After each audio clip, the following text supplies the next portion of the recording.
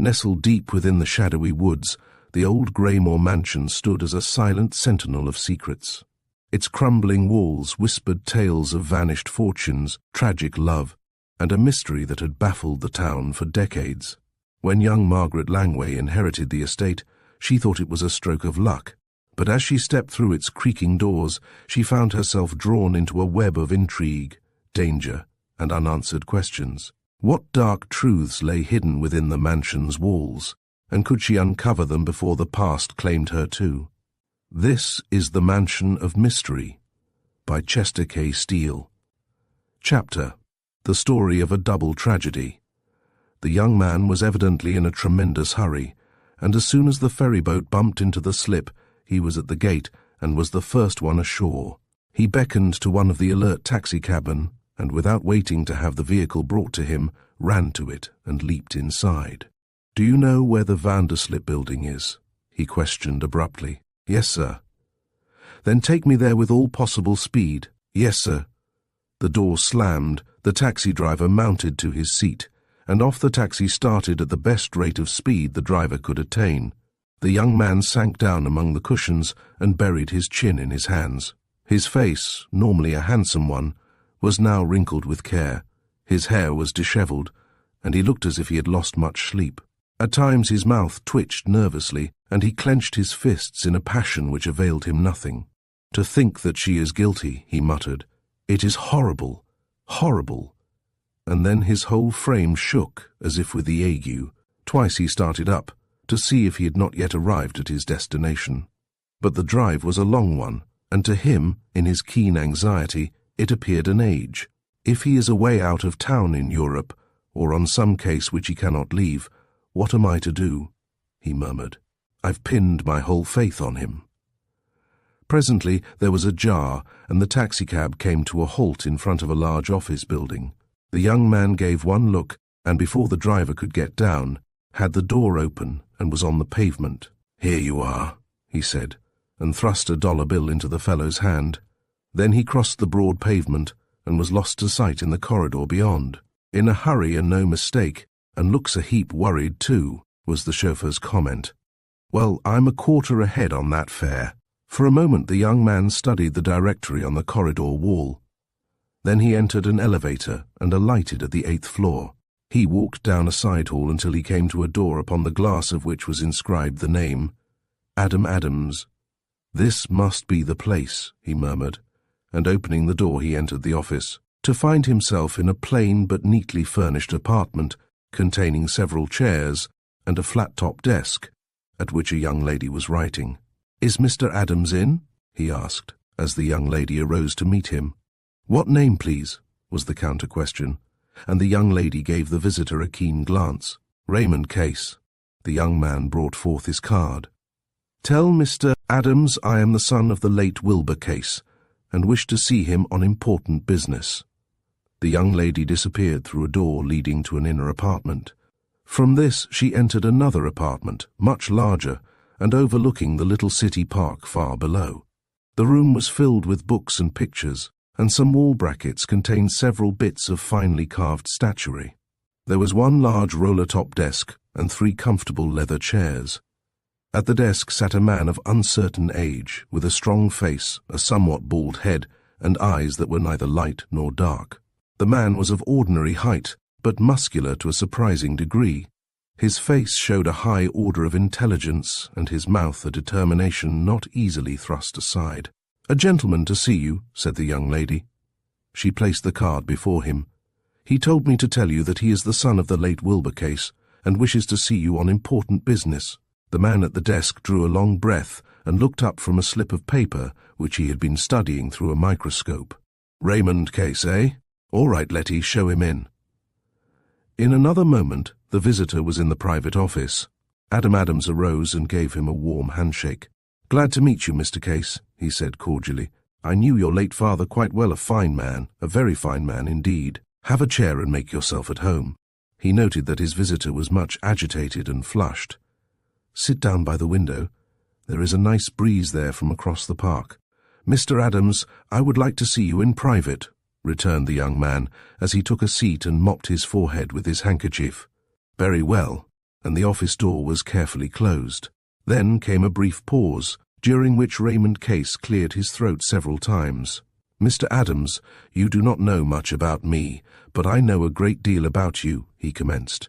"3 or 4 years ago you recovered some stolen mining shares for my father, and last year you cleared up the Sanford mystery, after the police and the other detectives had failed completely." Adam Adams bowed. He rarely spoke unless there was occasion for it. "May I ask if you are now at liberty?" pursued the young man. "At liberty? Bless you, no. I have 6 cases on hand.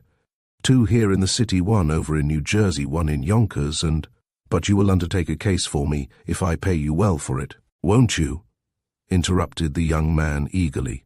"Don't say no, please don't." And there was a ring of agony in his speech. "I am depending upon you." The detective paused before replying, and looked the young man over with care. The clean-cut features showed not a sign of dissipation, and the expression was honesty itself. Certainly the young man had not gotten into trouble on his own account. "I should want to know something about the case before I promise to do anything." "Certainly, of course." The young man cleared his throat again. "You can tell me what the trouble is, and if I decline to take the case, I will give you my promise not to say a word to any outsider of what has passed between us." "Oh, I know I can trust you, Mr. Adams. Otherwise I should not have called here. My father said you were the squarest man he had ever dealt with. I came to see you about the Langmore affair." "You mean the murder of Mr. and Mrs. Barry Langmore at Beechwood Hill?" "Yes." Adam Adams was surprised, although he did not show it. What had this rich young man, who lived in Orange, New Jersey, and did business in Wall Street, to do with that double tragedy which had so shocked the community? "I presume you know some of the particulars of the sad affair," resumed Raymond Case. "The newspapers have been full of it. I know that the pair were found murdered. I have not looked into details, being so busy with other matters."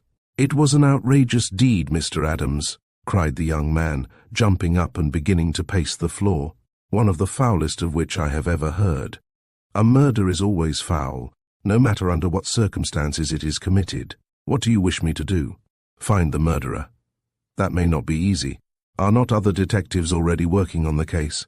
"Yes, but they are only local men and not worth their salt. They may be doing all that can be done. It is a mistake to presume that every mystery of this sort can be solved. Here in New York, men go to their death every year, and nobody ever finds out how or by what hand. But the local men simply jump at conclusions. They are a set of blind fools, and—" The young man stopped short. Adam Adams smiled faintly. He knew something of the bungling work done by detectives of small caliber. Had he not himself once saved a poor Jew from hanging after several country detectives had apparently proved the fellow guilty? And had not those same sleuths of the law been angry at him ever since? "Excuse me, Mr. Case, but how is it that you take an interest in this affair?" he asked. "Are you related to the Langmores in any way?" "I am not." The young man began to blush. "Is it necessary that I tell you why?" he stammered. "It is not necessary for you to tell me anything," responded the detective dryly. "I didn't mean to say— Let me give you a word of advice. Never try to get a detective to do anything for you, unless you are willing to tell him all you know and all you suspect. It is generally hard enough to solve an enigma without having other mysteries attached to it." The young man lowered his face and looked confused for a moment. "Then I will tell you everything," he said. "You may take notes if you wish." "It is not necessary, since I have a good memory. The Langmores live just on the outskirts of the town, on the road leading to Sydenham, which is several miles distant. I have a general idea of the location.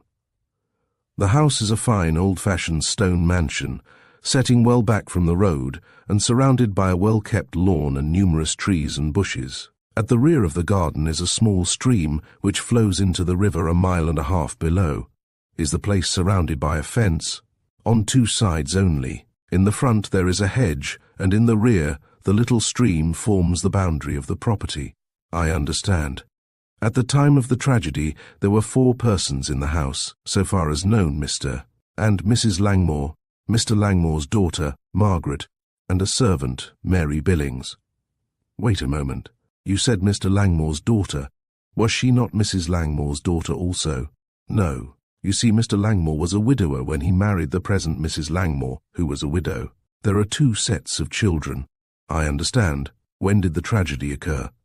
At some time between 11 and 12 in the morning. During that time, Margaret Langmore was in her room writing several letters and was practicing on the piano in the parlour.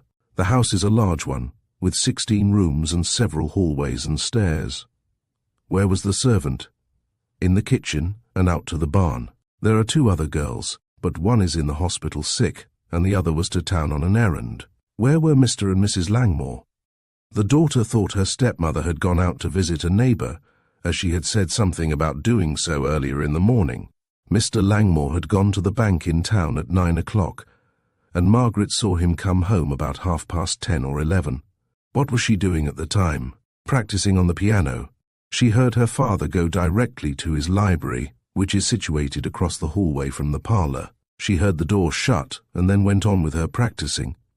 Did she hear anything in the library? She thinks she heard something but is not sure. She was practicing a very difficult piece by Wagner. And it was loud enough to drown out every other sound. That's it. When the clock struck 12, she stopped practicing to learn if lunch was ready. She also wanted to speak to her father, and so crossed the hallway and opened the library door. The young man's voice began to tremble a little. She found her father stretched lifeless in an armchair. How had he been killed? That is a part of the mystery. He was either choked or smothered to death, or else he was poisoned. The doctors don't seem to be able to get at the bottom of it. For the first time since Raymond Case had begun his recital, Adam Adams began to show an interest. If the man was strangled, his throat should show the marks, he observed. There are no marks, and the doctors have found no trace of poison. Humph! The detective rubbed his chin reflectively. What next? Margaret Langmore was so horrified she ran from the room screaming wildly. Her shrieks brought the servant to the spot, and a minute later 2 of the neighbours, Mrs. Barden and her son Alfred, came over from next door. Where was Mrs. Langmore at this time? Nobody knew. Alfred Barden is a physician, and thinking there might still be a spark of life in Mr. Langmore, did all he possibly could to resuscitate the gentleman. The servant girl ran upstairs to find some drugs for him, and in the upper hallway stumbled over the dead body of Mrs. Langmore. And how had she died? In the same manner as her husband. This news of a double tragedy was too much for Margaret, and she fainted. The others notified more of the neighbours and the police, and of course, the news spread like wildfire. I was stopping at the Beechwood Hotel at the time, and as soon as I heard of the tragedy, I jumped into an automobile that was handy and rode over. Then you arrived at the house about as soon as the police. A little before. What did you see? Just what I have told you. The doctor had been trying to bring Mr. Langmore around, but had suddenly been taken sick and could do nothing. Humph. Sick, eh? Did he say what made him sick? He did not know. He thought it might be from leaning over the dead man, or from working in that position. I think the sudden sickness frightened him a little. When the police arrived, what did they find of importance? Nothing. Had anything been stolen? Nothing, so far as they could learn. Of course, you must have known these folks pretty well to take such an interest. I knew Mr. Langmore very well, and I was acquainted with his wife. Adam Adams knit his brow for a moment and tapped lightly on his desk with his forefinger. Have the police any idea as to how the murderer got into the house and got out again? He asked. At this question, Raymond Case's face flushed. They do not think the murderer left the house, he answered in a low tone. Chapter 2. Love Under a Shadow. Raymond Case dropped back into his chair and buried his face in his hands. Adam Adams eyed him curiously and with something of a fatherly glance. It is plain to see what his trouble is, thought the detective. He is in love. He was right. Raymond Case was furiously, desperately, hopelessly in love. He had met Margaret Langmore at Bar Harbour but a few short weeks before, and it had been a case of love at first sight upon both sides. A few automobile rides and a few dances, and he had proposed and been accepted, and he had counted himself the happiest man in all this wide world. And now? Then they suspect the servant girl, queried Adam Adams, knowing they did nothing of the sort. No, came sharply. They suspect Margaret Miss Langmore. Ah, yes. It is preposterous absurd, but they insist, and that is what has brought me to you. I want to prove her innocence to the world. Do that, and you can name your own price, Mr. Adams. You have a high regard for the young lady. You are close friends. More, I may as well tell you, though so far Margaret and I have kept the matter more or less a secret. I love her, and we are engaged to be married. Did Mr. Langmore know of his daughter's engagement? He did, and he approved of it. And what of Mrs. Langmore? Didn't she approve? She did not know of it. Margaret did not tell her. Why not? Because, well, the young lady and her stepmother did not get along very well together. Margaret wanted to be friendly, but Mrs. Langmore was very dictatorial. And besides, she loved her own children better than Mr. Langmore's. Let me ask, was the daughter on good terms with her father? Yes, excepting on one point. He wished her to obey her stepmother, and that she was not always willing to do. This brought on a run of petty quarrels which fairly made Margaret sick. And this is the reason why the police think Miss Langmore the guilty person. It is. Their theory is that she first quarrelled with her stepmother and murdered her, and then struck down her father to cover her guilt, he having discovered what she was doing. How old is Miss Langmore? She has just passed her 23rd birthday. Humph! Rather young to commit such a cold-blooded crime as this. She never did do it. I'll wager my life on it. Oh, it's absurd insulting. But what are you going to do with a lot of pig-headed country police? How did they come to suspect her? Was there nothing else? Yes, there was. Mrs. Barden, the woman who lives next door, is a great gossip and one who is continually poking her nose into other folks' business. She told the police that she was out in the garden cutting a bouquet early in the morning, and she heard a violent quarrel going on at the breakfast table between Mrs. Langmore and Margaret, and that Mr. Langmore took his wife's part. Margaret wished to give a small house party, and Mrs. Langmore would not listen to it. Did Mrs. Barden hear all that was said? No, only enough to make her run to the police with the tale. Is any other house nearby? The Harrison mansion, but it is locked up as the family is in Europe. Did you hear if Mrs. Barden and her son were home all morning? They were, excepting when the doctor went out to make some calls between 9 and 11. Did they see any suspicious characters around the Langmore mansion? Not a soul. Did Mary Billings, the servant, see anybody? She thinks she saw somebody near the river, but she is not sure. In fact, she is so scared that she is all mixed up. She has told the police 1,000 times that she had nothing to do with the crime. Did Miss Langmore see anybody? She saw a Dr. Bird pass in his buggy and a farmer named Carboy go by on foot. When was this? While she was at the piano. She doesn't know the exact time. There was a pause, and the detective gave a faraway look out of the window and down the bustling thoroughfare. So far as you are aware, Mr. Case, did Mr. Langmore have any personal enemies? I never heard of any. He was rich. Yes. What was his business? He was a dealer in patents and a promoter. Some thought he was rather eccentric, but I never found him so. He used to have an office here in New York, but gave that up a year ago. Well, what is your idea of this crime? I haven't any, but I know Margaret Langmore is not guilty. Evidently, if they suspect her, they have concluded that Mrs. Langmore was killed first. That is their idea. But it looks to me as if both were killed at about the same time, although I know that couldn't very well be. No, not if one was upstairs and the other down. Do you think it possible that one killed the other and then committed suicide? At this, Raymond Case started back. I had not thought of that, he cried. If it is true, then that clears Margaret. Evidently he was thinking only of the girl he loved. Everything else concerning the mystery was of secondary consideration. Such a thing is possible, although not probable, unless the two had a bitter quarrel between themselves. Every crime must have a motive. People do not commit murder unless there is a reason for it, or unless they are insane.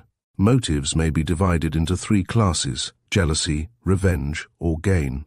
In this instance, I think we can throw out jealousy.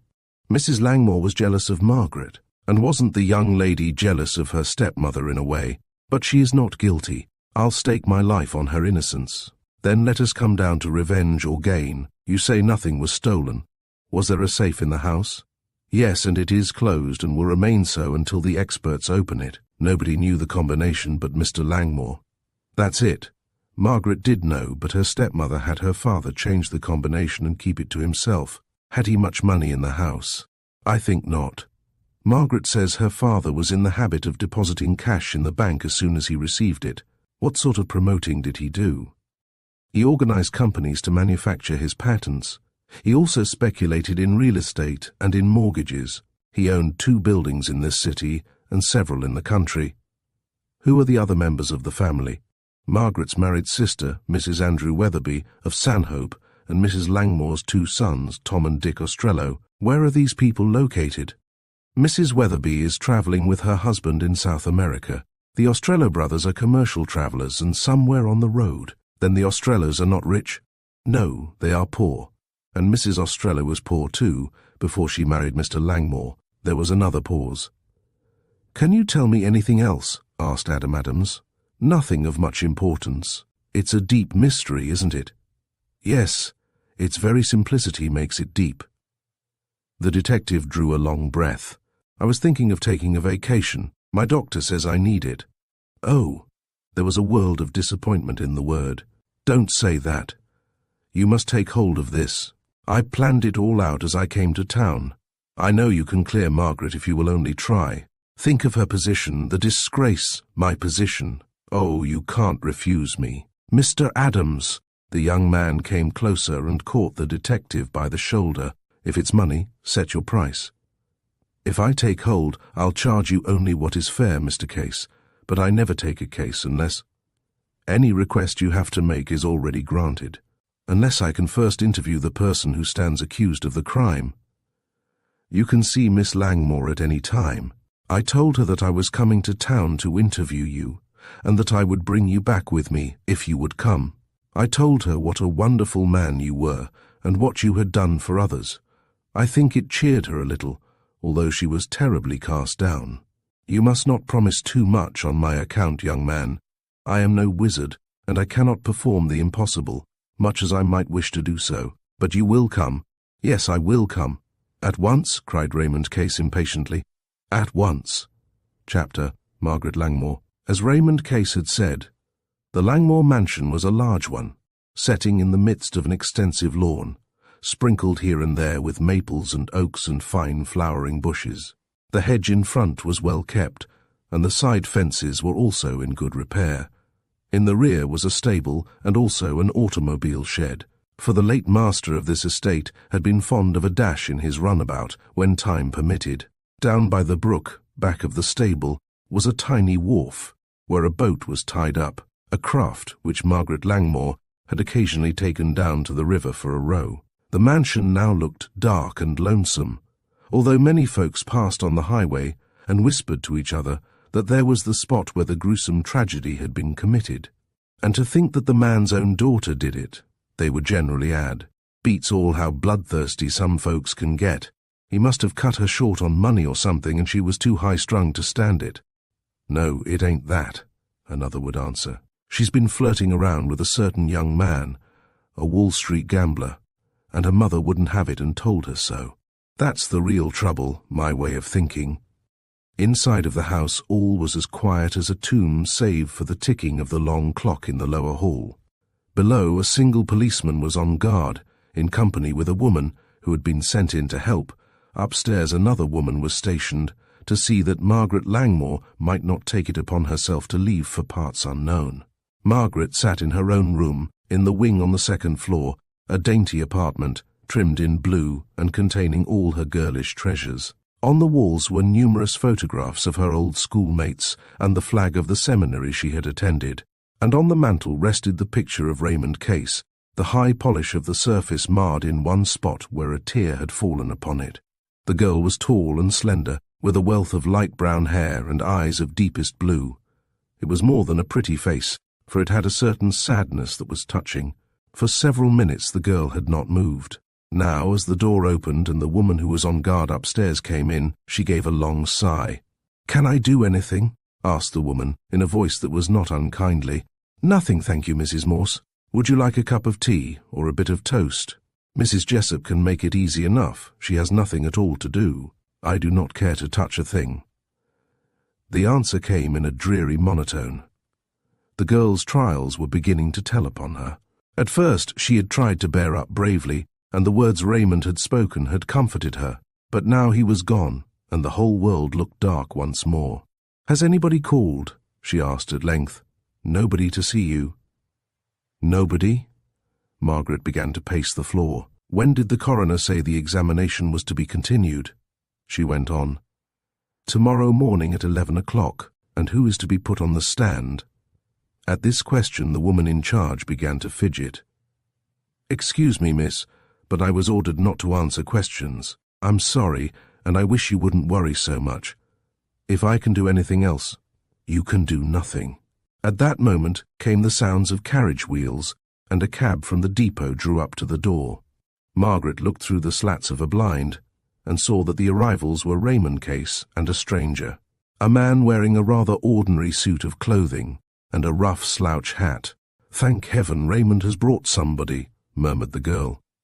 There was a short consultation at the front door, and she heard the young man say, "He has a perfect right here, and I demand admittance for us both." Then another murmur followed, and the pair came upstairs. They knocked on the door of Margaret's room, and were admitted, and Mrs. Morse was told that she might go. "This gentleman has come to give Miss Langmore some advice," said Raymond Case. "If we want you, we will call. But I have orders. Miss Langmore will remain in this room, so you have nothing to fear. She has a legal right to receive advice." "Oh, if the gentleman is a lawyer, I have nothing to say," was the retort, and Mrs. Morse swept from the room. The instant she was gone, the young man closed the door and then rushed up to Margaret Langmore and kissed her. "I have succeeded," he cried. "I told you I would.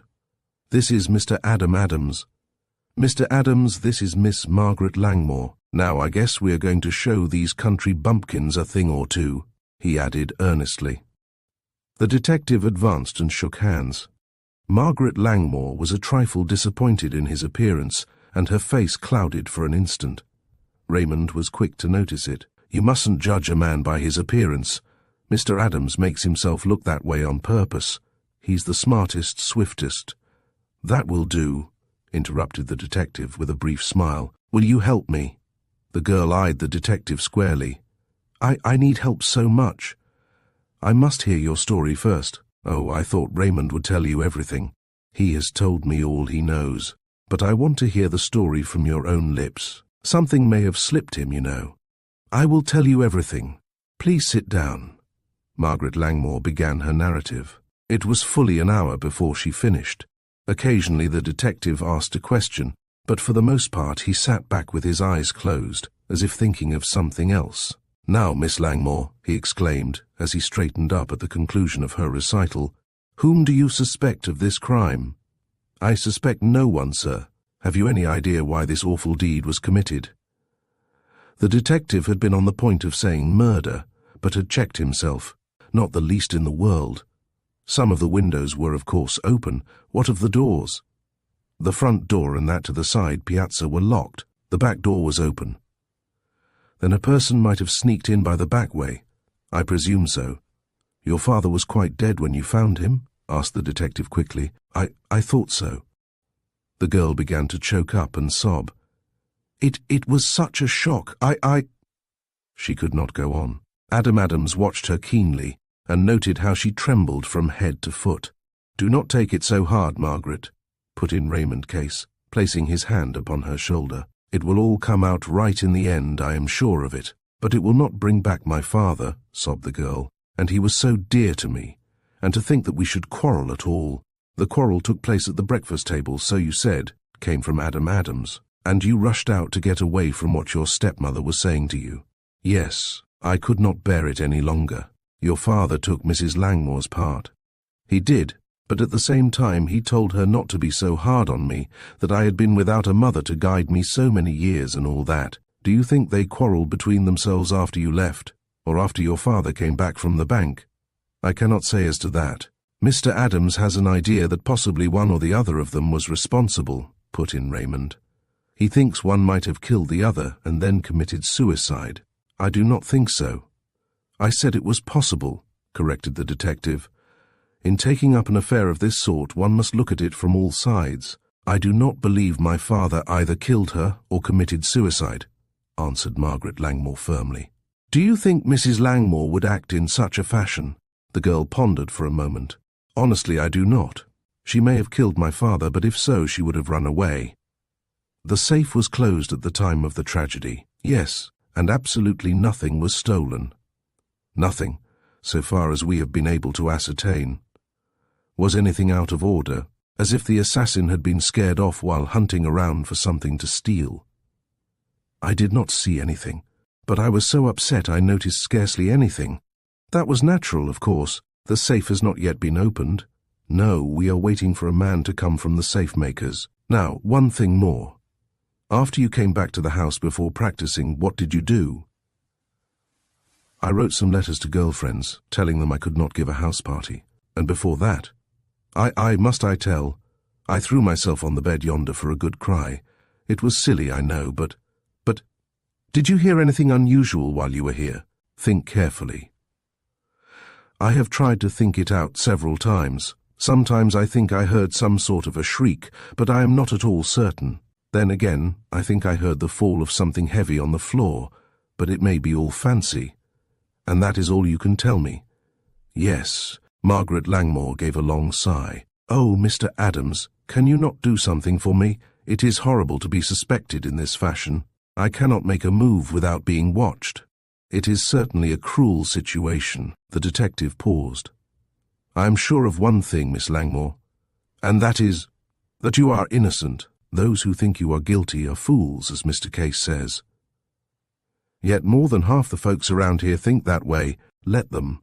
We'll set to work to prove their mistake. Good, almost shouted Raymond Case, and his face broke out into a look of relief. Then you will take the case, Mr. Adams. I will. I know you will succeed. If you do succeed, I shall be grateful to you all my life, came from Margaret Langmore warmly. Chapter, Detective and Doctor. As already intimated, Adam Adams, in his career as an investigator and detective, had solved many difficult criminal problems. Yet this somewhat remarkable individual realized that the mystery before him was as difficult of solution as any he had yet encountered. The most tantalizing thing about the whole affair was its simplicity. 2 people had been murdered in their own home, in broad daylight. No one had been seen around the place, and even the manner in which the foul deed had been committed was a secret. A score of possibilities presented themselves to his mind when he left Margaret Langmore and Raymond Case to begin the task he had set before himself, to clear the fair name of the beautiful girl who had placed her faith in him and his ability. I'll take a look around the house first, he reasoned. Then I'll find out a little more about these dead folks and their connections. Thinking that he must be some noted lawyer from New York, Mrs. Morse was very gracious to him and readily consented to show him around. Here is the spot where Mrs. Langmore's body was found, said the woman, leading the way to a bend in the upper hallway.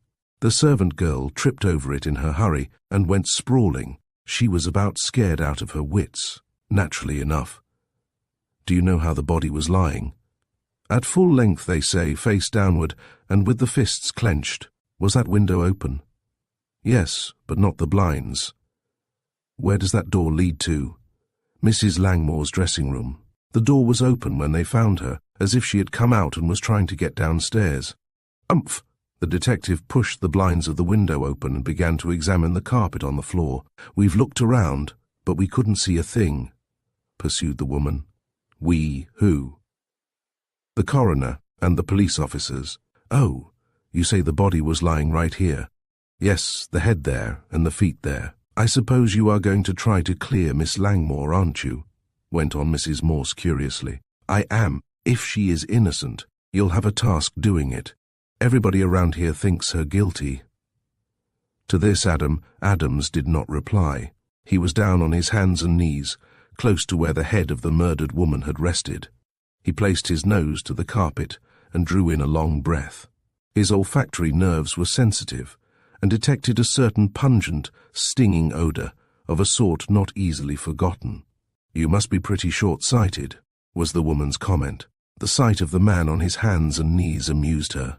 Well, I might have a better pair of eyes, I admit.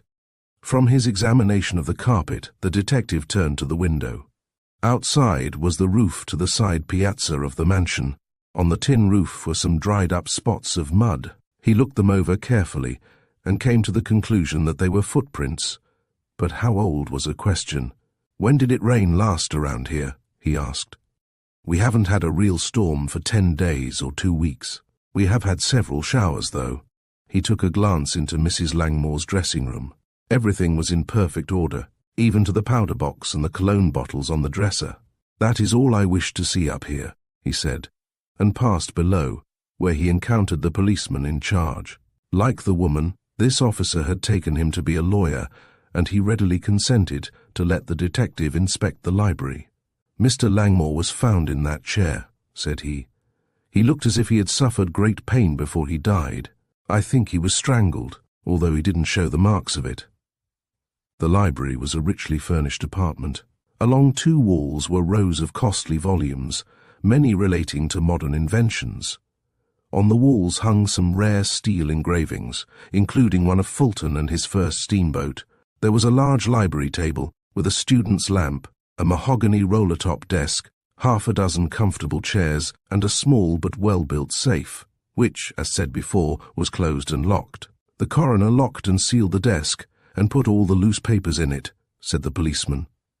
There were 2 windows to the library, and one was close to the side porch, the roof of which the detective had examined from above. A person dropping from above could easily have entered the library by the window, thus saving himself the trouble of walking through the halls and down the stairs. Adam Adams looked outside and saw on the ground a number of footprints, some running to a gravel path but a few feet away. "Where are the bodies?" he asked, as he continued his examination of the room. "At Camboin's morgue. The doctors have been looking for poison, but they can't find any." The detective got down in front of the safe and examined it critically. Had it been opened after the murder and then closed again? That was an important question, but he was unable to answer it. More by instinct than anything else, he got down and peered under the safe. A crumpled-up bit of paper caught his eye, and he picked it up and slipped it into his pocket without the policeman being the wiser. "Has anybody else been here?" he asked. "I mean any outsiders?" "A good many folks from the village." "Anybody else?" "Yes, a detective from Brooklyn. He thought there might be a job for him, but there wasn't, so he went away." And the policeman smiled grimly. "What was his name?" "I think he said it was Peterson." "Is that the Barden house yonder?" And Adam Adams pointed through the window and across the side lawn. "Yes. Dr. Barden was the first to come over, he and his mother." "So I heard. I think I'll step over and speak to them a moment." "So you are working for Miss Langmore?" "Yes, in a way." "You'll have an uphill job clearing her. The coroner thinks he has a clear case against her." "Do you know what evidence he possesses?" "Not exactly. He isn't telling all he knows," returned the officer of the law. "There is the doctor now." A buggy was coming down the road. It turned in at the next house, and a young man, carrying a small case, leaped out and disappeared into the dwelling. In a few minutes more, Adam Adams made his way next door. An elderly servant admitted him and ushered him into the doctor's office, where the young physician sat marking down some calls in his notebook. "This is Dr. Barden, I believe. I just came over from the Langmore house. I am working on this mystery, and I understand you were the physician who tried to bring Mr. and Mrs. Langmore to life after they were found." "I worked over Mr. Langmore, yes," was the young physician's answer.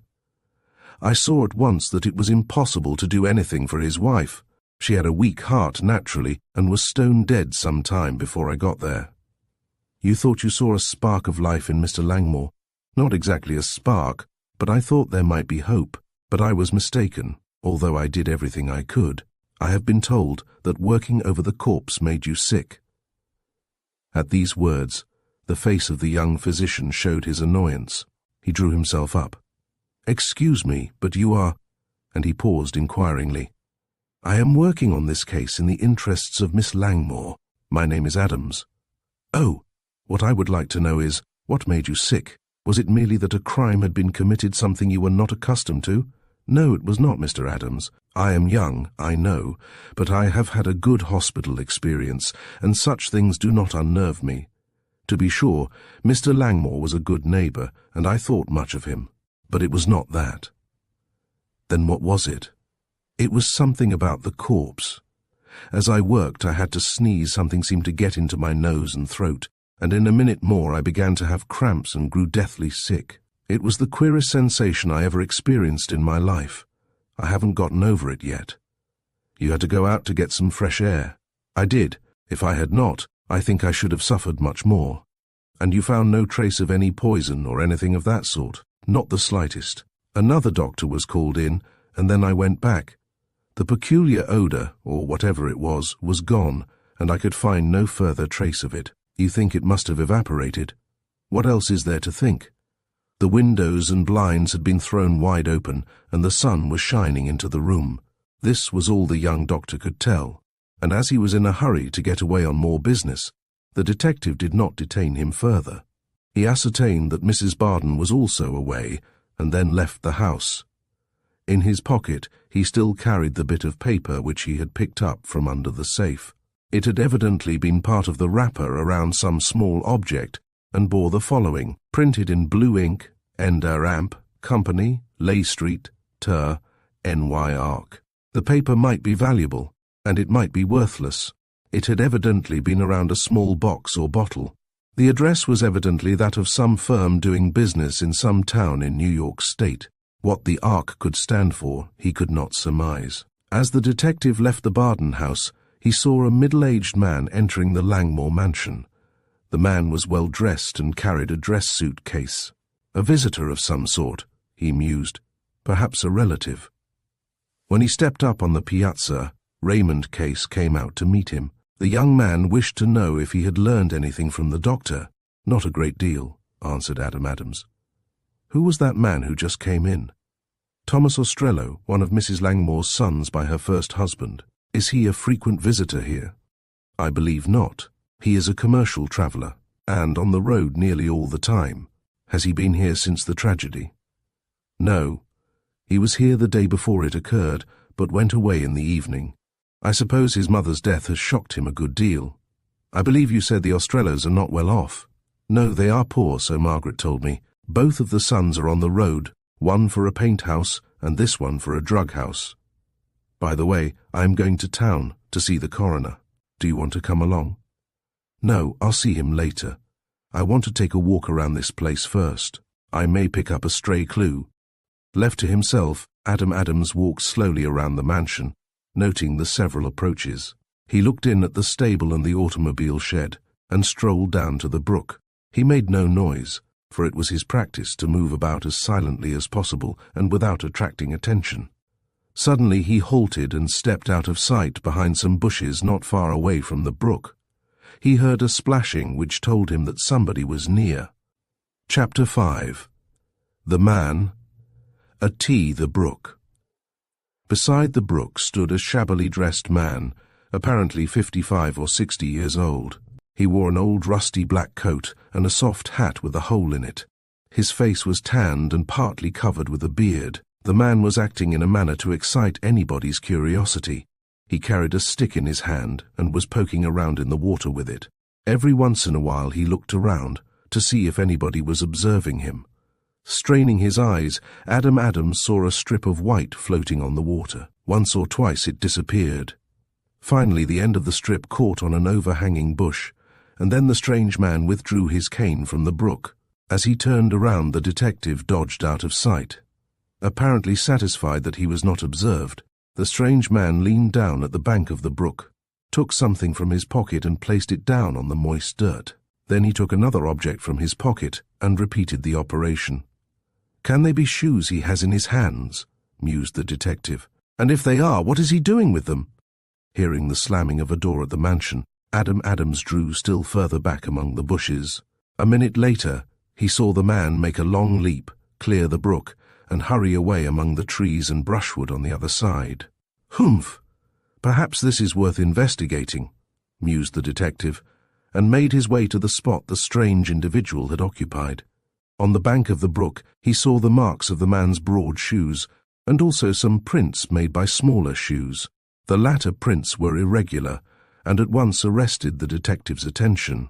He smiled grimly to himself. Clue number 1, he muttered. Adam Adams looked around in the water. Soon he came upon the strip of white, and pulling on it, brought to light a white silk shirtwaist, torn to ribbons in front and at one sleeve. He wrung the water and mud from the garment and examined it. Inside of the collar band were the initials M.A.L. Margaret A. Langmore, he murmured. Those initials are hers. If the shirtwaist was hers, how did that fellow get possession of it? And did he place it here or find it here? Drying the garment as much as possible, he placed it in his pocket and continued his search around the vicinity. He spent fully an hour in the locality and then walked back the way he had come and into the mansion. There he found Thomas Ostrello in conversation with the policeman. "It is a terrible blow to me," the commercial traveller was saying. "And to think I was here just the day before it happened. If I had remained here overnight, it might not have occurred at all." "Well, that's the way things happen," answered the policeman. "Once I was at one end of my beat when a thief broke into a store at the other end and stole $16 and 2 hams, and I suppose they blamed you for it." "Sure they did. I was laid off for a week without pay.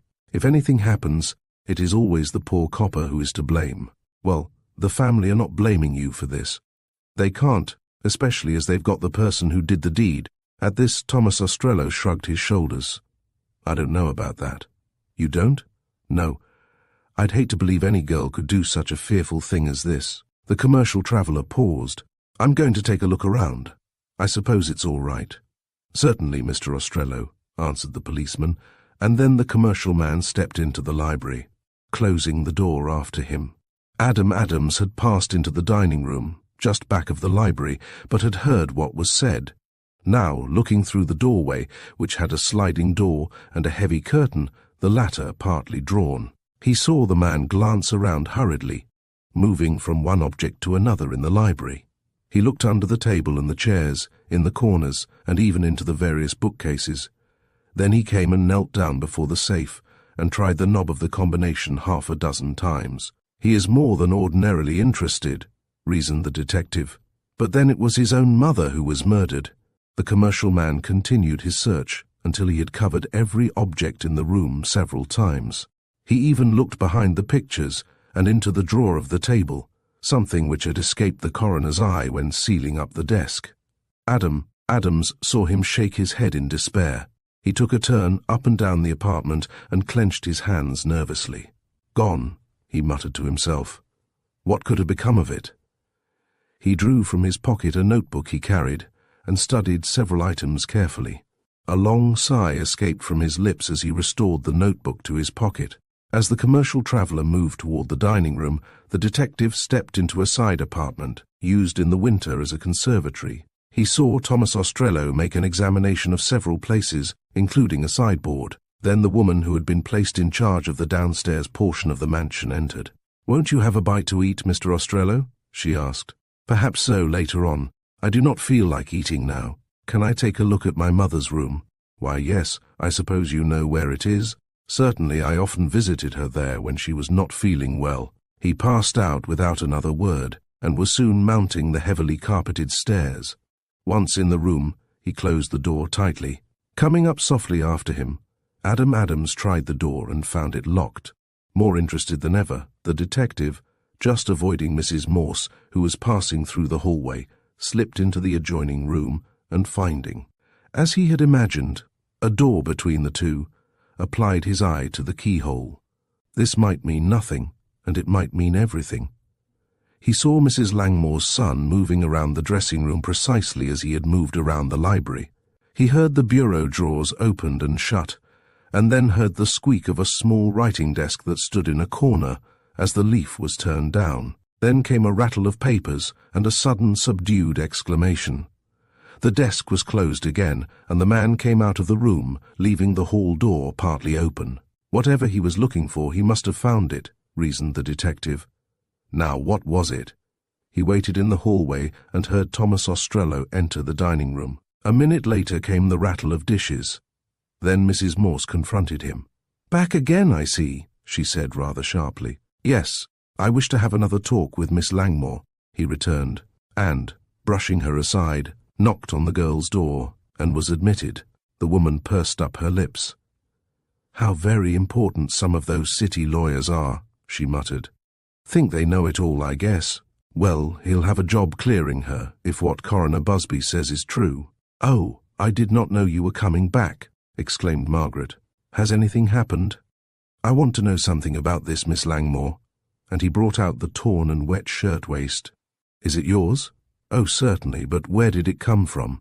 And it is all torn too. It was almost new when I had it on last." "When was that?" The girl thought for a moment and then turned pale. "On the morning that the tragedy occurred?" "Yes. I don't know what made me put it on, but I did." "And when did you take it off?"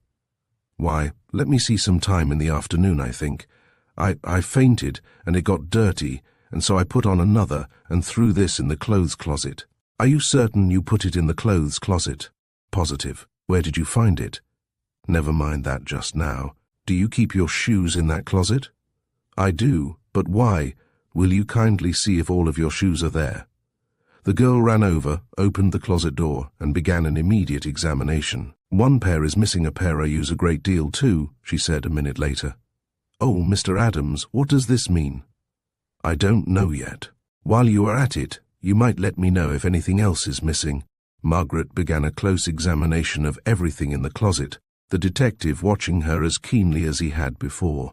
"She is either innocent, or else the greatest actress I've ever met," was his mental conclusion. "I think her innocent, but the best of us get tripped up at times. If she is innocent, that evidence was manufactured to prove her guilty. If only I had followed that man up, I might have learned something worth knowing." "Nothing else seems to be missing," announced the girl at length. "Very well, then don't waste time by searching further. By the way, did you know Mr. Thomas Ostrello had arrived?" "Yes, I told Raymond to telegraph for him. He used to call quite often to see his mother." "What about the other son, Dick?" "I do not know where he is. Didn't he come here?" "He came once, but he is a dissipated young man, and I do not think my stepmother cared much for him." "But she did think a good deal of the one who is now downstairs." "Yes, although they occasionally had their quarrels, just as we had ours. Tom would plead for his brother Dick, who seemed to be always wanting money. Once my father took a hand and said his wife shouldn't give Dick a cent more, as he only squandered it. That made Tom angry, and he had a quarrel with my father. And after that, when Tom came, he would ask to see only his mother, although he and I remained on fairly good terms." "Tom was here the day before the tragedy?" "Yes. I think he came to see his mother about some private business. They had a long talk in her room, and she seemed to be quite excited when he went away. I don't know what it was all about. But, Mr. Adams, are you not hungry, and won't you have a lunch?" "Thanks, I'll take a bite."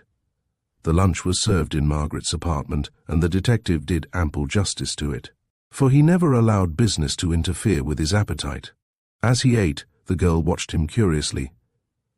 "Mr. Adams," she said presently, "do you know you do not seem a bit like a detective to me? I mean like the detectives you read about, the men going about in wonderful disguises and the like, and doing marvelous things. And yet, I know you have a wonderful reputation. Raymond told me about it." At that he smiled broadly. "Wonderful disguises, eh? Well, I use them when I think them necessary, and not otherwise. When I started out, years ago, I used a great many more than I do now. To me, a mystery of this sort is a good deal like a cut-up picture that you give a child to put together.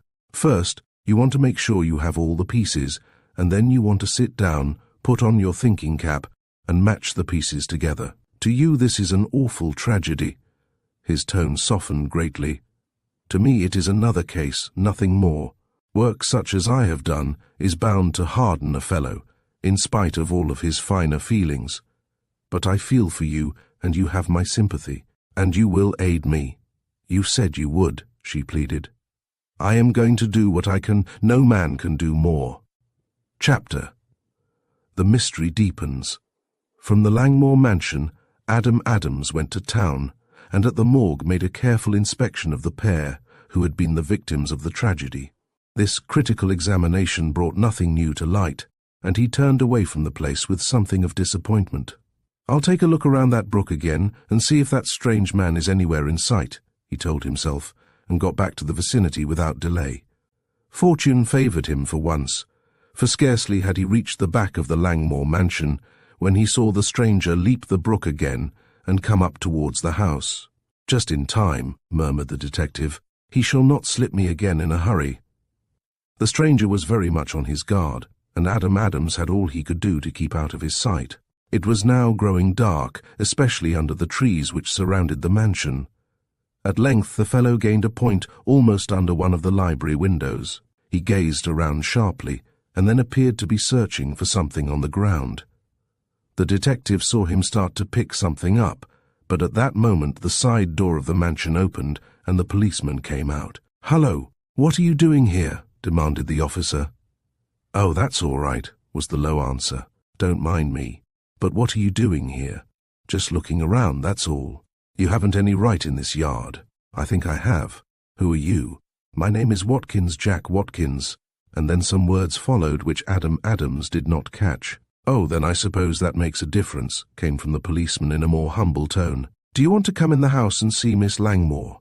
"No, I don't want to see the girl." "But I'll come into the house," answered the strange man, and walked up the piazza steps and into the mansion, with the policeman by his side. As soon as the fellow was out of sight, Adam Adams drew closer and looked under the bushes where the other had been searching. At first he saw nothing, but then his keen eye detected a bit of paper, caught at the foot of some shrubbery. "More documentary evidence, perhaps," he murmured as he shoved the paper into his pocket. "I wonder if this connects with the piece I found under the safe." He approached the window, the blinds of which were closed, and peered through the slats. A light had been lit, and the policeman and the stranger had just entered the room. "I don't think you'll find much to interest you," said the officer. "All of the others have hunted around, and they didn't find much." The stranger walked around the apartment slowly, and then sank into an armchair. "Sit down and have a smoke with me," he said, pulling out his cigar case. "You've got a long night before you. I am not going to stay up all night. The women folks and me are going to take turns. They should have sent another man here, but the chief couldn't spare him, 2 of the men being sick." Cigars were lit, and the pair smoked away for several minutes, talking of the case in all of its details. Evidently the stranger agreed with the general public regarding Margaret Langmore's guilt. "Of course she'll put on a good front," said he, blowing a ring of smoke into the air. "She's that sort, so I've heard." "What does her stepbrother say about it?" "Not much now. At first he didn't think her guilty, but after he talked with me and the women folks, he changed his mind, I reckon. It's a blow to him, for he thought a good deal of the old lady." "Mr. Sudley," came a call from the hallway. "Mr. Sudley, where are you?" It was one of the women who was calling, and laying down his cigar, the policeman left the library to see what she wanted. The door had scarcely closed on the officer when the demeanor of the other man changed. He arose, looked into the dining room, and listened at the hall doorway for a second. Then he recrossed the apartment and knelt before the safe. Adam Adams heard him mutter something to himself as he twirled around the knob of the combination. Twice he tried the door and failed to open it, but the third effort was successful. But before he could do more than glance into the strong box, there was a noise in the hallway.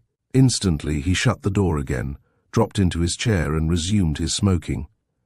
"Women folks are a regular nuisance," was the policeman's comment, on coming back. "Want you to do this, and then that, keep you on the go all the time.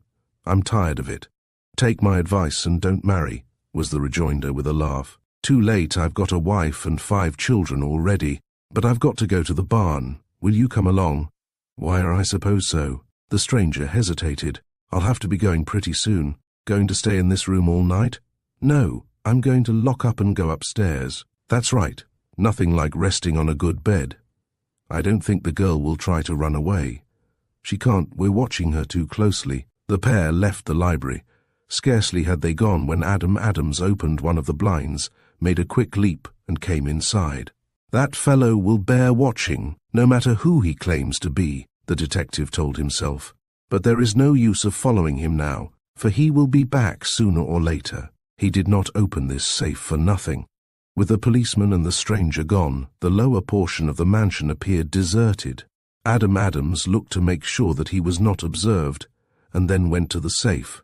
As he had anticipated, the door now came open with ease. The detective felt that he was in a ticklish position. Had he a right to examine the contents of this strong box? If discovered by anyone, what would be the outcome? Even the fact that he was in a way connected with the law might not clear him. But he felt he must take some risks. He knew the sentiment against Margaret Langmore, and knew that sentiment in a country place is almost equal to a conviction. The coroner had convinced himself that the girl was guilty, and would go to any extremity to prove the correctness of his theory. The safe was divided into several compartments, and on one side was a set of 3 metallic drawers. The open side contained several account books and legal and patent papers. The top drawer contained some old jewelry and a gold watch. The middle drawer some bank bills, not over $100, all told. The bottom drawer was locked, but the key for it lay in the middle drawer, so Adam Adams opened the receptacle with ease. As he did so, a cry of astonishment came to his lips, and he repressed it with difficulty. The drawer was packed with new and crisp $100 bills, all on the same bank, the Excelsior National of New York City. There were 30 of the bills, and evidently not one of them had been in circulation. The detective started as he took them up, held them to the somewhat dim light, and started again. He paused for a moment, as if deciding a weighty question. Then he placed the package of bank bills in the inner pocket of his coat. "These have no right to be here," he muttered. "The only place for them is in the hands of the federal authorities." Under the bills lay several legal documents. One was labelled Mortgage of Matlock Styles to Barry S. Langmore. There were likewise 2 other mortgages between the same parties, one for and the other for. Whoever Matlock Styles is, he evidently owes the Langmore estate $16,000, the detective told himself. That is, if the obligations have not been cancelled. I wonder what the mortgages were doing in with those bills. "Mr. Adams." A soft call from the window made the detective turn swiftly. To his surprise, he saw Raymond Case peering at him through the blinds. The young man's face showed his perplexity. "What brought you?" asked the detective. He did not relish being caught off his guard. "I couldn't think of going to bed at the hotel. I was so upset. I thought, if I came over here, I might discover something of value or help you in some way. I see you've managed to get that safe open. It was certainly a clever piece of work." "As it happens, opening the safe was not my work," was the answer. "Another man opened it, and I took the liberty of looking inside. But I can't talk about that here. Wait a minute, and I'll join you outside." Adam Adams swung the door of the safe open once more. As he surmised, the combination could be set to a new series of numbers with ease. He fixed it to correspond with the numbers of his own office safe, then closed the door, gave the knob a twirl, and hurried from the room by the same opening by which he had entered. "When I first came up, I thought somebody was robbing the safe," said Raymond Case, when the pair were at a distance from the house. "What did you see me do?" "Take out a package of bank bills and put them into your pocket." "Oh, I know it must be all right, Mr. Adams, but it looked queer." "I took them for safekeeping. Look at them for a moment. I'll strike a match behind this clump of trees. Count them over, too. It may be as well to have a witness for this." Raymond Case took the crisp bills and did as requested. $3,000, he said. "All brand new bills and each for $100. "Exactly, and each on the same bank." "So they are. That's rather odd, isn't it? And all of the same serial number." "Gracious, Mr. Adams." "Wait, Mr. Case, I am going to trust you even as you have trusted me. I want you to keep this a secret." "Certainly, but the bills are counterfeit." Chapter, one of the profession. "Counterfeit bank bills," gasped the young man. "And in Mr. Langmore's possession, taken from his safe. What does it mean?" "That remains to be found out." "This is astounding. You don't suspect that he was in the habit? I mean that he—" Raymond Case did not know how to go on. "It's too early to form a conclusion. But one thing is certain. The counterfeits were in his private safe, and from all accounts that safe had not been opened since his death. Consequently, he must have placed them there." "I don't believe he dealt in counterfeits," returned the young man bluntly. "Facts are stubborn things to overcome. Down in the town I learned that Mr. Langmore used to be a comparatively poor man. All his wealth has come to him in the past 6 years. He made his money out of his patents and out of various other schemes. All of his wealth has come to him in the past 6 years, pursued the detective. I happen to know something about these counterfeits, which the federal authorities have been trying to trace to their source. The first of these bogus $100 bills appeared about 6 years ago at a bank in Brooklyn. The heart of the young man sank within him, and as he spoke, his lips began to quiver. "Mr. Adams, are you going to give this news to the world at large, to the United States authorities? Are you going to brand Margaret's father as a counterfeiter or a passer of queer money? If you do that, even if you clear Margaret, you'll break her heart. I am going to do nothing at present but keep on investigating. We have not yet reached the end of this string by any means. Did I not tell you that another opened the safe? A fellow who has been acting queerly ever since I caught sight of him? He is connected with this complicated affair, although how still remains to be seen." "Who was the man?" "He gave his name to the policeman as Jack Watkins. I never heard that name before. How does he look?" Adam Adams described the fellow minutely, but Raymond Case shook his head. "I can't place him. But that is not strange," he added. "I know very few folks in this neighborhood. Do you know a man named Matlock Styles?" "Not very well. I met him once, when he was calling on Mr. Langmore on business. He is an Englishman, fairly well-to-do, who lives in an old colonial house on the Harper Road, 1.5 miles, I should say, from here. Do you know what business this Styles had with Mr. Langmore?" "I don't remember very well, but hold up, yes I do. He owed Mr. Langmore some money. The two put through some sort of real estate deal." "How much did Styles owe Mr. Langmore?" "I don't know exactly, but it was a large amount, $15,000 or $20,000. What sort of a man would you take this Styles to?" "Oh, he is a big, overbearing Englishman, one of the kind with mutton chop whiskers and a red nose. He is a great chap for fast horses, and I've heard he has quite a stable of them over to his place. He is also a dog fancier." "Has he been here lately?" "I don't know. Perhaps Margaret could tell you, but what has this to do?" "Nothing at all, perhaps. In the safe with the bank bills were some mortgage papers given to Mr. Langmore by this Matlock Styles. But the two may not have the least connection with each other. The two had been walking away from the house, and now the detective turned back. As he did so, he thought of the bit of paper he had picked up in the shrubbery. He struck a match with one hand and held up the slip with the other. It was a memorandum, running as follows. Adams studied the memorandum with interest. The amounts at the top were those of the mortgages given by Matlock Styles to Barry Langmore. Evidently, somebody had figured out what the interest would be at 3%. "What is that?" asked Raymond Case. "A bit of paper I picked up around here.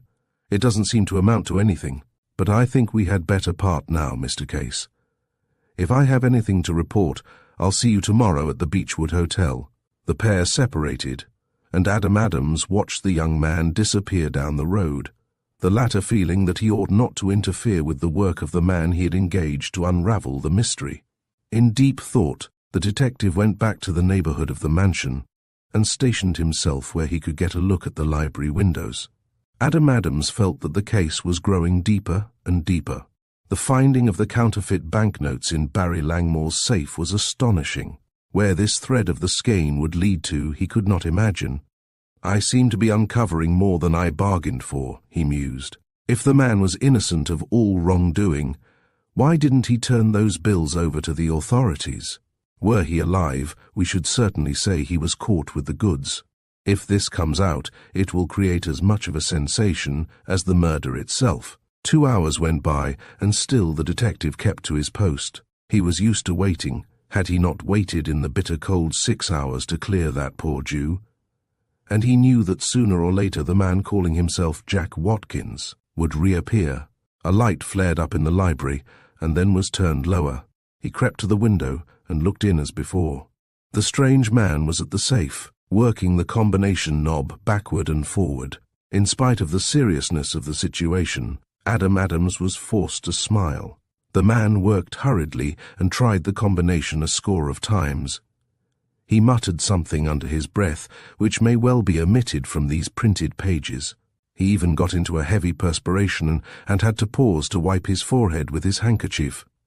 "Hang the luck," he went on. "I had it open before. What's got into the confounded combination?"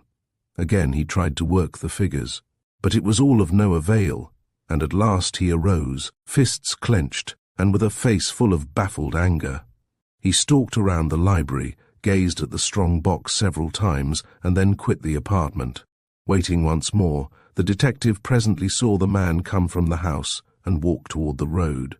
Following, he saw the fellow hurry past the Barden home and then into a patch of timber.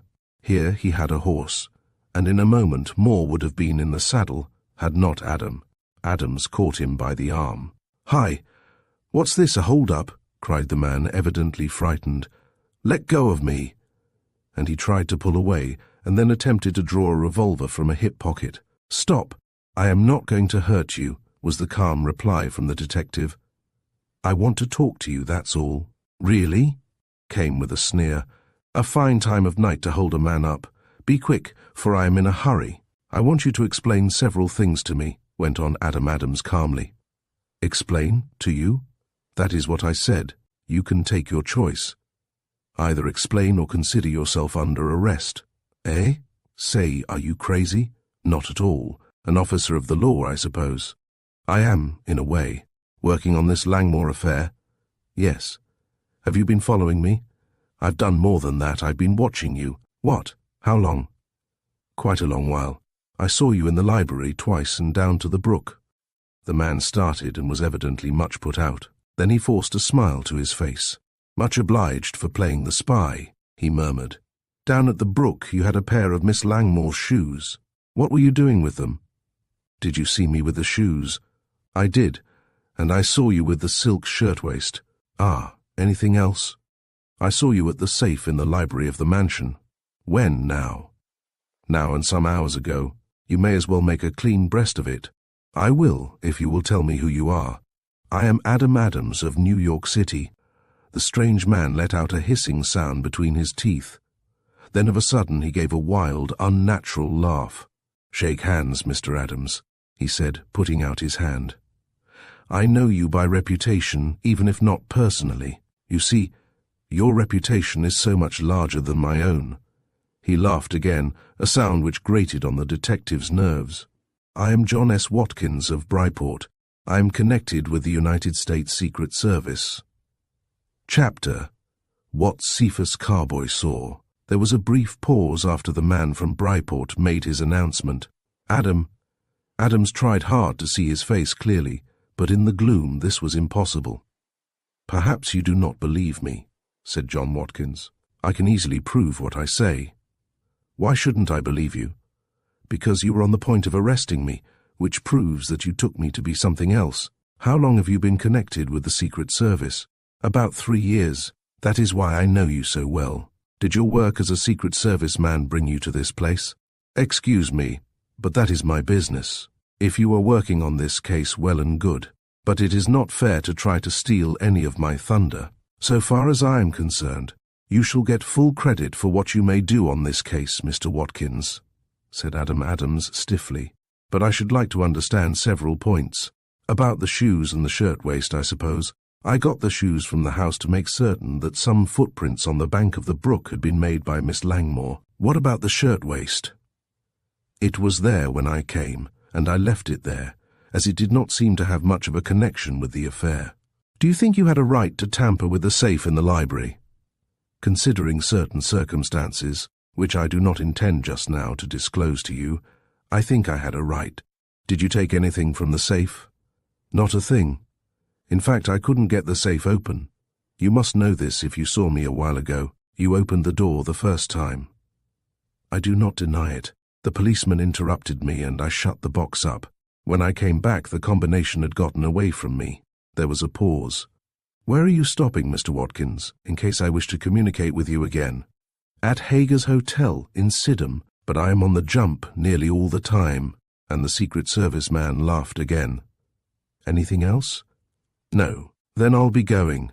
I've got to send a long secret message before I go to bed, and it takes time to follow the code. You know that. Good night."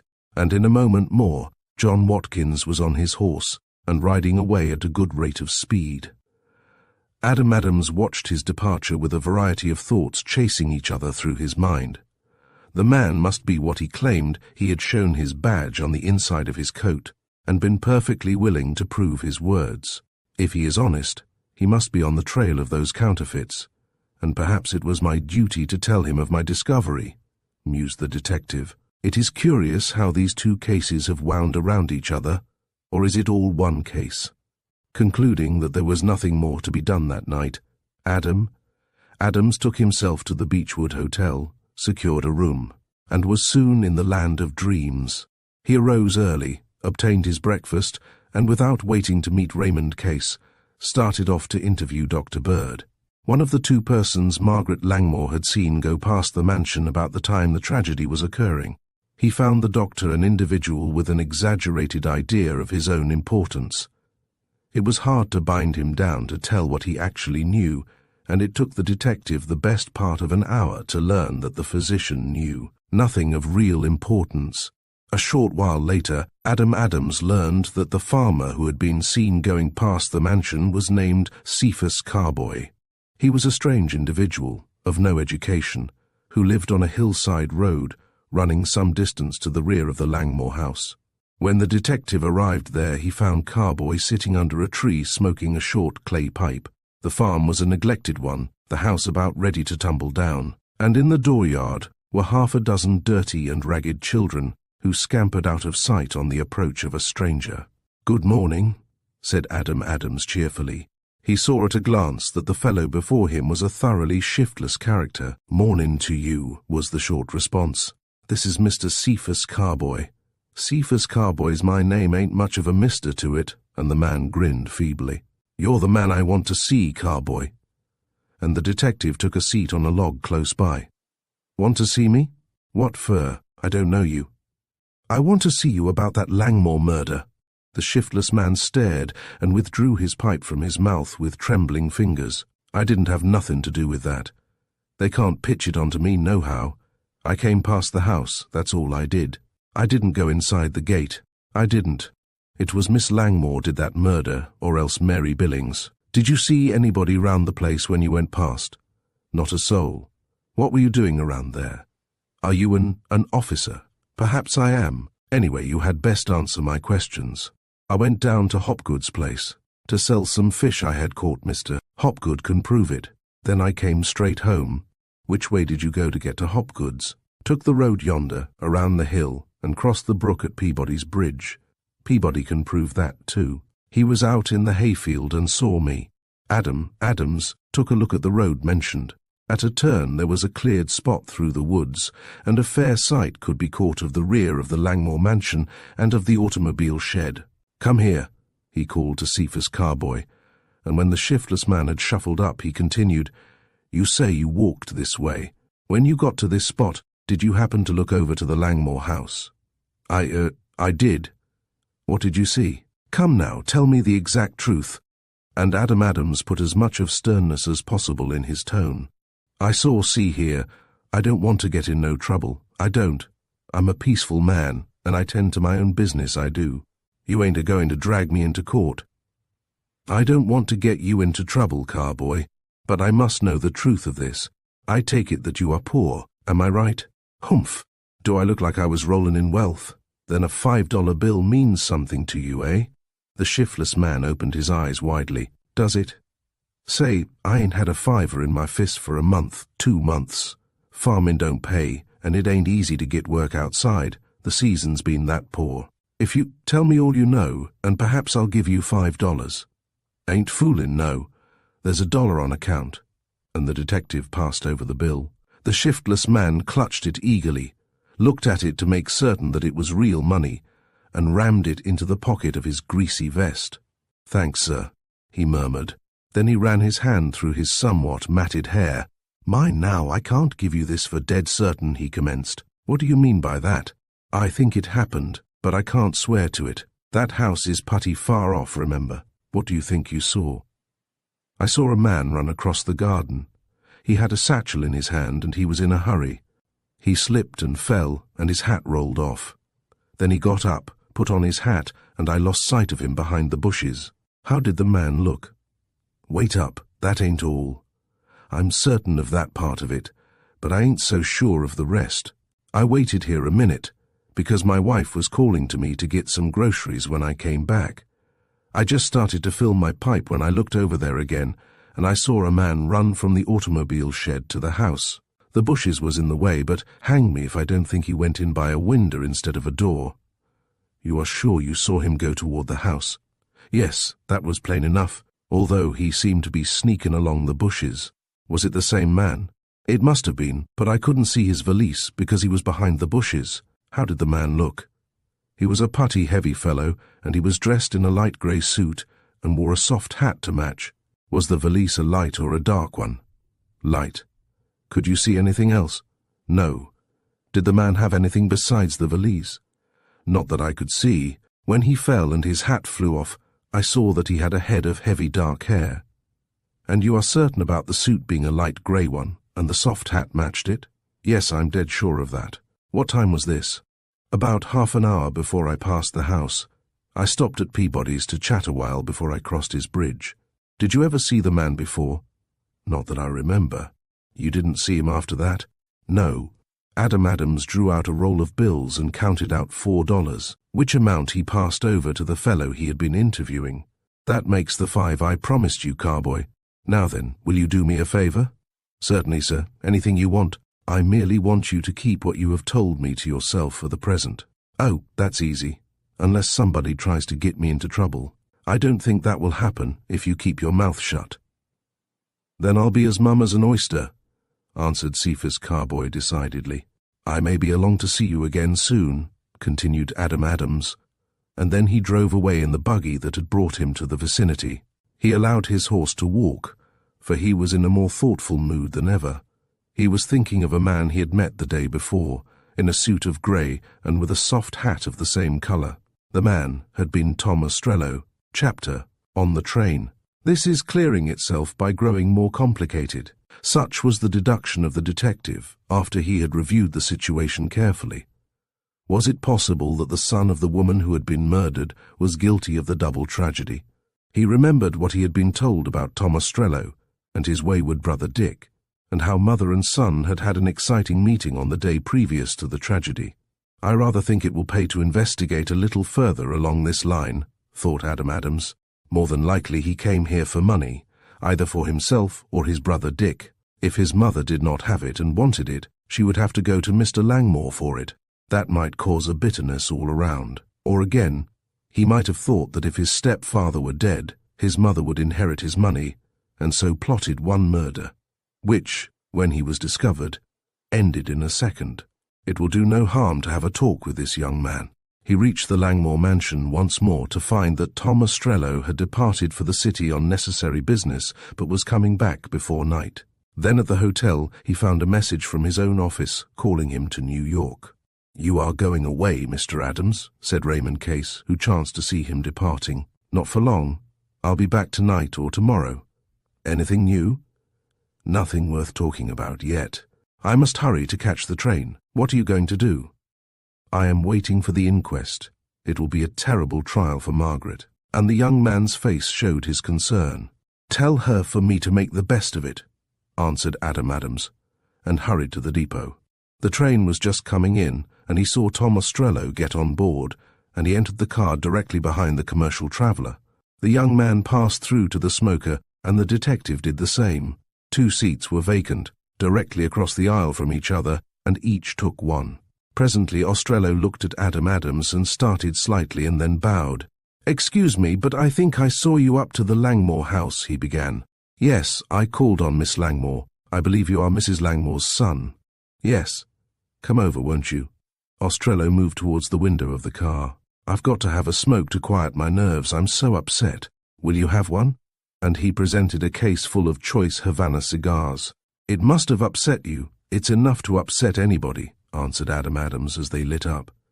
"It's a fearful happening, fearful. You are acting for Margaret, I heard."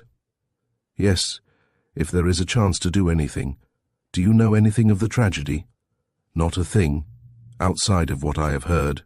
When I got the telegram I was fairly stunned, but let me tell you one thing." "Well?" "I don't think Margaret is guilty. A girl like her couldn't do such a cold-blooded deed. Why, it's enough to make a man shiver to think of it. It would take a hardened criminal to do such a thing. It's absurd to even suspect her." "What is your theory of the murders?"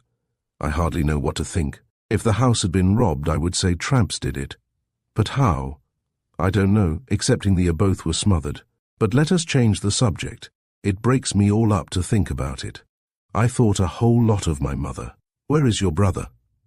I don't know exactly. He was in Los Angeles the last I heard of him. I have sent messages to 6 places, but so far have received no reply. He is a commercial traveller like yourself. He was up to 2 weeks ago. Travelled for a paint house, but he and the firm had a row and Dick quit. He's a rolling stone, and that is why I can't just locate him. Do you represent a paint house too? Questioned Adam Adams after a pause, during which he appeared to enjoy the really fragrant Havana. Tom Ostrello had tended him. No, I'm with a drug house and have been for 4 years, one of the best in the country, Alexander and Company, of Rochester, New York. I am their salesman for New York and the eastern states. We make some of the most noted preparations in the trade. Alexander Amp Company of Rochester, mused Adam Adams, thinking of the bit of paper he had picked up from under the safe. I believe I have seen their place. Let me see, what street is it on? Wadley Street, and runs through to Hill, a fine 6-story concern with a laboratory that is second to none. Yes, I remember it now. I suppose you must have a pretty good position with them. Fair. I think they ought to raise my salary, answered Tom Ostrello. He stretched himself. I feel sleepy, didn't get a wink last night. When this affair is over, I'm going to ask for a week's vacation. I don't blame you, answered Adam Adams with a quiet smile.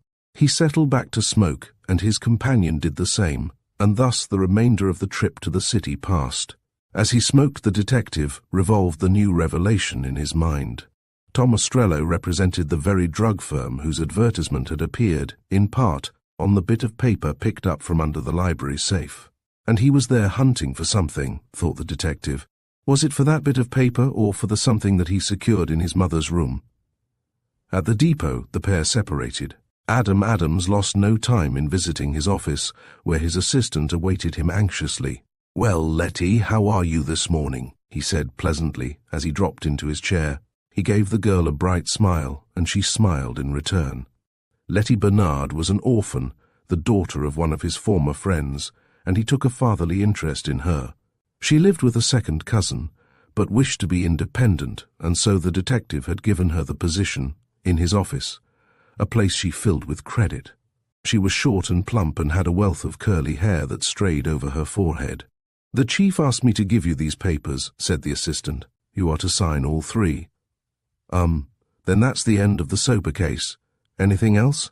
Clacky was in. He told me he had tracked the German and would report in full by tomorrow. He thinks you were right, and the German is the man. What else? A Mrs. Caven Demuth was here. Wished to know if you ever found lost dogs. Great Scott, dogs. She said her pet cocker spaniel had disappeared, and she was willing to spend $500 on finding him. I am no dog detective. Sent her to McMommy. McMommy was, as it is easy to guess, a rival. I sent her to police headquarters, and is that all? Mr. Follett telegraphed that he would be here at 10. It's after that now, it's nearly noon. You can go to lunch if you wish. There's the door.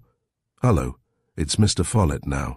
Be back in an hour. Yes, Uncle Adam, answered the girl. She always called him Uncle, since he had taken such an interest in her. She went out as the caller entered, and left the 2 men talking over a business matter, which has nothing to do with our story. It was 2 o'clock before Adam Adams found himself free once more.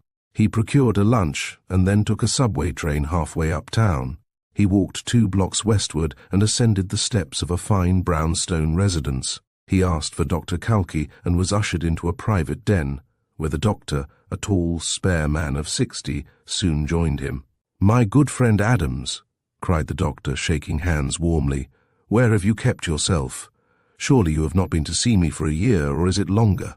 I have missed you so much, and the comforting smokes we had together. Why did you desert me?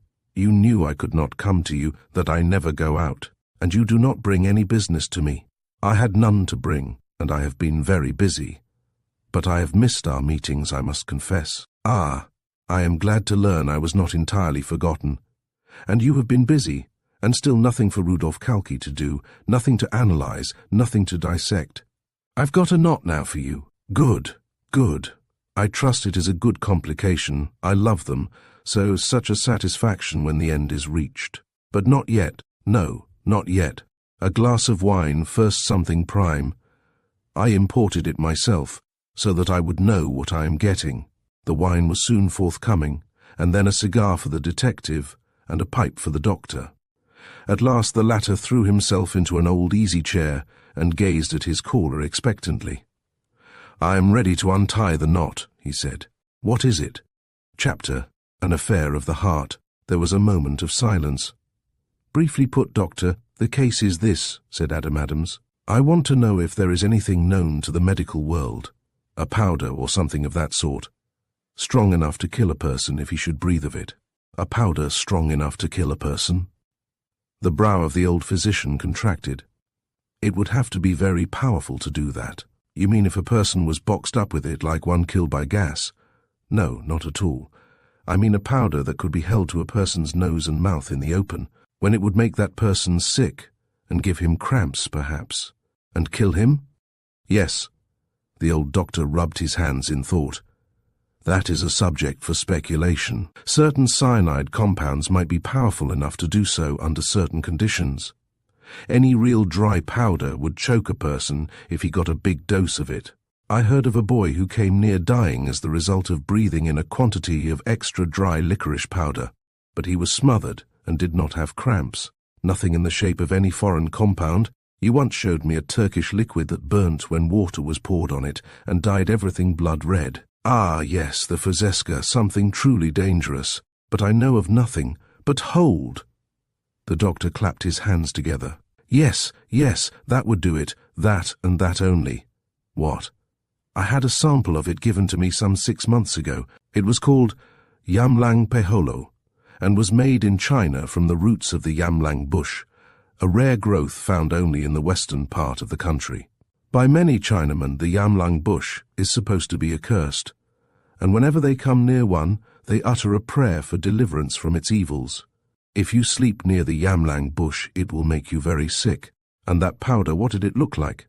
"It was blue at first, but on contact with the air quickly changed to brownish white and lost itself. It was so fine. Evaporated. You can call it that if you wish. It was intense. I held it at arm's length, yet it made me sick and I had cramps for over an hour afterwards. It would have killed you if you had placed it to your mouth or nose." "Not the slightest doubt of it. May I ask where you got the stuff?" "It was imported into this country by a drug firm merely as a curiosity. They put it up in tiny vials, which I suppose were sent around to different persons like myself. It was a dangerous piece of business, and I gave them no credit for doing it." "What was the name of the firm?" "I would not tell everybody, but I know I can trust you to keep a secret." "The firm was Alexander Amp Company of Rochester, who stand very high in the trade. I buy many things from them from time to time, and their travelling man, a Mr. Ostrello, gave me the powder when he called. He told me how the firm had experimented on a dog and an ox. Both died in less than 2 minutes, and each with cramps. But after death neither animal showed the least trace of the poison. Wasn't this Ostrello afraid to handle the stuff?" "Not as much as I was. He said he was a bit used to it. I told him I didn't want to get used to it." "Have another glass of wine?" "No, I prefer to smoke, thanks just the same. I am interested in this Yamlang, as you call it. Where can I get the stuff?" "No more of it can be had. I rather think they got afraid of it. Wait, I'll get the vial it was in. Perhaps there is a whiff left in it." "Thanks, but do you think I want to die?" queried the detective, and gave a laugh. When the empty vial was produced, he opened it and took a short sniff. Then he drew his breath in sharply. A faint odour was perceptible, the same odour he had detected in the carpet on the upper hallway of the Langmore mansion. "Do you smell it?" questioned the physician. "Yes, but not very well. I don't think it will affect me much. I trust not, my dear Adams. We cannot afford to lose you. Now, what is it all about?" "Another case, that's all. I don't feel like talking about it just yet. I'll give you the particulars some other time." "And have I helped you?" "I think you have. Of course there are other powders, and there is chloroform." I think we have struck a clue in this. But I must be going. What, so soon? Rudolph Kalki looked hurt. I was thinking you'd stay the day out. We could chat over old times. I'll order an extra supper. No, not today. When this case is settled, I'll come over and we'll make an evening of it. And then the detective had to fairly tear himself from the doctor and the house. They were old friends and had worked on many a case together. Once back in his office, Adam Adams smiled grimly to himself. Now, Mr. Tomostrello, it looks as if we had you good and hard, he murmured. You were seen around the place at the time of the murder by Cephas Carboy. You left the bit of paper in the library. You quarrelled at one time with Mr. Langmore and also quarrelled with your mother. The murder was committed by means of that deadly Chinese powder, and you are one of the few persons in this country who knew of the heathenish compound. If you are innocent, I rather reckon you have a heap of explanations to make. There were 2 callers who took an hour of the detective's time, and then he prepared to return to Sydenham, to learn, if possible, more concerning Tomostrello, and if anybody besides Cephas Carboy had seen him around that vicinity on the morning of the tragedy. Letty, I may not be back tonight, he remarked, as he came out into the general office. And it may be that I'll not be back tomorrow. All right, Uncle Adam. What shall I tell Mr. Capes? Tell him that bond batter must wait. He'll have to get those numbers if he possibly can. The other record was destroyed. As Adam Adams spoke, he drew closer to the desk at which his assistant was sitting. He glanced down at an envelope lying there and started slightly. Where did this come from, Letty? He questioned. The envelope was postmarked New York, and the upper left-hand corner bore the notice, Return in days to Alexander Amp. Company, Wholesale Druggists, Wadley Street, Rochester, NY. The girl glanced at the envelope and then at her employer and blushed deeply. Oh, why, that is a note from a friend of mine. A gentleman friend, I suppose. Yes, Uncle Adam. I met him last winter at Mrs. Daly's reception. He is a travelling salesman for this house. She pointed to the notice on the envelope. He wants me to go to the theatre with him, and I expect to go. Mrs. Daly says he is a very nice young man. We have been out a number of times, and the girl blushed again. I know some parties connected with that firm. What's the young man's name, Letty? Mr. Tomostrello. Indeed. And he has invited you to go to the theatre with him? Yes. Then you know him, Uncle Adam. I didn't dream of that. Don't you think he is rather nice? Evidently you think so. For some reason the detective could scarcely steady his voice. He was a bachelor, with only some distant relatives, and he thought a good deal of his protégée and her welfare. I do, Uncle Adam. He treats me so nicely. Don't you approve of him? She went on hastily, searching his face for the smile that usually rested there when he spoke to her. Why, I don't know him so well as all that, Letty. For the first time in his life he was visibly confused. You say he has called on you a number of times. Yes, and he has taken me out. Let me see. I guess it must be a dozen times all told. I wanted to speak of this before, but I couldn't bring it around. I hope you'll approve, Uncle Adam. Approve? Of your going out with him? Yes. And... The girl hesitated again. Then she arose and buried her face on his shoulder. Oh, don't you understand, Uncle Adam? Letty. He is very nice. I know you'll like him when you get to really know him. Of course he hasn't much money, but I don't care for that. You always said money didn't count for so much anyway, that it was character, and he's got that. Hum! For the life of him, Adams could not speak. He felt himself growing hot and cold by turns. He caught the girl closer. Never had he loved his friend's daughter so much as now. I hoped you would approve, she went on shyly. Of course I didn't want to leave you. You've been so very good to me since Papa and Mama died. But Tom doesn't seem to want to wait. He has asked me twice now, and I don't know how I'm going to put him off. He seems so miserable when I say wait. Asked you to marry him? Yes. And he wants you to go to the theatre with him now.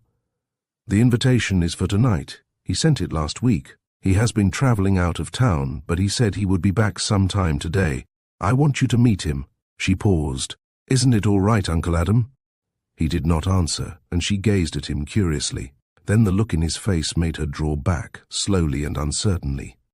At that moment, he felt that the occupation of a detective was the most detestable in the world. You know something?" she gasped. "Oh, Uncle Adam, what is it?" Chapter. At the coroner's inquest. Siddham was in a state of keen excitement. No such mystery as the double tragedy had occurred in that neighborhood before, and all of the inhabitants were anxious to hear the latest news and learn what the coroner and the police were going to do. 100 theories were afloat, all centering on the one object, to find the murderer. Find him or her, and swing him or her to the nearest tree, was the verdict of many. The law is all well enough, but this dastardly crime demands an object lesson. Coroner Jack Busby, who was a dealer in horses, had never had a murder case before and was uncertain as to the method of procedure. But with the eyes of the whole community on him, he realized his importance as he ran hither and thither to arrange for the inquest. He felt that his own little office was altogether too small for the occasion, and so arranged to bring off the affair in the general courtroom. The place was soon crowded with people, and another crowd gathered outside. The hour for opening the inquest was at hand, and the majority of the witnesses were present. The coroner, short, fat and bald-headed, looked around anxiously and then turned to the chief of police, who was near at hand. "I don't see Miss Langmore." "Neither do I," answered the guardian of the law, with a shrug of his shoulders as if it was none of his especial business. "Yes, but you are responsible." "She'll be here, coroner, don't worry." "You have had her properly guarded?" "Yes, I reckon she's coming now," and the chief of police nodded towards a side door of the courtroom. There was a slight commotion, and Margaret entered, escorted by Raymond Case, and followed by one of the women and the policeman who had been on guard at the Langmore mansion. The crowd arose to gaze at the girl and to pass various comments. "Mighty pale, ain't she? Wouldn't think a girl like that could do such an awful thing." "Humph! You can't tell about these high-toned folks. They'd do anything. Didn't one of them millionaires run over 2 of my hens with his automobile and never stop to settle the damage? Don't tell me." "Yes, and she detested her stepmother. The hired girl told Mrs. Brown so, and she told me. Well, Coroner Busby will get to the bottom of it putty quick. He told Lem Handsome he knew what he was doing." "He must know if he's as slick at trying folks as he is in a hoss-sticker," returned an old farmer who had made a trade of steeds which had proved unprofitable for him. Margaret was shown to a chair and sat down, with Raymond beside her. The young man was plainly nervous, yet he did what he could to comfort his companion. "Courage, Margaret," he whispered. "It is bound to come out right in the end." "I can scarcely see a friendly face," she faltered, taking a shy look around. "They all think I am." She could not finish, but had to bite her lip to keep the tears from flowing. The coroner mounted the platform and rapped on a desk with his knuckles.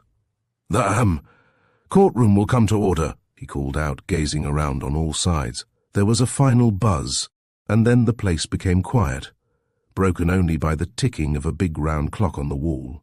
"We are gathered here, to inquire into the mysterious deaths of Mr. and Mrs. Barry Langmore," went on the coroner. "That's so, and we want plain facts," put in an old farmer sitting well up front. "Silence!" cried the coroner. "We must have silence." "All right, Jack," replied the farmer. "I won't say another word." Silence. "We cannot go on if there is not silence." Ahem! Miss Langmore." Margaret arose and bowed slightly. Then the coroner swore her in as a witness and told her to relate her story. She could scarcely stand, and Raymond brought her chair forward. "You wish me to tell all I know?" she asked, in a faint but clear voice. "Everything," was Coroner Busby's answer. Pausing for a moment to collect her thoughts, she plunged into the recital, her tale being merely a repetition of that given to Adam Adams. When she came to tell how her father had been found, her voice broke, and it was fully a minute before she could go on. When she had finished, the courtroom was as still as a tomb, save for the ticking of the clock, now sounding louder than ever. "Is that all?" asked the coroner, after a painful pause. "Yes, sir." "They say, Miss Langmore, that you were not on good terms with your stepmother." "Who says so?" "It is a common rumour. What have you to say on that point?" "It is true, sir," answered Margaret, after another pause, during which the eyes of all in the courtroom were fixed upon the girl. "It is said that you had violent quarrels," pursued the coroner. "No, very violent quarrels. Sometimes we did not speak to each other for days." "Then you admit that you did quarrel?" "I do." "And you also quarrelled with your father?" "No, sir." "What, not at all?" queried Coroner Busby, elevating his eyes in surprise, either real or affected. "We held different opinions upon certain questions, but we did not quarrel." "Hum." The coroner mused for a moment. "That is all for the present," he added, and Margaret moved back to where she had been first sitting. "I am glad that is over," whispered Raymond. "Can I do anything? Get you some water?" "No, nothing," she answered, and dropped a veil over her face. The next witness called was Mary Billings, the domestic employed at the Langmore mansion and who had been about the place at the time of the tragedy. She proved to be a round-faced Irish girl, not particularly bright, and now all but terror-stricken. As soon as she was sworn in, she burst into tears. "Sure as there is a heaven above me, Oi didn't do that murder. So Oi didn't," she moaned. "Nobody said you did," answered the coroner dryly, while a general smile went around the courtroom. "Then why did yez bring me here, I dunno? Sure and Mr. Langmore was after being me best friend, and Oi wouldn't harm him for $1 million. So Oi wouldn't." It was with difficulty that she was quieted and made to tell what she knew. "Where were you from 10 o'clock to 12 of the morning of the tragedy?" was the first question put to her. "Oi was in the kitchen and down to the barn, Your Honour." "Were you in the kitchen first?" "Sure, and Oi was that. What were you doing?" "Fat was Oi doing. Sure, Oi was washing the dishes, clanning the silverware, peeling the praties, shelling the beans, cleaning the lamps, fixing the—" "You mean you were doing the housework, eh?" "Yes, sir. While you were in the house, did you leave the kitchen?" "Only to go to the cellar for a scuttle of coal." "Did you see or hear anything unusual going on while you were in the kitchen?" The Irish girl scratched her head and shrugged her shoulders. "Oi heard a lot AV things, Your Honour." "What were they?" "Oi heard Mrs. Langmore walking around upstairs, and Oi heard Miss Margaret walking around too. Then Oi heard Mrs. Langmore call to Miss Margaret." "Did Miss Margaret answer?" "Oi dunno. If she did, Oi didn't hear her." "What else?" "Thin Oi heard the front door slam." "Did you see anybody come in or go out?" "Sure, and Oi did not." "What time was this, as near as you can remember?" "Atwick's 10 and 11 o'clock. Did you hear anything after the slamming of the front door?" "Oi did not, for Oi went down to the barn directly afterwards." "How long did you remain down at the barn?" "Till Miss Margaret came skirming from the house. She cries, 'Mary, oh Mary, me father, me father,' and staggers around like she was going to fall, and Oi run up to her and held her up, poor dear." And the servant girl shot a sympathetic glance in Margaret's direction. "Ahem. Now you remained in the barn until you heard her cry out. Did you hear or see anything from the barn while you were down there?" "Well, to tell the truth, sir, Oi didn't notice anything at the time, being that interested in me pet chickens, sir. You see, Pat Callahan gave me 3 fine leghorns, and—" "Never mind the leghorns. If you saw or heard anything, what was it?" "'Twas something Oi was after hearing, sir. Oi think somebody ran past the barn, aisy like." "You didn't see anybody?" "No, sir. As Oi said before, thim leghorns that Pat Callahan gave me—" "Will-ahem! Drop the leghorns." "After you heard the strange noise." "How long was it before you heard Miss Langmore scream?" "Perhaps quarter of an hour, sir." "Oi didn't look to the clock." "And she fainted in your arms?" "Not exactly that, sir. She skirms, 'Me father! Me father! Mary, he is murdered! Go to the library!' And thin she went over in me arms like a stone, poor dear, poor dear." And the domestic began to weep afresh. "What did you do then?" "Sure, fat could Oi do. Oi screamed for help as loud as Oi could, and thin Mrs. Barden and her son, Alfred, the doctor, came over." "What happened next?" "We all went in the house, and there we found poor Mr. Langmore dead in the library, in his chair. The doctor thought he might be alive, yet had his mother and me run upstairs for some medicine from the medicine closet. In the upper hall we came on Mrs. Langmore's body, also dead, and I got that scared Oi turned and flew down the back stairs and out of the house like the divil was after me." There was a general laugh throughout the courtroom, at which the coroner rapped loudly on the desk. Silence. Such a hum. Conduct at an inquest is not to be allowed. If this happens again, I shall clear the courtroom. That's right, Jack, make 'em behave themselves, came from the old farmer in front. This is serious business, this is. What was done with the body of Mrs. Langmore? Continued the coroner to the servant girl. The doctor said to lave it till you came. Mrs. Langmore was quite dead. Yes, heaven rest her soul. And Mr. Langmore, sure, and the doctor could do nothing for the poor mon. It made the doctor sick to work over the corpse, and he soon had to give it up. Now, tell me, how do you think the two were killed? I dunno. The doctor ought to tell that, sure, and he has the education, and I haven't. There were no marks of violence, fat, the victims had not been struck down. I dunno as to that, sir, better ax the doctor. Coroner Busby mused for a moment. How long have you lived with the Langmore family? Ever since Mr. Langmore married his second wife. How many of the family lived at home? The first year there was the Mr. and Mrs. and Miss Jenny and Miss Margaret. But Miss Jenny married and moved away. She's travelling now, they tell me. Then Miss Margaret was the only child home. Yes, sir. Didn't Mrs. Langmore have 2 sons? Yes, but they neither lived there. One av them used to come and see her now and thin, and that's all. Was Miss Margaret on good terms with Mrs. Langmore? She was not. Mrs. Langmore was a vixen, always after finding fault, and I wasn't on good terms with her myself. Ah, then you quarrelled also? Oh no, sir, I knew me place, so I did, and did me work and said nothing. If it hadn't been for Miss Margaret, I'd a lift me job long ago. But she was such a nice girl, and so lonely like, in the house with that tongue lasher. Wait, you say Miss Margaret and Mrs. Langmore quarrelled. When did they quarrel last? At this question, the domestic pursed up her lips and looked at Margaret. I have nothing to say about that, she answered coldly. This reply was a surprise to all, including Raymond. The coroner gazed at the witness sternly. You must answer, he said. It is my duty to get at the bottom of this awful affair. I'll not answer, was the stubborn return. Chapter, For and Against. There was a moment of intense silence throughout the courtroom. Every eye was turned on Mary Billings, who pursed up her lips more closely than ever.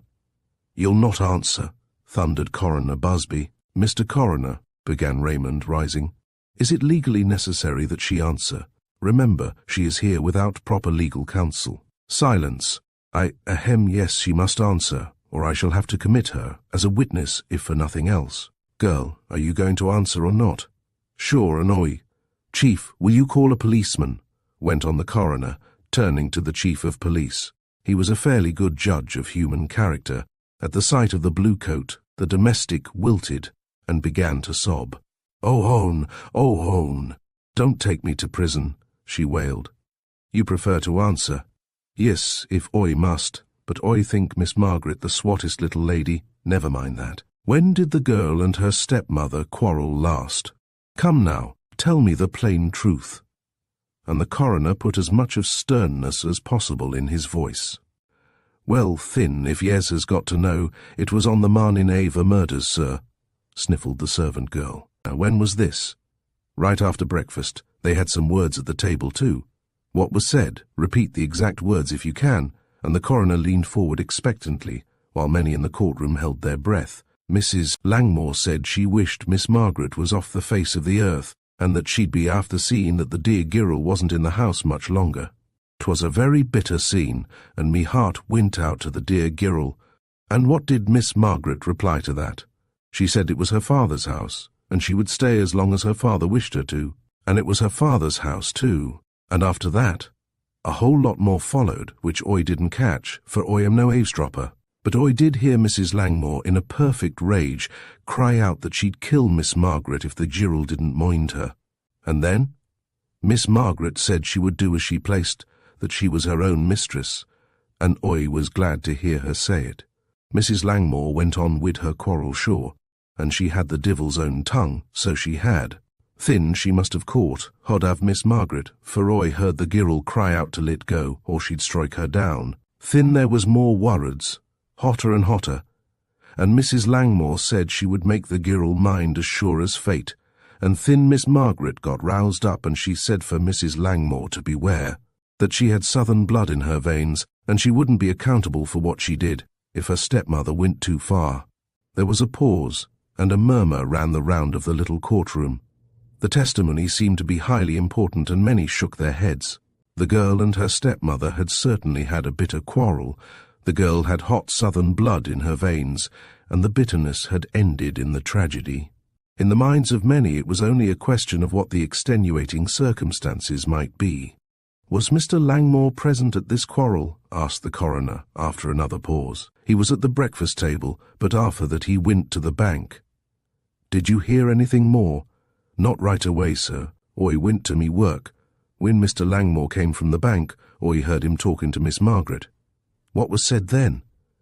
"Oi dunno exactly, excepting that he said he was sorry she and her stepmother had quarrelled, and he wanted her to make it up wid his wife." "And what did Miss Margaret say to that?" "She said that all she wanted was to be left alone." "What else?" "Oi didn't hear anything more, as oi went to the cellar for coal. By and by oi see Miss Margaret in the garden crying. Oi wanted to go to her, but Mrs. Langmore kim to the kitchen and oi had to attend to me work." "How did Mrs. Langmore seem to appear when she came to the kitchen?" "Sure, and she was very excited and finding more fault than either. She stayed only a few minutes, and thin went to the library, and that was the very last oi saw av her. I'm sorry she's dead, but she had that divil's own temper." And the domestic heaved a long sigh. "That will do. You may sit down." The coroner looked around the courtroom. "Is Dr. Barden present?" For reply, the young physician came forward from one side of the room. He looked pale and slightly troubled. In a low voice he corroborated the testimony already given regarding the finding of the two bodies, and told what he had done in his effort to restore Mr. Langmore to life. "I thought there might be a spark there still, but I was mistaken," he went on. "He looked so natural, and Mrs. Langmore looked natural too, for the matter of that. But both were stone dead. What was the cause of death? That is something of a mystery. I have tried my best to get at the bottom of it, but I cannot, nor can my colleague, Dr. Soper." "Were the pair strangled, smothered, poisoned?" suggested the coroner. "I have a theory that they were poisoned, but not in an ordinary way. Neither Dr. Soper nor myself could find any traces of ordinary poison." "What is your theory?" "Something was used to stupefy them, and so much was used that it killed them. In that case, the murder might have been unintentional." "Yes. Somebody might have thought to stupefy Mr. Langmore and then rob him. But the drug, being too powerful or used too long, might have done its deadly work. Then the crime may have been discovered by Mrs. Langmore, and the murderer might have turned on her to conceal his first wrongdoing." "Have you, any idea of the nature of the poison?" "No, excepting that it had a very powerful odor. When I bent over Mr. Langmore, I got several whiffs of it, and it made me sick at the stomach. But the odor was soon gone." "And you have no idea what the poison was?" "No, nor has Dr. Soper. It may be something new, or something little known." "Chemists are constantly discovering new things," went on the young physician, bound to clear himself of any suspicion of ignorance concerning medical matters. "You found no marks of violence, as if there had been a struggle?" "The only marks I found were 2 scratches on the right arm of Mrs. Langmore, right above the wrist, and a scratch on Mr. Langmore's left cheek. Fingernail scratches, possibly, or else they may have been made by a ring or bracelet, if there was a struggle." "Have you anything else to tell, Doctor?" "I have not. I am willing to tell all I know." There was another pause as the young physician stepped back. The coroner was about to call one of the women set to guard Margaret and the Langmore mansion, when he suddenly turned. "Miss Langmore, you will please take the stand again," he said, and the girl did so, throwing aside her veil. "Are you in the habit of wearing finger rings and bracelets?" It was a leading question, and several gasped as they heard it. Raymond started to rise up, but then sank back again. "I do not wear bracelets," answered Margaret. "I have 2 rings. What kind of rings are they?" "One is a plain gold band. It was my mother's wedding ring." The girl's voice sank low suddenly. "The other is a diamond ring, as you can see," and she held up her hand. "Will you let me have the diamond ring?" "Yes, sir." She took it off. "But please be careful of it, for it is very precious to me." The coroner nodded. "That is all just now," and as Margaret let fall the veil again, he called Dr. Barden to his side. A whispered conversation ensued, and the young physician left with the precious circlet Margaret's engagement ring in an envelope. "Margaret, you should not have let him have that ring," whispered Raymond. "How could I help it?" was the low answer. "Oh, this is terrible. I feel as if everybody was trying to look me through and through." "I can't understand why Mr. Adams is not here," went on the young man. "Perhaps he has found some important clue and is following it up," he added hopefully. "They are bound to convict me, Raymond. Isn't it horrible?" "They shall never do it, never," cried the young man, and then a sharp rapping on the desk terminated the brief conversation and restored quietness to the little courtroom. Chapter: The Weight of Evidence. The next witness called was Mrs. Morse, who told briefly how she had been placed in charge of the upper part of the Langmore mansion shortly after the tragedy, and how she had been watching Margaret. She said the girl had had only a few visitors, mentioning Raymond Case and a stranger from New York. "Who was the stranger?" asked Coroner Busby. "A Mr. Adams. He's either a lawyer or a detective." "Oh, I brought Mr. Adams to see Miss Langmore," put in Raymond.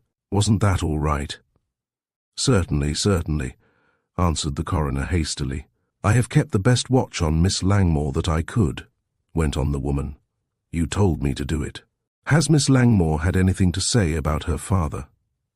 "She seems to be very sorry that he is dead." "What did she say about Mrs. Langmore?" "She does not seem to care much about her stepmother." "Have you discovered anything unusual, Mrs. Morse, that had to do with this tragedy?" "Well, I don't know. I have looked around a bit, and among other things I found this. It was in Miss Langmore's dressing case." As she spoke, the woman held up a small bottle. It was marked chloroform and was empty. "Anything else?" "With the empty bottle I found the half of a big silk handkerchief. It was wrapped around the bottle and had Miss Langmore's monogram in the corner. I went on hunting around the house, and I found the other half of the handkerchief in a dark corner of the upper hallway, not far from where Mrs. Langmore's body was found." At this announcement there was a buzz of excitement. All present looked at the witness and then at Margaret. The girl had thrown aside her veil once more and was standing up, with a face as pale as death itself. May I speak?" she faltered. "Yes. I bought that chloroform a month ago and used it to put a sick canary and a sick parrot out of their misery. Mary Billings saw me chloroform the parrot." "When did you do the chloroforming?" "About a week ago, on the parrot. The canary I chloroformed when I obtained the drug." "Sure, and that's right, sir," broke in the servant girl. "Then you know all about using chloroform," remarked the coroner dryly.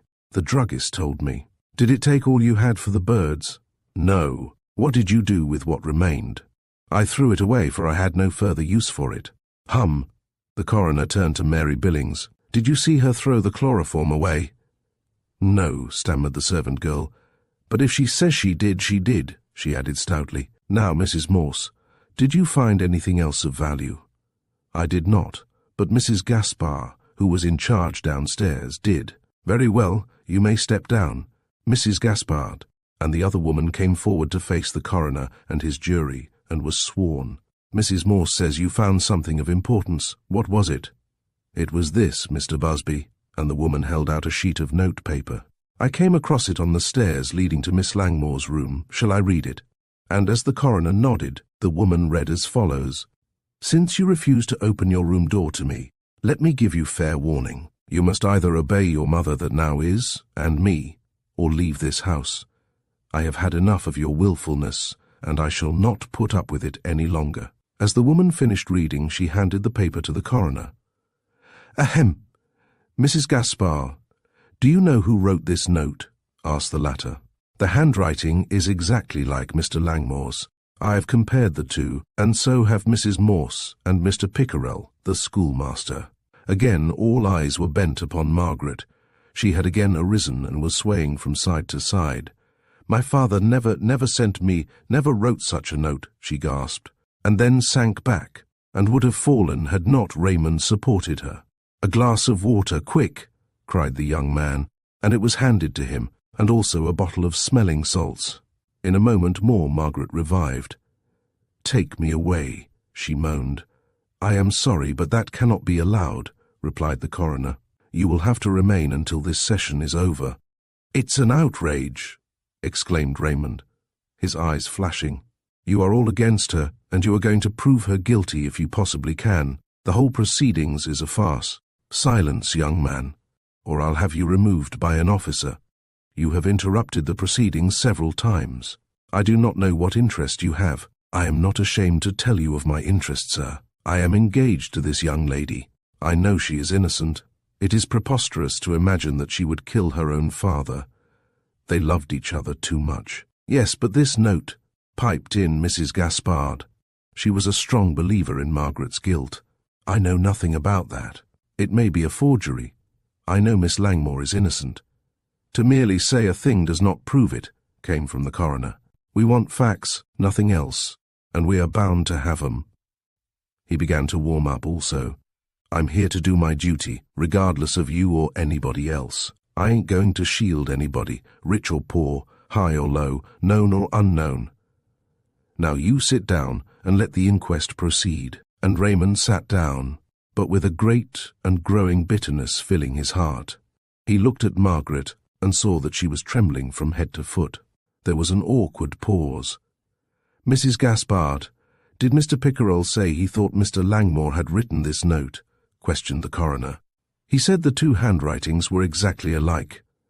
Here is a letter written and signed by Mr. Langmore. You can compare the two if you wish. The letter was passed over, and not only the coroner, but also his jury, looked at both documents carefully. Pretty much the same thing, whispered one man. Exactly the same, added another, and the rest nodded. The coroner looked around the courtroom, and then at the jury. Have any of you any questions to ask? He queried of the men. If not, we'll take a brief recess until Dr. Barden returns. One after another the jurors shook their heads. Whatever the coroner did was sufficient for them. Coroner Busby had picked men he knew would agree with him. The recess had lasted but a few minutes when Dr. Barden reappeared. His face wore a knowing look that was almost triumphant. You will please take the stand again, Doctor, was the request. I wish to ask you if a person could be smothered by chloroform, certainly under certain conditions. Do you think it possible that Mr. and Mrs. Langmore could have been smothered in that way? Possibly, yes, although I did not see any traces. Would there have been traces? Yes and no, it would depend on circumstances.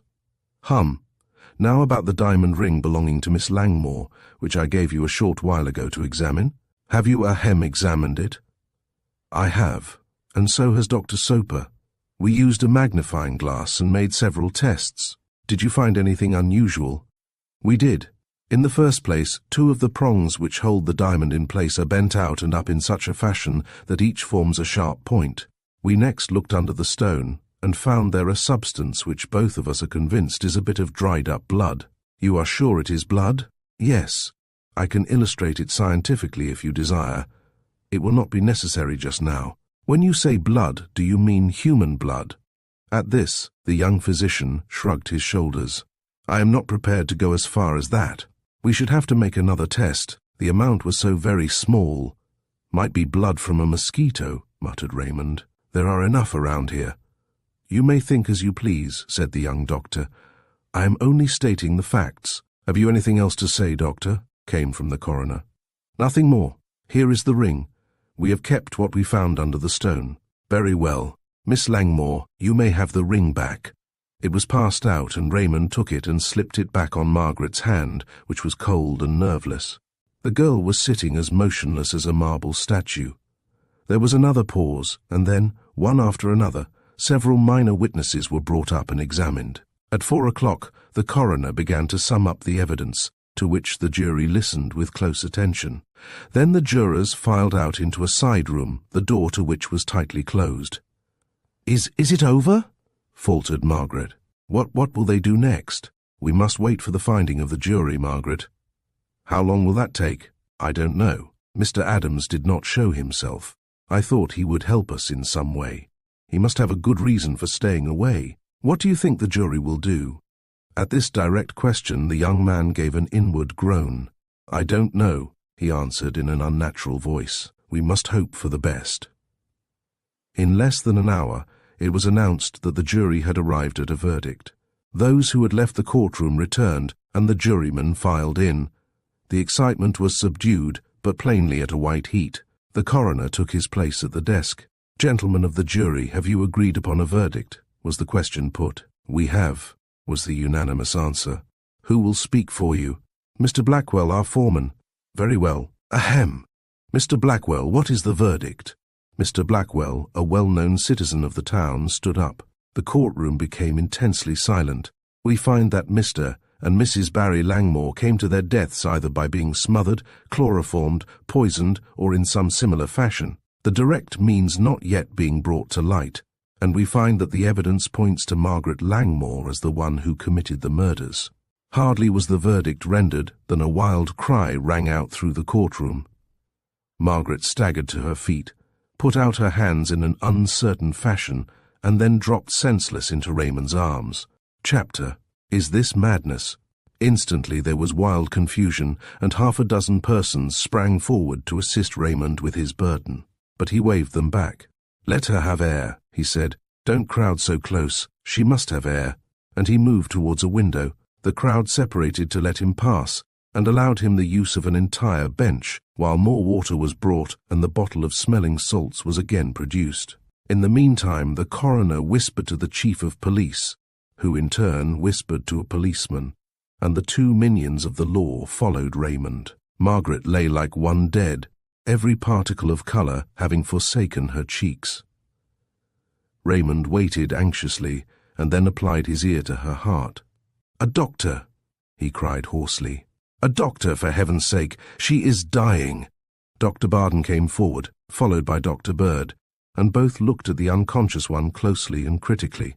There was no shamming here. The shock had been heavy. The bolt had struck home. "This is serious, truly," murmured the older physician. "We had better remove her to a side room and loosen up her garments." Many were willing to assist, but Raymond shook them off, and he and Dr. Bird carried Margaret into the room where the jury had arrived at the verdict, which had so stunned her. Then a nurse who happened to be in the courtroom was called in, and she and the physician began to work over the suffering girl. "Doctor," Raymond could scarcely speak. "She will come around all right." "Why, I guess so. She has swooned, that is all." The trial was too much for her. And then there was such a crowd, and the ventilation being poor. The young man waited 5, 10, 15 minutes. It was as an eternity. The doctor still continued to work, and so did the nurse. Then the latter whispered something, and Raymond caught the words, "A mental shock," by her eyes. "What's that?" he questioned. He looked at Margaret and saw that her eyes were wide open and she was staring hard at him. "Margaret." She did not answer, but continued to stare, turning from him to the nurse and then to the old doctor. The chief of police was at the doorway, and she gave him a look that fairly froze his blood. "Who—" she began, and stopped short. "How light it is! What struck me? Why are you all staring at me in this manner? What have I done? Where am I? Have I been sick?" "Margaret." Raymond came closer and took her hand. "Margaret." She stared at him and flung his hand away. "I've had a horrible dream. I dreamed Papa was murdered, that somebody had strangled him to get my engagement ring from me. And there was blood there, blood, and nobody could come to the lawn party. Oh, if they knew, and my poor head, it swims so. And the bottle, the handkerchief. Margaret, Margaret, don't go on so." He caught her hand again and sank down on his knees beside her. "Be calm. It will all come out right. You fainted, that's all. Don't you remember, Margaret?" "Yes, yes, I remember. You said you would marry me, and then you said you—" She tore her hand away and pointed her finger at him. "You said I had murdered Papa and murdered her. Oh, the shame of it, the shame!" And then she gave a shriek and began to rave, tearing at her clothes and her hair, until the latter fell all over her face. The paroxysm lasted for several minutes, and then she fainted once more. "I shall have to give her something to quiet her," said the doctor. "She is in a worse state than I at first imagined. The strain has been entirely too much for her nervous system. We must get her to some quiet spot." "Shall we take her home?" asked Raymond. "No, I would not advise that, mister. My name is Raymond Case. My home is a quiet one," spoke up the nurse. "If you wish, you can take her there. It is not very far from here. Besides, The old doctor paused. "The coroner has something to say about it." "Coroner Busby has turned the prisoner over to me," came from the chief of police, and he advanced a few feet into the room. "The prisoner," faltered Raymond. "Oh yes, I suppose that is right. But you can't take her to jail. I'll go her ball for any amount he may fix." "Sorry, Mr. Case, but they don't take bail on such a charge as murder. But you can't lock her up in this condition. It would be inhuman. I'll have her taken to some quiet place, and you can have a guard set. I'll pay all the bills. Ask the coroner if that won't do. She isn't going to run away. She looks now more as if she might die." And he gave a groan that came straight from his heart. The chief of police had once been young and in love with a pretty girl, and his face softened. Then he remembered what Raymond had said about paying the bills. "I'll fix it up with Busby," he said. "Go ahead and do what you wish, only don't take her out of town." A little later a carriage was brought around and Margaret was placed inside and driven rapidly to the home of Martha Sampson, the nurse. She began to rave again, but the physician gave her a quieting potion, which put her in a sound but unnatural sleep. She was placed in a pretty and comfortable bedroom on the second floor in the rear, so that she might not be annoyed by those passing the house in front. 2 policemen, in plain clothes, were put on guard, one relieving the other.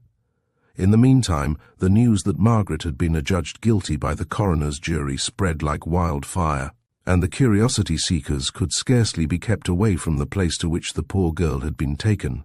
"The grand jury can't do anything but indict her," said more than one. "And, if there is any justice left, she'll surely be electrocuted." It was a bitter blow to Raymond, to have Margaret thought guilty, but he did not think of that as he sat by her side, or walked up and down in the little hallway just outside of her door. Her staring eyes haunted him, and he longed for a look that should tell him her reason had once more asserted itself. The doctor had come and gone twice, and had promised to come again that evening. Slowly the hours wore away. The nurse had gone below to prepare herself something to eat, and Raymond stood by the suffering one's bedside. He saw the eyelids of the one he loved quiver slightly. "Margaret," he said softly, bending over her. There was no response, and he repeated the name several times. Then her eyes opened full. "Where am I?" she asked vacantly. "You are safe with me," he answered and took her hand. "With you, Raymond. Where?" "At the home of a lady who is going to take care of you for the present." "How queer. I thought I was at my own home. We thought it best to bring you here. Miss Sampson will do all she can for you. The doctor said you must be kept very quiet." He smoothed down her hair. "You have had a terrible trial, my dear." "A trial? I don't remember it. What was it?" She stared vacantly at him. "Oh, how queer my head feels." And she put one cold hand to her temple. "Never mind trying to think now, Margaret. Just take it easy. The doctor will come back in a little while, and he will give you something that will make you all right again. How long have I been here?" "Only 4 hours. Now please, don't worry." I can't think. It's all like a terribly dark cloud, Raymond." She stared in a wild fashion, and then a look of untold horror crossed her drawn features. "Ah, yes, I remember now. I remember." She shook from head to foot. "I remember the courtroom, and those many men and women, and the ring, our engagement ring. Think of that, Raymond. They found blood on it, blood." And she shivered again. "Margaret, dearest, you must try to keep quiet," he interrupted soothingly. "It will all come out right. I feel certain of it. Right? I don't know what you mean by that word. Was I on trial, or what?" "No, not on trial. It was simply the coroner's inquest. But don't think of it, dear." He tried to brush back her hair, but she stopped him. The wild look in her eyes was increasing. "The inquest? Oh, yes, I know now. And they said... She gave a piercing scream. "They said I had killed her and killed my own father. Yes, that I had killed them.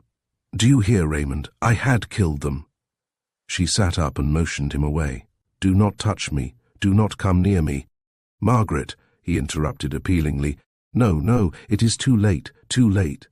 Her voice sank to a hoarse whisper. "I see it all, the blood on the ring, the chloroform, our quarrels, and what she said to me. And then... She gave another scream. Go away. You must not come near me again." But Margaret, dear, no, I cannot listen. You must go away, and let them take me to prison. Let them hang me if they will. Her voice sank still lower. There is nothing else to do. I see the end. They have cornered me, have found me out. Yes, they have found me out. She gave a wild, uncanny laugh that made his flesh creep. Ha, ha!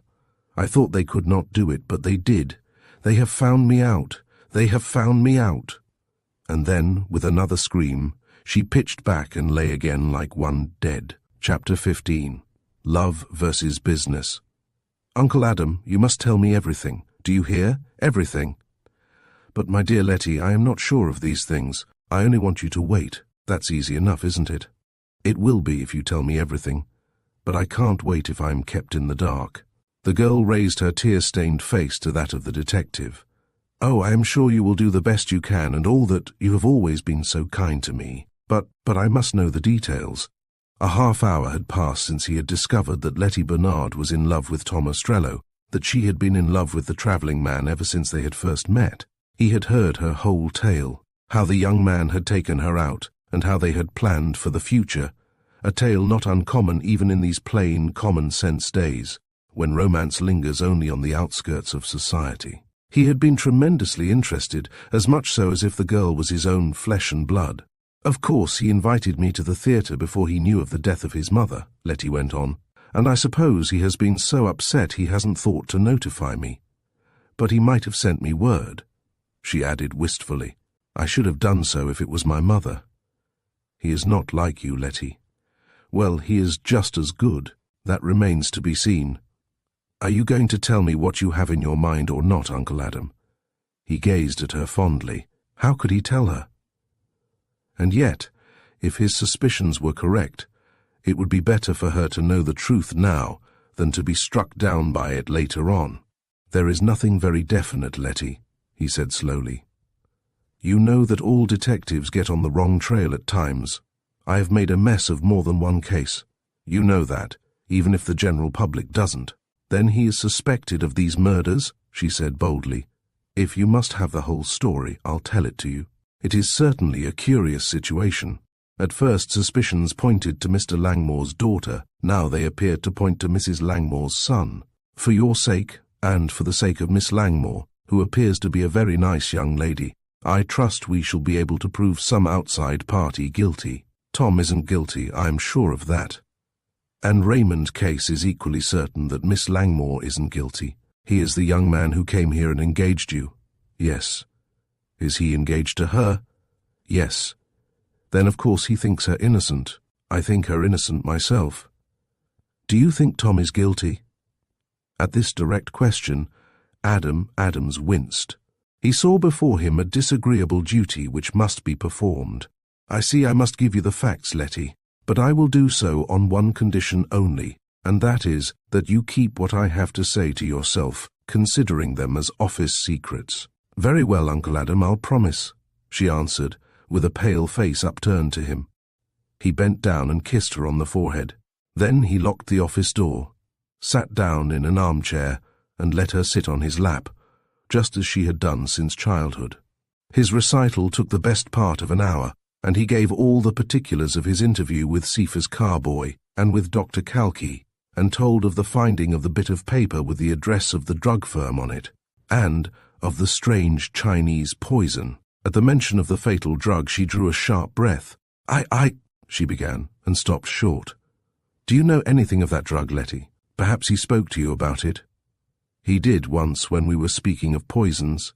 He said he was glad his firm had decided not to handle it, for it was too dangerous. It has a power that most folks do not know about. The power to kill people, I suppose. No, not that. He said it was a fatal drug, but more than that, he said it had a strange power, according to the Chinese chemists who manufactured it. That power was, if it was used on a person and did not kill it, would in a few days or a week make that person mad. Humph! Worse and worse. Such a drug should be banished by law. But to go on with my story, if you must hear the whole of it, I am fairly certain it was that drug which was used to kill Mr. and Mrs. Langmore. But Tom did not use it, she insisted. Somebody else must have gotten the drug from him or from his traveling sample case. That is possible. Now there is another side to this case, which I cannot understand at all. And then he told of the counterfeit bank bills. Counterfeits, she exclaimed, and the colour began to leave her face once more. What kind of bills were they, Uncle Adam? They were $100 bills on the Excelsior National Bank of New York City. She gave a gasp and clenched her little hands to control herself. He could not help but notice her increased agitation. What is it, Letty? Do you know? Oh, Uncle Adam, do not ask me, she gasped. There is some mistake. Tom did not. She failed to go on and looked at the detective hopelessly. What do you know about these counterfeits? Come, it is best that you tell me everything, he continued kindly but firmly. Tom had a counterfeit $100 bill. We went to the theatre and he got into some trouble over it, until he convinced the ticket seller that he did not know it was bad. Did he tell you where he got the bill? No, he said he got stuck, that's all. Do you know what he did with it? He said he was going to give it back and get a good one for it if he could. At that moment, a postman's whistle sounded in the hallway, and several letters dropped through the slit in the door. The girl glanced at them, and uttering a faint cry, arose and picked them up. Here is one from Tom now. She tore it open and glanced at it hastily. I knew it, she went on. He is all upset because of the murder and scarcely knows what to do. He had an important engagement in Albany for yesterday and one in New York for today, but has broken both. He says he will come to me as soon as he can and adds a postscript asking me to look in the papers for the particulars of the awful affair. You read it, Uncle Adam. That doesn't look much as if he were guilty, does it? The detective took the communication and scanned it with care. It had evidently been penned in a hurry and was signed, Your Own Tom. One line read, I hope with all my heart that the authorities bring the guilty party to justice. How could he pen that if he was guilty himself? Said Letty, pointing to the line. Oh, Uncle Adam, you must look elsewhere for the one who did this foul deed. I wish I knew where he got that counterfeit. Perhaps I can find out for you. Can you tell me where he stays when in New York? At the Kingdon House on Broadway. Then I may look him up. Cannot I do something? Yes, wait and keep quiet, Letty. But you will try to clear him if you can, won't you? I am going to try to find the guilty party. It is dreadful to remain here and do nothing, with such a cloud hanging over one. Then take a vacation. It will do you good. Get Miss Harringford to come in here. She knows the ropes. And you go off in the country, or to the seashore. I'll make you an allowance of $50 for the trip. Take it out of the cash on hand. And Letty, don't worry too much. The girl smiled, but it was not a smile to please one. Very well, I'll go off, she said, and turned back to her desk. I'll take the time off to help clear poor Tom, she murmured to herself. Chapter. Something about a Secret Service man. On the following morning, the newspapers brought to Adam Adams the full particulars of the Langmore inquest, with the finding of the coroner's jury. The papers also described how Margaret Langmore had fainted and been placed at a nurse's residence, under the care of a physician and guarded by the police. By a few, it was supposed that the girl's illness was genuine, but the general opinion was that it was assumed in order to draw public sympathy. Raymond Case was pictured as a loyal but misguided young man, and it was hinted that his relatives were much chagrined to see him remaining at the accused girl's side. In view of the evidence which had been brought to light, the detective read the accounts with interest and then leaned back in his office chair in a thoughtful mood. Letty had absented herself, and in the outer office was another girl, who had done substitute work before. Suddenly the detective arose with decision, went to the telephone, and rang up Central. Hello, give me Park. There was a buzz and then a heavy voice came over the phone. Hello, is that you, Vap? Yes, is this Mr. Adams? Yes, are you particularly busy? Not if there is any money afloat, and a chuckle came over the wire. I want you to do some shadowing for me. I don't know how long it will take. It's a man, a commercial traveller. You can pick out your own makeup. When am I on? Right away. Want me up there first? I think it will be best. I want to give you some details. I'll be there in half an hour and all ready for the job. Adam Adams busied himself in various ways. and at the end of half an hour, a well-dressed middle-aged man came in, carrying a small sample case in one hand. "Hullo. Going to be a commercial traveller yourself, eh?" commented the detective. "It will give me an easy way to get around," answered Charles Vapp. "I'm Andy Webber, representing the Boxton Seed Company. A seed man can go anywhere, in the city and the country. I got the outfit from old Boxton himself. He thinks it a good joke and he will keep mum. Now, what's the game? I want you to do some shadowing for me." "All right, that's my line." "This is a bit out of the ordinary, Vapp." "Well, that makes it more interesting. Who is the party?" "The fellow's name is Tom Ostrello." "Foreigner, eh?" "No, he is American-born, the son of Mrs. Langmore." "You don't mean the woman who was murdered with her husband?" "Yes. He is a commercial traveller for a drug concern." "Good. I'm glad I elected to be a traveller myself. As I said, Vapp, this is no ordinary case. I want you to keep track of this man day and night. I'll do it, if it can be done. I want you to note every person he communicates with. I'll do that too. And here is another thing of great importance. If he spends money, try to find out if it is good money, eh?" The shadower looked surprised for an instant. "You want me to look out for counterfeits?" "Exactly. That is not so easy, but I'll do my best," went on Charlie Vapp, and then he asked a number of questions regarding Tom Ostrello, all of which Adam Adams answered as well as he was able. "You are to stay on this case until I tell you to drop it," said the detective. "And remember, if anything unusual occurs, let me know as soon as you can reach me." "I understand. Anything more?" Adam Adams mused for a moment. "Yes, you know Miss Bernard, who works for me here?" "Sure. Well, take care that she doesn't see you shadowing Ostrello." "I'm wise," answered the shadower, smiling, and the next moment he was gone. He was not flustered by what was before him, for he had been shadowing people for 11 years, and as long as there was $5 per day and his expenses in the work, he was willing to continue indefinitely. With the shadower gone, Adam Adams meditated for a moment, and then donned his walking coat and his hat. In his pockets he placed several large but rather flat packages. "I am going out, Miss Harringford," he said to the clerk. "If I am not back by 5 o'clock, you may lock up and go home. Be on hand as usual in the morning." Down in the street, he hopped aboard a passing car and rode 8 blocks. He entered an office building, went up in an elevator to the 3rd floor, and took himself to a suite of offices occupied by certain United States Secret Service officers. "I want to see Mr. Breslow," he said, and was shown to a private apartment, where an elderly man sat, studying several reports. "How are you, Adams?" was the greeting. "Rather busy today, but what can I do for you?"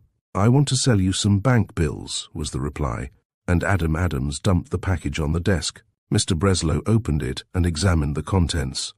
"By the jumping Judas, where did you get those? Say, this is worthwhile." "I guess you haven't rounded up quite as many as I have you?" said the detective with a grim smile. "As many? Why, man, we've only run across 16 so far, and you've got 30. They are such a clever counterfeit that even the banks get nipped. This is wonderful. I didn't know you were following this trail. Why didn't you say something before? Or maybe you wanted to spring a surprise and make some of the boys down here feel cheap." "No, it was nothing but blind luck. I wasn't on the trail at all. I simply stumbled over the bills." "Did you get your man?" "There was no man to get." "Do you mean to say you found the bills?" "I did, and I didn't. They were in the safe of a man who was murdered. I guess I'll have to tell you the best part of the story," and Adam Adams did so. "This is, of course, confidential," he went on. "Trust me for that, Adams.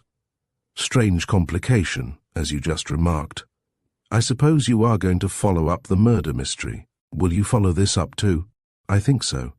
I can't get it out of my head that the two are related to each other, more than likely. Now, you just said you wanted to know something. I want to know about this John S. Watkins of Bryport. If I give you his record, you'll of course keep it to yourself. You know how the department is about such things. You are safe with me. I'll have the record brought in." There was a wait of several minutes, and then a big book was produced from one of the safes. "Here you are, Adams," John S. Watkins Bryport, born at New Haven, October. Former occupation, model maker and cabinet maker. Private detective for 4 years and 1 year with the Cassell Agency. Entered the United States Service 3 years ago. Never been advanced. Cases. Wait till I see what those cases are. Then 3 other records were brought forth and examined. Humph! All small affairs. No wonder he hasn't been promoted. The first is that of a young woman who used washed postage stamps. They found $4 worth of washed stamps in her possession. The next is the arrest of a cigar dealer who used stamped boxes more than once. He was a fellow 68 years old and got 2 years. The last case is a mail-order swindle, a 10-cent puzzle, a small affair, run by a 19-year-old boy, and sentence was suspended. Not a very brilliant record, was Adams's comment. It's a wonder he can hold his job. It is a wonder, but he may have political influence or something else, or it is barely possible that he may be doing some work that is not on record here. That is all I can tell you. What is his salary? 1,000 or 1,200 a year. Not a very elaborate income. No wonder he would like to run down those counterfeiters. It would be a feather in his cap, eh? Most assuredly. Do you expect to double up with him? Of course, it's none of my business and you needn't answer if you don't care to. I don't know what I'll do yet. This is a complication I want to study first. I see. Well, if we can help you, I'll send word, don't fear. And if I do send word, I want you to act on the jump. Don't worry about that.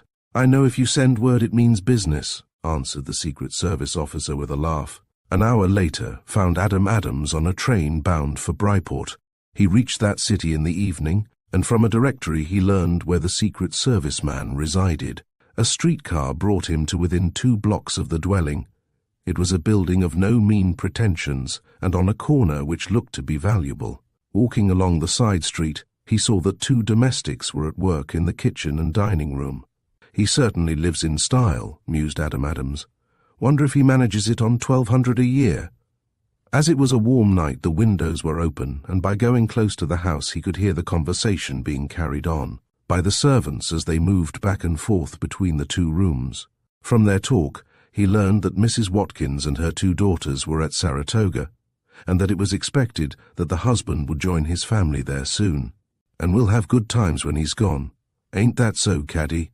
Said one of the domestics. That we will, was the answer. Better times than now, anyway, when you can't tell when he is coming in and when he is going out. It is a queer way he has with him lately. I guess he is worried over his money. Why, what do you know about that, Caddy Dix? What do I know, Nellie Casey? Tim Corey told me Mrs. Watkins didn't get a cent of the old grandfather's money, although she said she did, and so did the master say so. It all went to the other part of the family. Then where did Mr. Watkins get his money, I'd like to know? Don't ask me. Tim says he is flush enough at the club and other places. The government must pay him more than most folks imagine. Is Tim going to the Rosebuds picnic? Yes, and Dan's going too, and Dan wants me to bring you, went on one of the domestics, and then the talk drifted into a channel which was of no further interest to Adam Adams. He rightfully surmised that John Watkins was not home, and was somewhat puzzled to decide what he should do next. It was a long journey from Bryport to Sydenham, and it was a question if he could accomplish anything at the scene of the tragedy during the night. Perhaps it will pay just as well to go to a hotel and go to bed, he told himself. He had just come out to the corner of the street and was halting at the curb when he saw 2 men approaching. One of the pair was John Watkins, and the other was a heavy-set stranger, with bushy hair and a round red nose and mutton-chop whiskers. Here we are, Styles, said John Watkins. It's a little late, but I reckon the girls can fix us up something to eat. It's better than going to a restaurant. Anything will do me, if you've got a glass of ale to go with it, was the reply. Got to have a real Englishman's drink, eh? Said the Secret Service man with a short laugh. Well, I've remembered you and I can fix you up to the Queen's taste. Come on inside. And then the pair entered the house. Chapter. An interesting conversation. Adam Adams had watched the appearance and disappearance of the 2 men with interest. He remembered that Matlock Styles, the man who owed the Langmore estate on 3 mortgages, was an Englishman, with mutton-chop whiskers. Evidently, the man who had arrived with the Secret Service employee was the same individual. This being so, the question at once arose, what had brought the pair together? Matlock Styles lived in an old colonial mansion, so Raymond Case had said, 1.5 miles from the Langmore estate. Did his coming to Bryport have anything to do with the tragedy or with the counterfeits? Going close to the house once more, he heard the two men enter the parlour and heard Watkins order supper. Then followed a conversation in such a low tone that he could only catch an occasional word. He heard something about mortgages, and then a safe was mentioned, but he could not catch the direct connection. Evidently, though, they were discussing the Langmore affair. In a short while supper was served, and the two men passed to the dining hall. Here, while the girls were near, they spoke of matters in general. The meal finished, John Watkins invited his visitor up to his den on the second floor. As said before, the house was on a corner, and by the lighting up of a room above, Adam Adams located the den just behind the main front corner room and close to a tree which grew along the side street. Looking around, the detective made certain that nobody was observing him, and then began to climb the tree with the agility of a schoolboy. One heavy branch ran out close to the building, and standing on this brought him to within 3 feet of the window, which was screened and open from the bottom to admit the air. The curtain was down to within 3 inches of the window sill, thus affording the detective a chance to peep into the apartment without running much risk of being discovered. "Then you say the mortgages have not been paid?" came from John Watkins. "No, blast the luck," growled Matlock Styles. "I didn't think he wanted the cash, so I let them run on." "Have you any idea how the estate is to be divided?" "I understand the girl gets half. The wife's half will go to her 2 sons now." "That is lucky for them. I reckon Dick Ostrello can use all the money he can lay hands on. He's a wild one, if ever there was one." "Don't Tom spend his money?" "Not lately. I understand he is saving up to marry some girl in New York." "Humph!" There was a pause, during which time both men lit cigars. "How is the bloody business going?" asked Matlock Styles presently. "Oh, I managed to earn my salary," answered the Secret Service man, with a dry laugh. "I don't get promoted, though. You ought to try to unearth some big mystery. That would get your name in the papers." "I don't want my name in the papers. I'm doing well enough. Ain't I on the track of those counterfeits? What more do you want?" "Yes, but you haven't got them yet, blast the luck. And you say you had the safe open." "I did. Then why didn't you look inside?" "I should have done so. I thought I'd get a better chance later on. But when I went back, hang me, if I could work the combination again." "Have the safe makers opened the safe yet?" "I think so. But if the counterfeits were found, the local authorities haven't said a word. Somebody must be laying low." There was another pause, and then Matlock Styles brought some papers from his pocket. "You might glance over these bloody things while you have time," he observed. "Perhaps they'll give you a clue to work on. You see, I believe in helping a detective all I can," and he chuckled broadly. As Adam Adams could see, the documents were of legal aspect, and with them were several letters. "Then the deal goes through," said John Watkins. "Doesn't that look like it? And the patent is yours?" "Yes. I wonder what Barry Langmore would say to this if he was alive. He wouldn't like it at all." "Do you think you can make any money out of the patent?" "Money? I hope to make a fortune out of it." "Say, Styles, you're a lucky dog and always were." "It's because I watch my bloomin' chances," answered the Englishman. "By the way, were you at the inquest?" "Sure." "I didn't see you." "No, but you spoke to me." "I did? You're mistaken. Don't you remember the farmer who asked you for a chew of tobacco?" "Was that you?" exclaimed Matlock Styles. "If it was, you're improving. The first thing you know, you'll be the real thing and getting a head position at Washington." "I shouldn't mind that," answered John Watkins. "Where are you going tomorrow?" "To New York to nose around." "Want to locate the counterfeits?" "I want to see if they have been reported. I've got a certain idea about them, but I'm not sure if I am right." "What's the idea?" "That Langmore girl has engaged a detective named Adam Adams to clear her if he can. He was dodging around the house when I was there, and somehow it's got into my head that he knows about the counterfeits." "Does he belong to the Secret Service?" "No, he's a private detective. I don't know much about him, but they say he's a pretty good one," continued John Watkins. "You think he opened the safe?" "I'm thinking that perhaps he was at the safe after I opened it. The safe is of a make in which the combination can be changed with ease. He could have looked into it and then have changed the numbers. I certainly didn't forget the old combination. It was so easy, 4 on 40, 3 on 30 and 2 on 20, but that wouldn't open it when I went back. Can't you get in with him and find out what's what? Suggested Matlock Styles. You can tell him that you are working up this case of the counterfeits. I may do that. The trouble is, these private detectives don't like to go in with an outsider. They are too much afraid of losing the credit for what they are trying to do. Is anybody else on the case? Not that I know of. If there was. At that moment the doorbell of the house rang, and soon one of the girls came upstairs. "Mr. Martin is below," said she to John Watkins. "Is that so? Tell him I will see him in a minute." The Secret Service man turned to the Englishman. "He is a real estate man who is going to sell this house for me. I'd forgotten that I had an appointment with him." "Never mind. Give me that money you promised and I'll be going," answered Matlock Styles. "I've got a lot of things to attend to in the next few days." "I'll give it to you in the library. The money is in the safe," was the answer, and then both of the men left the room. Adams descended to the ground and walked slowly to the front of the house. In a few minutes he saw the Englishman step out on the front piazza, followed by the Secret Service man. "Where are you going now?" asked the latter. "Home and to bed," was the reply. "Good night. Will I see you tomorrow?"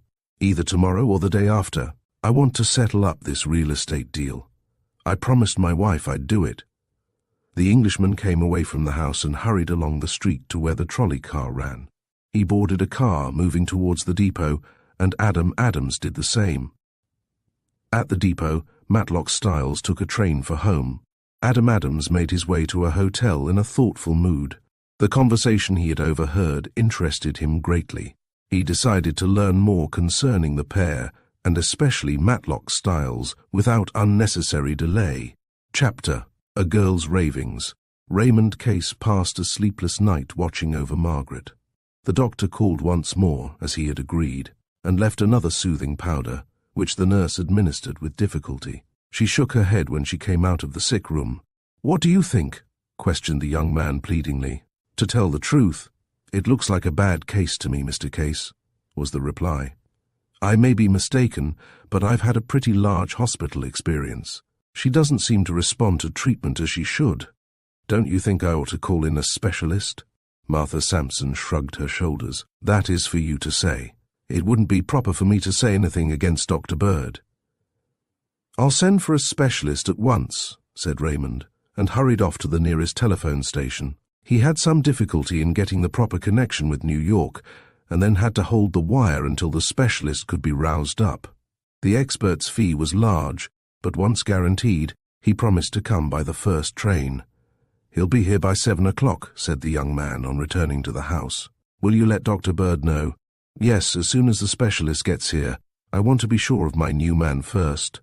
It was 6 o'clock when Margaret roused up once more. Raymond was dozing in an armchair, the nurse having retired to get a short sleep.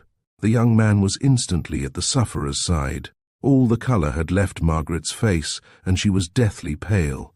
Her eyes were as bright as stars, and had a look in them that Raymond had never before seen. "Are you better, Margaret?" he asked softly. I don't know," she answered slowly. I feel very strange all over me." "Perhaps you had better go to sleep again." "No, I don't want to sleep any more, Raymond. I want to know something." "What is it, dear? Will they make me go to the funerals?" Her face began to show signs of worriment. "You'll not have to go if you don't wish to," he answered, and gave a slight shiver in spite of himself, for the question was such an unexpected one. "I can't go, I can't look at them. And then the crowd would stare so."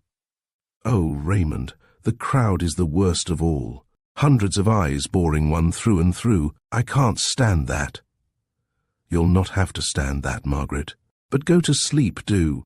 It will do you a world of good." And he smoothed down her hair fondly. "No, I've slept enough. I want to talk." "Oh, I am not afraid to talk now," she added, sitting up. "I thought it all out while I was sleeping. Isn't it funny that one can think a thing out in one's sleep? And it's so very clear now, as clear as crystal, and it was so dark and muddled before. Will they give me a trial?" He started in spite of himself. "Please don't think of that now, Margaret. I beg of you. Lie down and try to sleep. I have sent for another doctor, a specialist. He will be here soon." "A specialist? How can he help me? You hired that Mr. Adam Adams, but he has deserted me. But then, he must have learned the truth." She gave a sob and buried her face in her hands. "Yes, he must have learned the truth." "Margaret, do keep quiet, please," he pleaded. "You need rest. You must have rest." "No, I want to talk, to tell you something, Raymond. I want you to go away." "Away? Oh, Margaret!" "Yes, away. You mustn't come near me any more. You are innocent, and it isn't right that you should suffer with me. You must go away and forget me." "I'll never do that. You mustn't even dream of such a thing. We are going to get you well, and we are going to prove your innocence to the world." "My innocence? Oh, Raymond, don't speak so. It cuts me like a knife." "But I mean it," he said firmly. Yes, I know you are so good-hearted, so true. But haven't I told you? Must I go over it again? The ring, the blood. Margaret, and that note, and the quarrels and all. Didn't they prove that I was guilty? Yes, they proved it, and I must. Will they hang me or electrocute me? I wonder how it feels to be hung or electrocuted." She gave a hollow, bitter laugh. "I'll soon know, I suppose." And then she fell back on her pillow, exhausted. The nurse had been aroused by the talking and stood in the doorway. She gazed questioningly at the young man. "Did you wake her up?" "No, she roused up and insisted upon talking. She ought to be kept quiet. I'll give her another powder." "Had you not better wait until the specialist arrives?" "Well, we can do that if he isn't delayed too long." After that, the time dragged heavily. Just before train time, Raymond took a coach to the depot, and there met the specialist and told his story as the pair were driven rapidly to the house. "It is a purely nervous shock, undoubtedly," said the specialist. "I will first find out from the nurse what the other doctor has given her." He was soon in consultation with Martha Sampson. In the midst of this, Dr. Bird arrived. The local physician was willing enough to transfer the case to new hands. "I am of the opinion that she is guilty," he said in private to the specialist. "Mr. Case, of course, thinks differently. You can figure it out to suit yourself." And he told exactly what he had done and then went away, not to return. Dr. Fanning watched at the sufferer's side for over an hour before Margaret roused up again. The girl was very weak and spoke disconnectedly, but always in the same strain. She went over the scene at the inquest several times and spoke of the blood on the engagement ring, as if that was the crown of her misfortunes. Then she sat up suddenly and looked at the new doctor. "Are you the judge?" she demanded. "If you are, I will tell you all. I am guilty. They proved it. I am guilty, guilty, guilty." She repeated the words over and over again until she fell back on the pillow as before. Then she became delirious, and it took both the nurse and Raymond to hold her. The doctor speedily opened up his case of medicines and gave her a hypodermic injection in the forearm. Then he made an examination of the patient, lasting some time.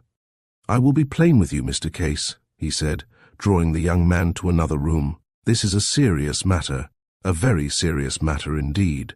I believe you think the young lady innocent of the crime of which she is accused. I am willing to stake my life on it. She is raving now, that is all." The specialist nodded slowly and thoughtfully. "Well then, we can only hope for the best. I had better stay with her, at least today and tomorrow. There may be another turn to her condition shortly. Do your best, doctor. I am willing to foot the bill no matter what it is. If I was certain she was innocent, I am certain of it. You have the proofs?" "No, not that. But I understand your situation, Mr. Case, and I honor you for the stand you have taken. At the same time, I feel it my duty to tell you something. It is about a case that came under my notice 3 years ago. An old man was murdered, and his wife was suspected of the crime. She declared that she was innocent, and many believed her. But soon the evidence began to accumulate against her, and she had the same kind of a shock that Miss Langmore has experienced. She raved, and at last cried out that she was guilty. And was she guilty? It was never proven, although matters looked black against her. The case hung fire because the old woman kept growing worse. The doctors who were in attendance did all that medical science could suggest to bring the old woman out of her peculiar state. But it was of no avail. "And the end, doctor, the end?" questioned the young man eagerly. "It's a sorry thing to tell you, but it is best to be warned. The old woman went mad, and while in that condition, she one night committed suicide by leaping out of a window. It is a sad case, but it may act as a warning. Someone must be on hand to watch Miss Langmore constantly." A long conversation followed, and the specialist gave minute direction to the nurse, who promised to get another nurse to relieve her. Then the medical man mixed up several drugs and placed the mixture in a glass with some water. The talk left Raymond in low spirits, and the young man walked up and down in the parlour below in a thoughtful mood. The outlook was certainly gloomy enough. What if the shock should prove so severe that Margaret would never get over it? In that case, it would matter little even if her innocence was established. In the midst of his meditations, he saw a man come up on the porch, and he opened the door to admit Adam Adams, and ushered the detective in the parlour. "I understand Miss Langmore was brought here," said Adam Adams, dropping into a chair. "Yes," and Raymond told his story. "We looked for you at the trial," he added. "I had other things to do, Mr. Case, and I read the most of the testimony in the newspapers. But I am sorry to learn that Miss Langmore is in this condition, and I trust the specialist pulls her through in good shape." Yes, so do I. But we must clear her, Mr. Adams. It must be done." "I said I would do my best. But this is going to be no ordinary mystery to unravel. It is deeper than most folks suspect. A deep motive was the cause of the double murder, a motive I hope to unearth before I am through. Unless the mystery is speedily cleared up, I am afraid Miss Langmore will go raving mad, and the specialist is afraid so too. Yes, such things have happened before. The mental strain is too great for sensitive nerves to bear. So I must lose no time. Now to come to business. I want you to tell me all you can about Mr. Langmore's life and his business dealings with people in this vicinity. Chapter 19. Adam Adams makes a new move. It was not until an hour later that Adam Adams left Martha Sampson's cottage.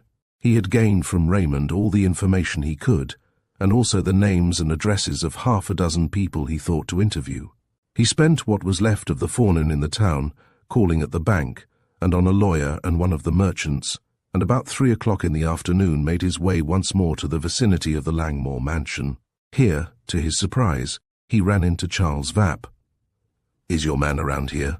he asked, as the pair met in the shadow of some bushes. "Yes, went into the house 5 minutes ago.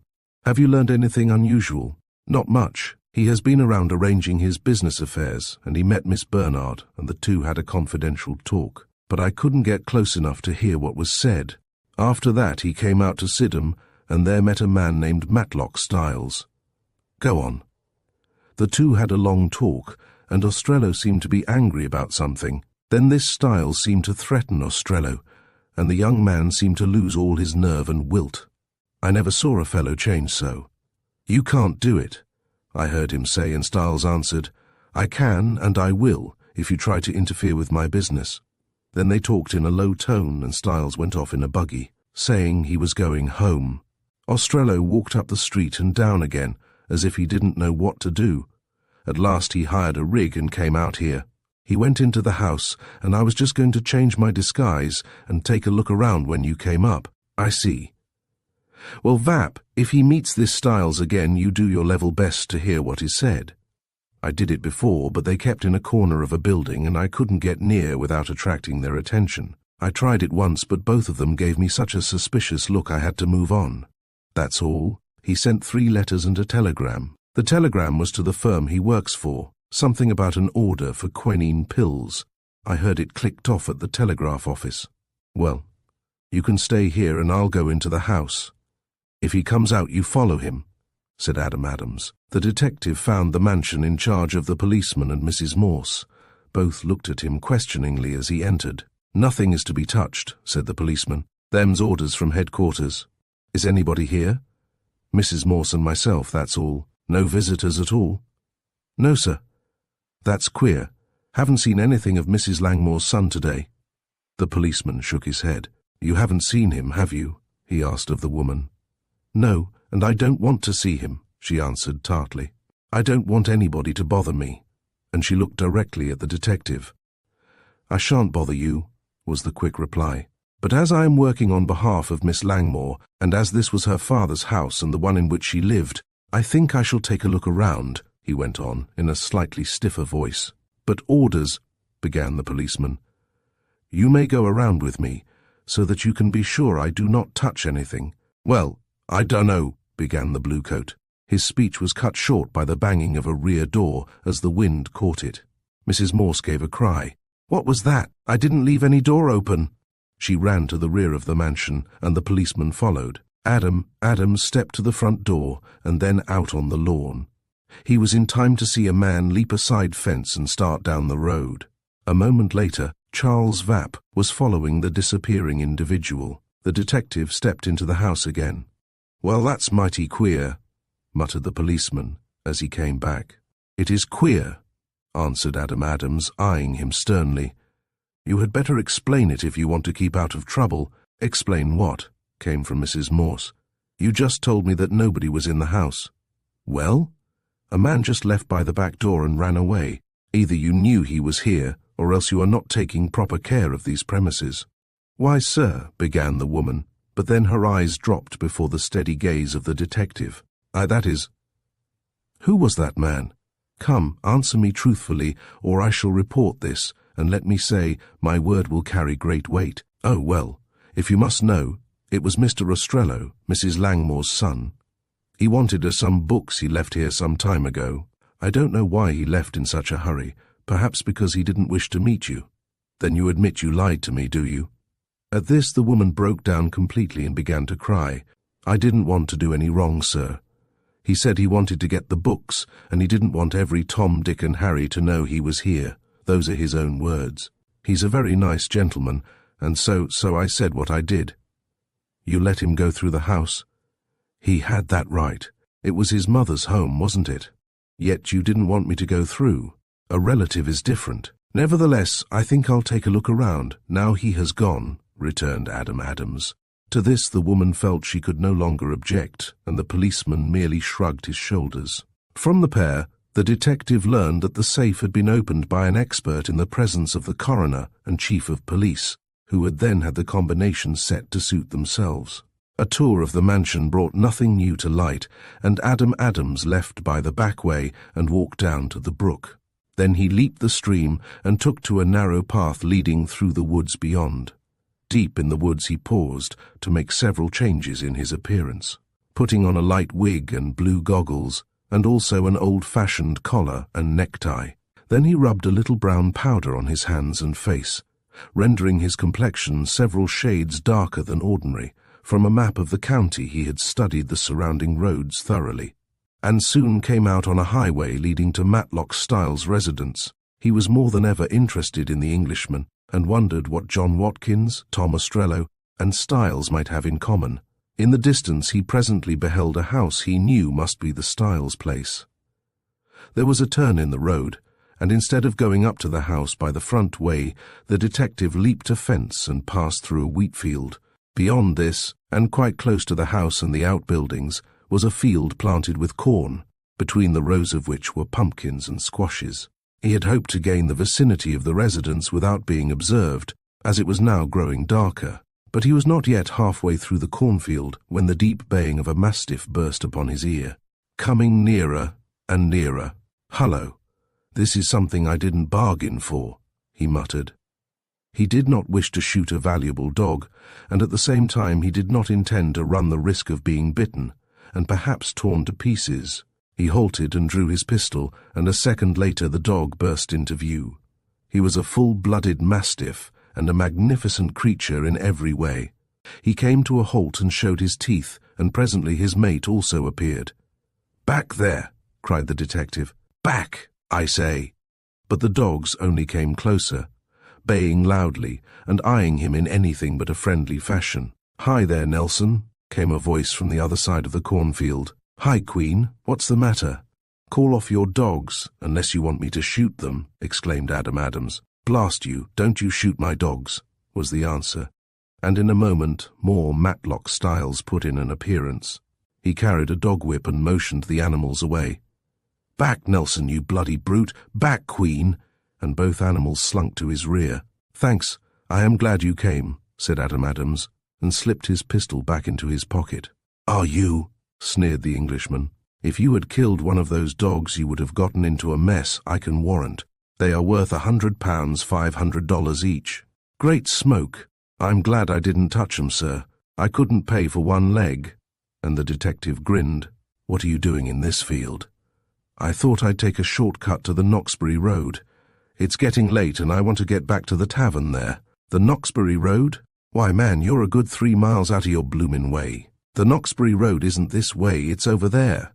And Matlock Styles pointed with his whip. "Is that so? Then I'm twisted. Too bad. I'm so dog-tired I can't walk much further either. Been taking a constitutional." "That and I walked over to look at the place where that double murder took place. Awful crime that, eh? Made me shiver just to look at the house. I suppose you've heard about it?" "Yes, everybody knows about it around here. They say the man's daughter did it." "If she did, they ought to string her up for it," growled Matlock Styles. "Such a blasted, cold-blooded crime as that was. Was you to the inquest?" "No. Our coroner got her to rights. He's a sharp one." While the two were talking, they were walking towards the house, which was a pretentious affair but closed up on one side. They halted near a side porch. "If I am 3 or 4 miles from the Knoxbury Road, I'd like to get something to eat and rest a bit before I start out again," said the detective.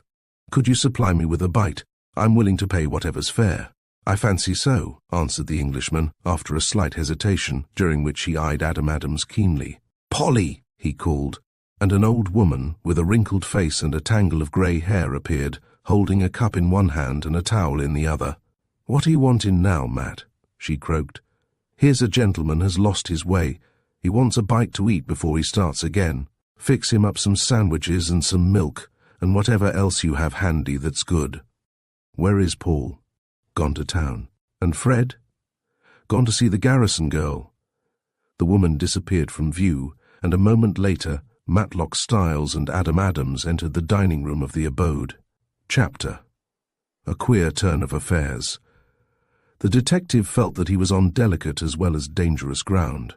Nothing had been said to arouse his suspicions, but he could feel by instinct that the Englishman was growing distrustful of him. "Take off your coat. It's bloomin' warm in here," said Matlock Styles, as he proceeded to shed his outer garment. "Thanks, but I'd just as soon keep my coat on," was the answer. "I am used to it. Fine farm you have here. Pretty fair. Raise much grain?" "Only for the stock. I deal mostly in horses and in fancy dogs." "I used to own a fancy dog myself," said Adam Adams smoothly, and mentioned the fine points. The Englishman seemed to warm up to this subject, and spoke of the many dogs he had, and of the prices some had brought him. In the midst of the conversation, a lunch was brought in, and the detective sat down to eat. Then, with great care, Adams brought the talk around once more to the Langmore tragedy. But Matlock Styles at once grew cold. "The girl did it," he reaffirmed. "They have her cornered. It won't be possible for her to clear herself, even with the best lawyers in the country." "Do they suspect anybody else?" "I think not. By the way, did you say you were at the house?" "Oh, I walked around the place, that's all. I saw a policeman on guard there." "Anybody else?" "No." "Did you come across the stream?" asked the Englishman quickly. "Yes. I thought it was a short cut, but I got lost." "You came right from the brook to my place?" "Well, not exactly. I got tangled up in the woods before I got on the path that brought me here." "See anything strange around the Langmore house? Any tracks or anything like that?" "Why do you ask that? I thought you were sure Miss Langmore was guilty." "So I am, but a fellow makes some bloomin' mistakes sometimes. I am not interested very much, though," continued Matlock Styles, and gave a yawn. "I saw nothing out of the ordinary. There were a good many footprints. Running this way, running every way, I thought. What kind of a man was this Barry Langmore? A fairly good sort. He wanted everything that was coming to him, and so did his wife. She was a Tartar, and so was the girl. I shouldn't have wanted to live in the house with them." At that moment another man appeared at the doorway. "Hullo, got company?" he called out. "Not exactly, Bart," answered Matlock Styles. "Excuse me for a moment," he continued to the detective, and passed out of the room and to the kitchen with the newcomer. He was gone for several minutes, and during that time, Adams finished his lunch and took a good look at the room he occupied. There was nothing unusual about the apartment, and his survey was finished before the Englishman returned. "Now I think I'll pay you and be on my way," said Adams, rising. There seemed to be no excuse for his lingering longer. "How much do I owe you?" "Not a blasted farthing." "Then I'm much obliged. Will you have a smoke?" And Adams handed forth a couple of choice Havana cigars. "I don't know as I care to smoke, Mr. You didn't give me your name." "Robert Dixon. And yours?" "Matlock Styles. I don't care to smoke." "Bart!" At the call, the other man came in from the kitchen. To his surprise, Adams saw that he carried a rope in one hand and a pistol in the other. He was followed by the mastiff Nelson. "Don't you dare to stir, you bloody rascal," went on Matlock Styles to the detective. "Why, what's the matter now?" queried Adams. The turn of affairs puzzled him not a little. "You'll soon see what's the matter," said the man called Bart. "I must say I don't understand you." "Maybe you'll understand when you are a prisoner," put in Matlock Styles. "A prisoner? What for?" "You know well enough." "I am entirely in the dark. See here, is this a hold-up?" "Yes, for we are going to hold you up, you bloody villain," said the Englishman with a chuckle. "Don't dare to resist, or it will be the worse for you," and he drew a pistol from his pocket. "But what does it mean?" "It means that I have found you out. You are the murderer of Mr. and Mrs. Langmore." "What?" For the instant Adams was truly surprised. It was such a turn of affairs as he had not anticipated. He looked at Matlock Styles keenly. Could the Englishman really mean what he said? He certainly appeared sincere enough. "You have made a great mistake, sir," said the detective. "I know nothing more of the murders than I have already related. I think differently, my fine fellow. What makes you imagine I am guilty?" "Never mind that now. Why, I can prove then you'll have to prove it, and a bloody strong one too, before I let you go. I've seen you sneaking around before. That's a wig you were wearing. Bart, bind him and do it bloomin' tight too." "I'll do it tight enough," answered the other man, pocketing his pistol. "Hold out your hands," he went on to the detective. Adams looked around to see if there was some means of escape, but he realized that between the two men and the somewhat savage mastiff, he was squarely cornered. "I suppose I'll have to submit," he said. "But let me tell you that you are making a big mistake, and it will cost you dear if you make me submit to this indignity. I'll sue you for a good round sum." At this, Matlock Styles winced. Evidently, he was one who did not like to have his pocketbook touched. But then he stiffened again. "I'm willing to run the risk. Go ahead, Bart." Adams was compelled to hold out his hands, and to his astonishment, not to say chagrin, his arms and also his legs were tightly bound. "Going to search him?" asked the fellow called Bart. "Of course," answered Matlock Styles, and went through the detective's pockets one after the other. Fortunately, Adams had but little with him, outside of a roll of bank bills and the material for several disguises. Matlock Styles allowed him to keep his money but placed the disguises on the table. "That looks as if you were an honest man," said he with a sneer. "Honest men don't go around in this fashion. You're the man beyond a bloody doubt, and I am going to hand you over to the police. Nelson." At the call, the mastiff came up and looked inquiringly at his master. "Sit down in that chair," continued the Englishman to Adams, shoving him backward on a seat. "Now, Nelson, watch him. Watch him, old boy. Don't let him get up." And the dog growled in response. The Englishman then motioned to the other man, and the pair went out together, closing the door after them. Listening, the detective heard a murmur of voices in the kitchen of the house, and then all became quiet. Adams was angry, and that anger was directed entirely at himself. In the easiest possible manner, he had allowed himself to be outwitted and exposed. Could the Englishman be honest in what he said, or was he playing a deep game? That was a question which could not as yet be answered. If the fellow was honest, he was most likely now getting ready to take his prisoner to the Sydenham lock-up. The absurdity of such a move compelled Adams to smile bitterly. To escape was out of the question.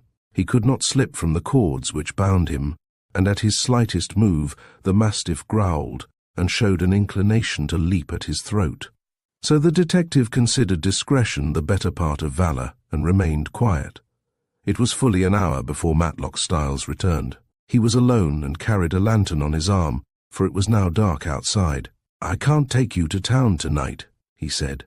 "I'm going to keep you here until morning. You haven't any right to keep me at all. I'll risk that. I'll make you comfortable, don't you fear." Adam Adams thought rapidly. Perhaps to remain a prisoner at the farmhouse would be better than to be taken to town.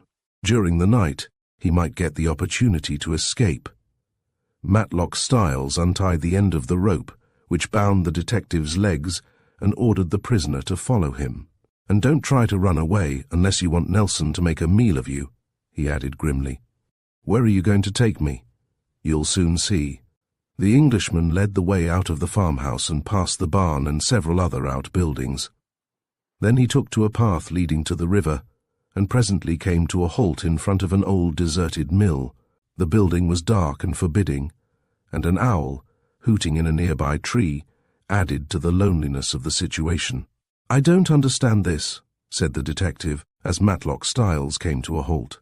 The Englishman did not answer. Instead, he set down his lantern and proceeded to bind the detective's legs once more. His manner was now rough, and he acted as if he was somewhat desperate. He shoved open a door to the mill and peered around inside. Then he stepped back, put his lantern over his arm, and caught Adam Adams up by the middle and threw the detective over his shoulder, as if his prisoner were a log of wood. There was no use arguing, and Adam Adams did not attempt it.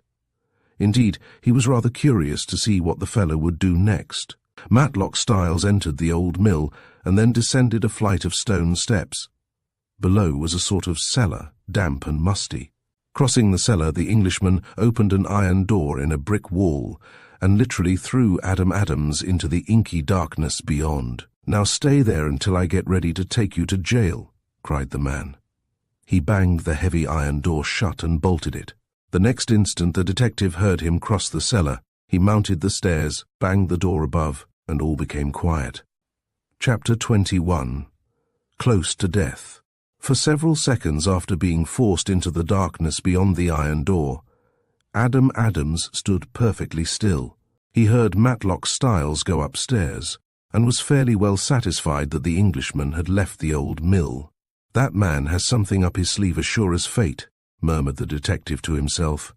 "He is playing a game, and a deep one too." The darkness was absolute, and although he strained his eyes to the utmost, he could not see a single thing surrounding him.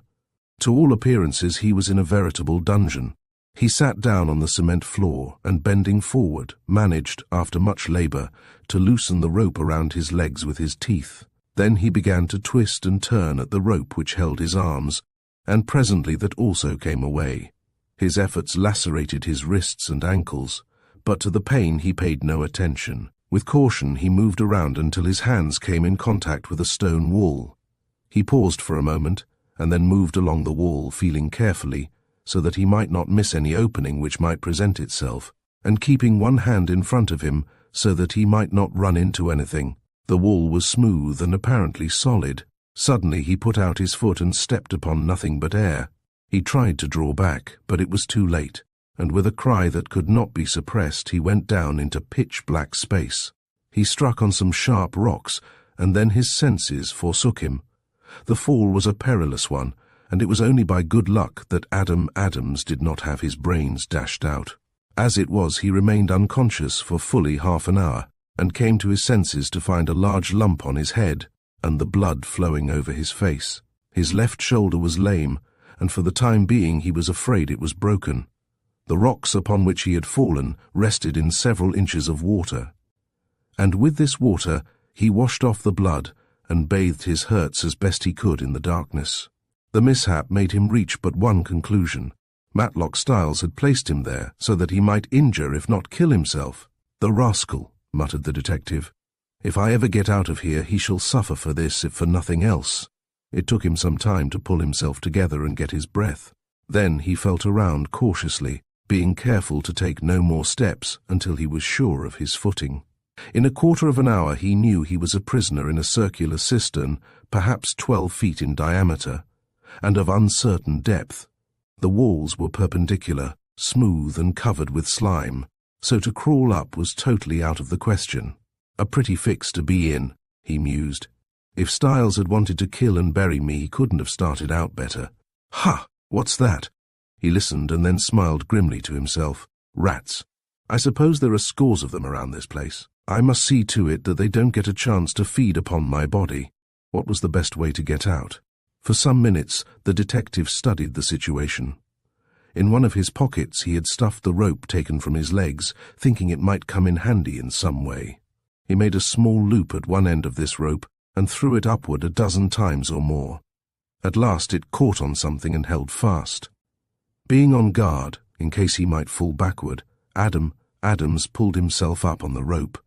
It had caught on a sharp stone close to the top of the cistern, and with an effort he drew himself to the flooring above. Thank heaven for that, he murmured. I must steer clear of such pitfalls in the future. If only I had a light. But his pocket light as well as his pistol had been taken from him. Whatever was to be done must be accomplished in the darkness, and once more he set out on his tour of exploration, but this time with added caution. It was not long before he found a place where the cellar sloped downward. At the end was a semicircular opening, not unlike a huge drain. I'll follow this and see where it leads to, he told himself, and went ahead a distance of 30 feet, when he found himself wading into water that was fairly clean and sweet. I must be close to the river now, he reasoned. I wonder if I can swim out to the stream. He hesitated for a minute and then resolved to make a dive for liberty. Down he went into the water and plunged along until he was over his head. Then he struck out as well as circumstances permitted. It was a truly perilous thing to attempt, but the detective was on his mettle and desperate. 20 feet were passed, and then the force of the water seemed to drive him upward. There was now no turning back, and holding his breath with difficulty, he swam on, rising steadily until his head struck an iron obstruction. He put up his hands and found that it was a grating. Opening his eyes, he made out that the grating was less than 3 inches from the surface of the river. Beyond he could see the open sky and the stars shining brightly. With might and main he tried to push the grating aside. It refused to budge, and he grew frantic, for his breath was fast leaving him. It looked as if he would be drowned like a rat in a trap. Desperately, and with all of his remaining strength, he threw himself at the grating. It bent at one end and came loose. Then he made another attack, and the grating dropped to one side, and his body shot upward to the surface of the river, out into the life-giving air. He gasped, spluttered, almost tumbled down again, and then staggered to the shore, which was close at hand. He had been under water less than 3 minutes, yet the time had seemed an age. He sat on the grassy bank for a long time, trying to get back his strength and wondering what he had best do next. All was silent around him, saving for the hooting of some owls and the occasional far-off cry of a whip-poor-will. He gazed around, but not a light was in sight. The old mill was beyond him, partly screened by a number of trees. Should he return to the vicinity of Matlock Styles' house and set a watch? This he thought a good idea, but there were 2 objections. He was wet to the skin and wanted some dry clothes, and he did not relish running into one or more of the Englishman's savage dogs, when he had nothing with which to defend himself. As he sat there meditating, a stream of light shot across his feet and then disappeared. It had come from an upper window of the old mill, and he scrambled to his feet to see what it meant. In a moment more, he saw another stream of light, and then a curious white cloud floated up from another window of the mill. At the same time, he heard loud groans, and then a hoarse note coming from what appeared to him to be a foghorn. The groans and the white vapor lasted for several minutes, and then died away together. It was a most uncanny happening, and made his heart beat a little quicker than was its usual habit. Then of a sudden his face brightened, and he smiled to himself. Make-believe ghosts and nothing more, he mused. I wonder who is trying to scare folks away from the old mill. Most likely it is this Matlock Styles, and it is part of another game of his. He must have gotten his idea from the old miser in the Chimes of Normandy, only he works his ghost ship a little differently. He was about to move forward when a sound reached his ears which caused him to pause. A dog was approaching, one of the mastiffs he had met before. The animal growled ominously and would have attacked Adam. Adams had not. The detective leaped into the water and begun to swim away. The dog halted on the edge of the bank, and then there seemed nothing for the detective to do but to swim to the other side of the river, which he did, and then disappeared into the bushes. "I think this investigation will keep, at least for tonight," he reasoned. "I may as well get back to town, get some dry clothes and go to bed." His adventures had tired him, and he was thoroughly exhausted by the time he reached the Beechwood Hotel. Here he explained that he had slipped into the river and readily obtained some dry garments, after which he went to bed, sleeping soundly until sunrise. He obtained an early and substantial breakfast, and then visited a clothing establishment for another suit of clothing and a hat. From the clothing store he stepped into a drug shop, purchasing a number of chemicals and also an atomizer. Then he visited a barber shop and got a close haircut. At the post office he received a letter, dropped by Charles Vapp the evening before. It was short and to the point. "The man is keeping me on the jump. He went to see Matlock Styles, and Styles threatened him with something again, and Ostrello was greatly disturbed. After that, Ostrello sent a money order to his brother Dick for $50. He is now going to New York again, and I shall follow."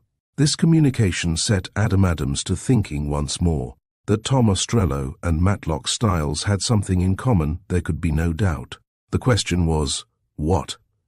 As the detective was walking back to the hotel, he saw Raymond Case approaching and went to meet the young man. "Oh, Mr. Adams, I am glad to meet you," cried Raymond.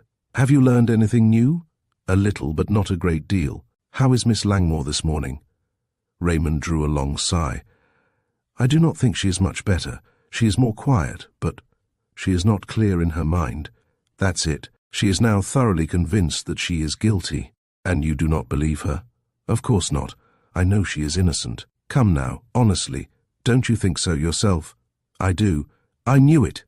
The young man's face brightened for an instant. "But it is going to be no easy thing to prove," pursued the detective.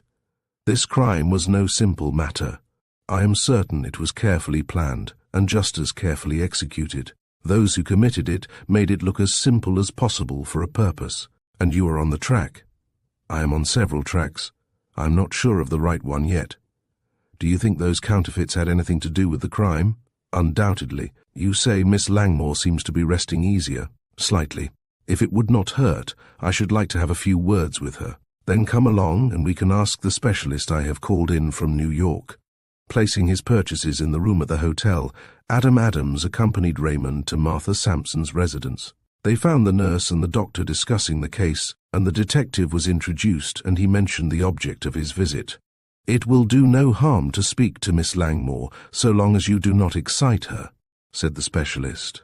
"But do not dwell on the subject of the murder too long." "I shall not mention the murder," was the reply. When Adam Adams entered the sick room, he found Margaret sitting up in bed with several pillows behind her head.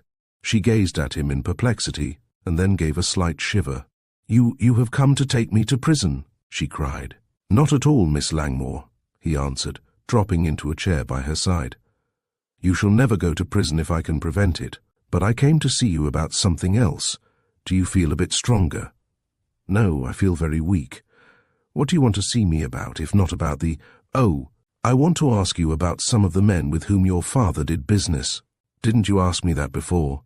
"Perhaps I did, but I want you to give me all the information you possibly can." "I will. In the first place, you know Matlock Styles." "Why, yes, I know him fairly well. He had some business dealings with your father." "Yes, he owed my father money on several mortgages. Did they have any other business relations?"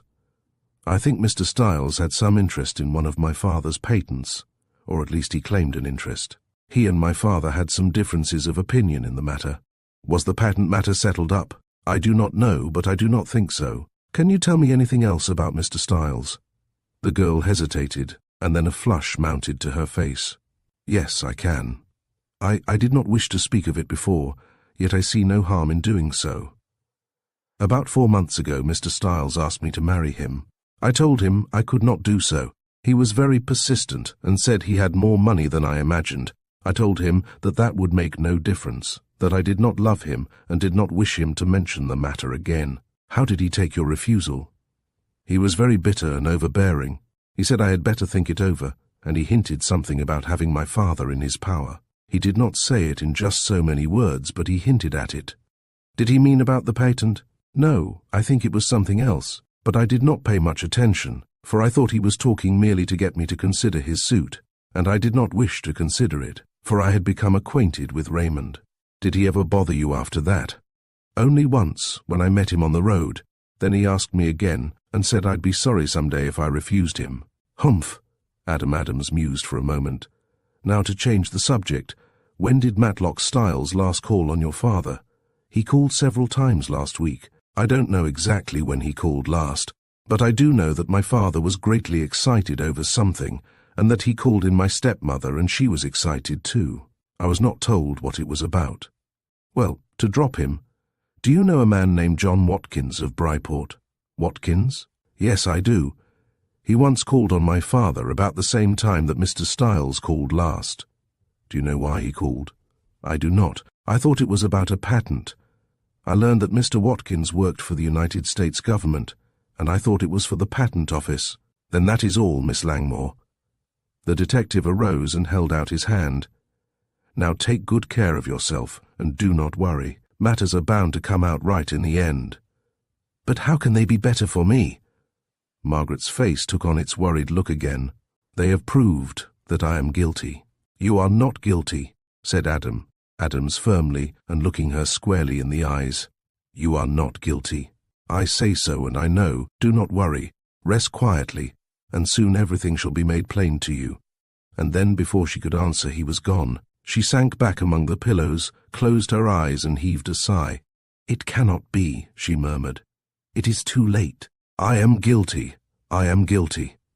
Chapter: An Underground Mystery. Late that afternoon, a burly man, plainly dressed and wearing a slouch hat, made his way along the river road in the direction of the old mill. He kept as much as possible in the shade of the bushes and trees, and when close to the mill sank low in the tall grass, that he might not be seen by anyone who was passing.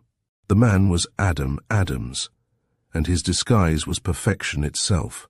The detective was heavily armed, and carried in his pocket several things which were unusual to him. He waited around the old mill until the sun went down, and the stars began to come out one by one.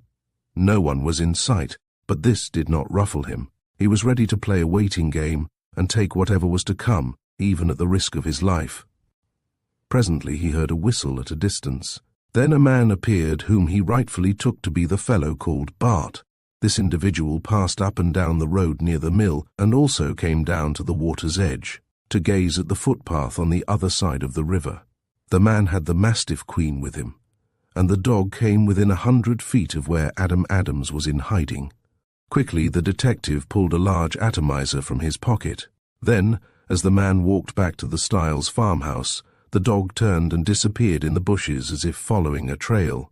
"Don't come here, old lady," muttered the detective, as he stood on guard, with the atomizer ready for use. "If you do, you'll be sorry." The Mastiff was following Adam Adams's trail, and in a minute more she came up and set up a fierce growl.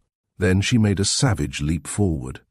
The detective might have finished her with a shot from his pistol, for he was an expert marksman, but he had come prepared to strike a blow without making any noise. As the Mastiff sprang at him, he held the atomizer at full length and let a portion of the contents fly full into the animal's face. There was a snarl and a gasp, and the magnificent canine fell over on her side. Leaping forward, the detective held the atomizer at the dog's nostrils and used it vigorously for a few seconds. It was more than sufficient for his purpose, and soon the animal stiffened out in death. "It's a shame to kill so fine a brute, but it can't be helped," he muttered as he restored the atomizer to his pocket. He had used a mixture of chloroform, carbolic acid and other drugs, and the dog had been blinded as well as smothered by the application. He left the Mastiff where she had fallen, and as the darkness increased, drew closer to the mill. Then he saw a man approaching and recognized Matlock Styles. The Englishman entered the old mill, closing the door carefully behind him, More ghost work, I suppose, murmured the detective, but he was mistaken. No such manifestations occurring. Evidently they were to take place later. Without making a sound, he crawled up to a side door of the old mill. It was unfastened, and pushing it open, he entered the lower floor of the building. All was silent. He waited, and after a while heard a step overhead and a low murmur of voices. Then a man came down a narrow stairs, carrying a pole, a white sheet and a round, flat pan in which evidently something had been burnt. "Looks like the ghost outfit," thought Adam Adams, as he crouched down behind some empty boxes and bins. The fellow was tall, broad-shouldered and powerful-looking, and Adam Adams felt certain he was not Matlock Styles. He wore a thin white bag over his head, with 2 holes for seeing purposes, and in one hand carried a flash lantern. To the detective, matters seemed to be growing tremendously interesting. The man placed the things he carried in a closet, partly filled with rubbish. Then he flashed his light around carefully. Adam Adams got down out of sight and placed his hand on the butt of his pistol. He was resolved to take no more risks than were absolutely necessary. Presently the light was lowered, and taking a peep, Adams saw the man kneeling down and tugging away at an iron ring in the floor. Soon a trapdoor came up, and the man, taking up his lantern, disappeared from view, closing the trapdoor behind him. The detective waited for several minutes and then stole forward in the utter darkness. He had measured the distance perfectly and found the iron ring with ease. He pulled upon it gently but firmly and raised the secret door several inches. A look below showed nothing but darkness. He strained his ears and heard a faint noise at a distance, but could not determine whether it was the flowing of the river over the stones or something else. He got out his pistol and examined it with care, to make certain that it was ready for use. Then, with a quick motion, he threw up the trap-door, dropped below, and closed the opening above him. He felt as does a lion-tamer stepping into a cage of beasts new to him. He realized that he was on the verge of some important discovery, but that this investigation might cost him his life. He was on a narrow staircase. There were but 10 steps, and then he found himself between 2 stone walls with the roof just above his head. Not caring to take another drop into the unknown, he advanced slowly, taking no step until he was sure of it. Presently he came to a turn, and then another. He could now see a light shining ahead, coming from under a heavy wooden door. The barrier was tightly closed. He tried it softly to find it fastened on the other side. There was a strange whir and a clicking in the apartment beyond, as if some machinery was in motion. But then came a loud voice, and the other sounds stopped. By getting down on his hands and knees, Adam Adams was enabled to hear nearly all that was said in the place beyond the barred door. "I will listen to reports," said a voice which sounded much like that of Matlock Styles. "Number 1, have you performed the ghostly manifestations?" "I have, Chief," was the answer. "Did you notice anything unusual?" A boy and a girl on the other side of the river ran away as if the old Nick were after them. "Anything else?" "No, but it's number 3's turn after tonight." "Very well, number 3, take notice of that. Number 2, there are but 6 of you here tonight." "What of the other 2? A note was left at the foot of the tree. They could not come, for one had business in New York and the other business in New Haven." "Very well. Number 3, what of the goods you shipped to Philadelphia day before yesterday?" "I have a telegram that it was safely received and payment will be made tomorrow." "How much?" $2,000. "That is fine. We are doing better than we did. I'll try to get more next time." "Do so by all means. The more we get, the better off we shall be, and the sooner we can retire." "Number 4, what have you to report?" "I haven't heard from Albany yet. I think I'll hear tomorrow." "What have you to say, number 5? "I met my man last night. He won't touch the stuff, says it is too risky." "Humph! What does he expect? A fortune for nothing." "What have you to say, number 6? "I got a long letter from Denver. The man out there will take $20,000 worth at 15%. "Didn't you tell him our rate was 25%? "I did, but he won't bite at that figure. He says he will go elsewhere." "Where can he go?" "He didn't say, but he swears he can get the goods, not as good as ours. However, let him have the stuff at 15%, for the present." There was a pause. "Now, has anybody got anything to say?" "I have," spoke up the man called number 3. "I say we must be careful. That tragedy at the Langmore house has brought a lot of detectives to this vicinity."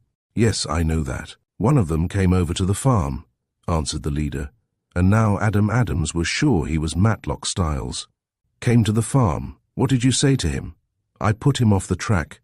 He will never bother us again, to my way of thinking." "That's sure?" asked another of the men. "Bloody sure." "We must make certain," began another of the number, when a noise outside of the door caused an interruption. So interested had Adams become in the conversation that he had not noticed the advance of 2 burly men upon him, and he was not aware of their presence until one pounced on his back and made him a prisoner. "What's the row out there?" came from within the room. "A spy, boys. Open the door and help capture him." Instantly there was wild confusion. The door was flung open, and 7 men poured forth, each armed, and all wearing the white head coverings, such as has already been described. It was a battle of 1 man against 9, and the space was so small that Adam Adams could not turn himself. He drew his pistol, but while 1 man held his wrist, another wrenched the weapon from his grasp. Then the detective went down and was severely kicked and pummeled, until to resist further was out of the question. "He ought to be killed," cried 1 man. "That's right, kill him," put in several. "No, no, not yet. We must question him first," said another. The band surrounded Adams and several pistols were levelled at his head as he arose. "It's funny how the fellow got down here," began one of the men. "Fellow," broke in another. "He is no black man. See how the black has rubbed off his face." The men stepped closer, and then one of them gave a start. "It's the same man," he cried excitedly. He turned to another. "I thought you said—" "I did," was the agitated answer. "There's a bloomin' mystery here. He couldn't get out. He was bound and the door was locked. I locked it myself. Go and make sure." Matlock Styles, for it was he, ran from the room and was gone several minutes. When he came back he was more disturbed than ever. "You are right, he is gone," he gasped. "Can this be the same man?" He made another examination of Adam Adams. "Yes, you are right. Well, he shall not get away again," he added significantly. Chapter 23. The Disappearance of Margaret. "Tom, I tell you the best you can do is to make a clean breast of it and get Uncle Adam to help you." It was Letty Bernard who spoke, and she addressed Tom Ostrello. The two were seated on a bench in the park, where they had gone to talk matters over without fear of interruption or of being overheard. The conversation had lasted over 2 hours, and in that time the girl had learned many of the young man's secrets, and in return had told him a few things which had astonished and disturbed him. He was much downcast, and with good reason. For the past month many things had gone wrong with him. The one bright spot had been Letty's love for him, pure and strong, helping him to carry his burdens. "That's an easy thing to say, Letty," he answered, "but it is not such an easy thing to do. Poor Dick is deep enough in the mud as it is, and it will not be to my credit to mention my connection with Matlock Styles." "Yes, but Tom, how can I explain? Can't you trust me when I tell you that I am speaking for your own good? I know many things of which you are ignorant." "Then why don't you tell me, Letty? Is it fair for you to keep silent?" "No. But then you must remember that I am Mr. Adams' private clerk, and he is working on this case in the interests of Miss Langmore. I know he is working for her, and I hope he clears her. I always thought she was a pretty nice kind of a girl, and I can't believe that she is guilty. Tom, did you ever imagine they would think you were guilty?" And she gazed at him earnestly, as if to search his very soul. He started. "Me? Why should anybody imagine I was guilty? It's out of all reason." He drew a quick breath. "Letty, do you mean to insinuate that Mr. Adams imagines—" "You mustn't ask me questions, Tom, but think over what you have told me, of that letter your brother Dick wrote asking for money, and how you visited the house on the very morning of the murder to get the money, and how Mr. Langmore took the letter from your mother and tore it in half, and the scene afterwards. Yes, I know, but— And then think of the way by which Mr. Langmore and your mother died. killed by a curious poison, something that they inhaled, which, when the doctor got a whiff of it, gave him cramps in the stomach, a curious drug not generally known to medical science. A drug. He caught her by the wrist and looked fearfully, frightfully into her face. Letty, my God. A short silence followed, and she saw that he was thinking, deeply, swiftly. The cold perspiration stood out on his forehead, but he did not appear to notice it. He dropped her wrist and his hand fell as if made of stone. Now you understand, Tom. I am speaking, for I want you to clear yourself. Then it has gone as far as this? He gave a groan. It was that drug, Letty. Are you sure they have found out about that drug? Yes, but do not say I said so. That drug is accursed. A Chinese student told me so. I laughed at him then, but now I believe it. The first time I carried it around with me, I was wrecked in a railroad accident and had my arm hurt. Then, 2 weeks later, when I had it with me, I got caught in that hotel fire in Buffalo. After that, a vial once broke on me, and if I hadn't gotten away in a hurry, I should have been smothered. And now, have you carried any of it lately? No, not for a month. I was afraid of it, and so was the firm. We got rid of it, and I was glad of it. He bit his lip meditatively. And they suspect that that drug was used? It may be. Cannot you trace where the drug went to, Tom? That might be possible, although a good many people saw and heard of it while our firm handled it. Was any of it sold or used in the vicinity of Sydenham? No, but... The young commercial traveller stopped short. But no, it can't be. And yet... What, Tom? She asked eagerly. He shook his head. What's the use? It would only drag me into the mud deeper. I really can't see what's to do, he went on with something of anguish in his tones. I am certain the very best thing you can do is to go to Uncle Adam and tell him everything. He will help you and clear up this great mystery. But he's working for Margaret. Yes, but I know he will work for you after he has heard your story. But you must tell him everything. Where is he now? Somewhere around your mother's home, or in Sydenham, I think. I can find out for you. Very well, I will go to him and ask him if he is willing to side with me as well as with Margaret. But wait. I think I'll go and see Margaret first. You can send word to Mr. Adams that I want to see him. Tell him I will be at the Beechwood Hotel. He can send me a message there. Tell him I can clear up some points which may seem queer to him. I will, Tom. Letty looked much relieved. Oh, I am sure he will help you. He has never yet failed to accomplish anything he has undertaken. An hour later saw Tom Ostrello on his way to Sydenham. His face was careworn, and he looked to be 10 years older than he had a week before. He was in a thoughtful mood, and scarcely looked out of the car window as the train rushed onward to its destination. Arriving at the town, he speedily learned that Margaret had been taken to the home of Martha Sampson and was said to be in a serious if not dangerous state. This caused him to halt, and he was half inclined to give up the idea of interviewing her. It will only make her condition worse, he mused. And, poor girl, she seems to have suffered more than her share already. Perhaps I had better wait until I hear from Adam Adams. But then he determined to learn exactly how she was anyway, and turned his footsteps toward the cottage, which stood on a side street of the town, backed up by a patch of woods leading to the river. He was just in sight of the place when he heard a cry, and a man came running out of the cottage, followed by a woman and a policeman. "Where is she? Where is she?" cried the man, and Tom Ostrello recognized Raymond Case. "Hullo, what's up?" queried the commercial traveller. "Margaret, she is gone," cried Raymond. He ran back of the house. "I can't see anything of her," he added with a groan. "Margaret gone? I thought she was sick." "So she is. She was out of her mind and slipped out of her room while the nurse went downstairs for some broth. I was in the parlour writing a letter." "And I was on guard in the hallway," put in the policeman. "She didn't pass me, that I'll swear to." "I was only gone a few minutes," said the nurse, "and I am sure she did not go through the kitchen." "How long ago was this?" asked Tom Ostrello. "Only a few minutes ago." "Oh, we must find her," answered Raymond. "If she wanders off in her present state of mind, there is no telling what will happen to her." The four scattered, and a vigorous search was instituted for the missing girl. Soon the news spread, and the chief of police came hurrying to the scene. "Collins, you are responsible for this escape," said he sternly to the policeman. "I did the best I could, sir," was the nervous answer. "She was that sick, sir. I didn't think she could get out of bed, much less walk off. Perhaps she is hiding in the house." The building was searched from cellar to garret, and so were several other buildings in that vicinity, but without avail. Then the gathering crowd scattered through the woods and along the river.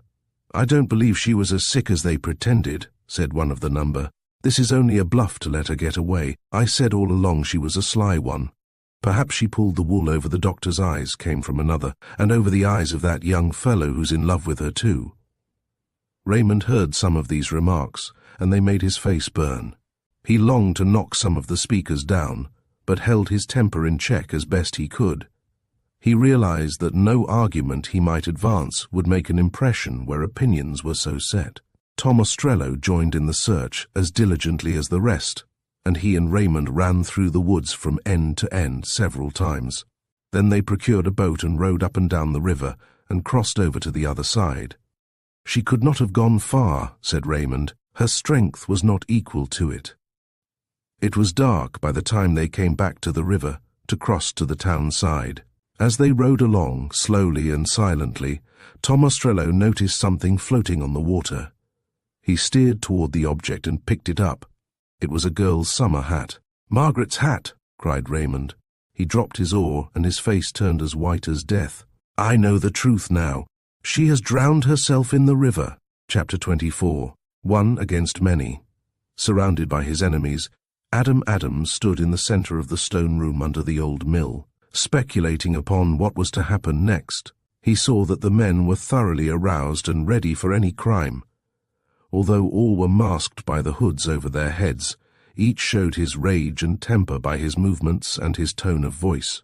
"Well, now you are in our power, what have you to say for yourself?"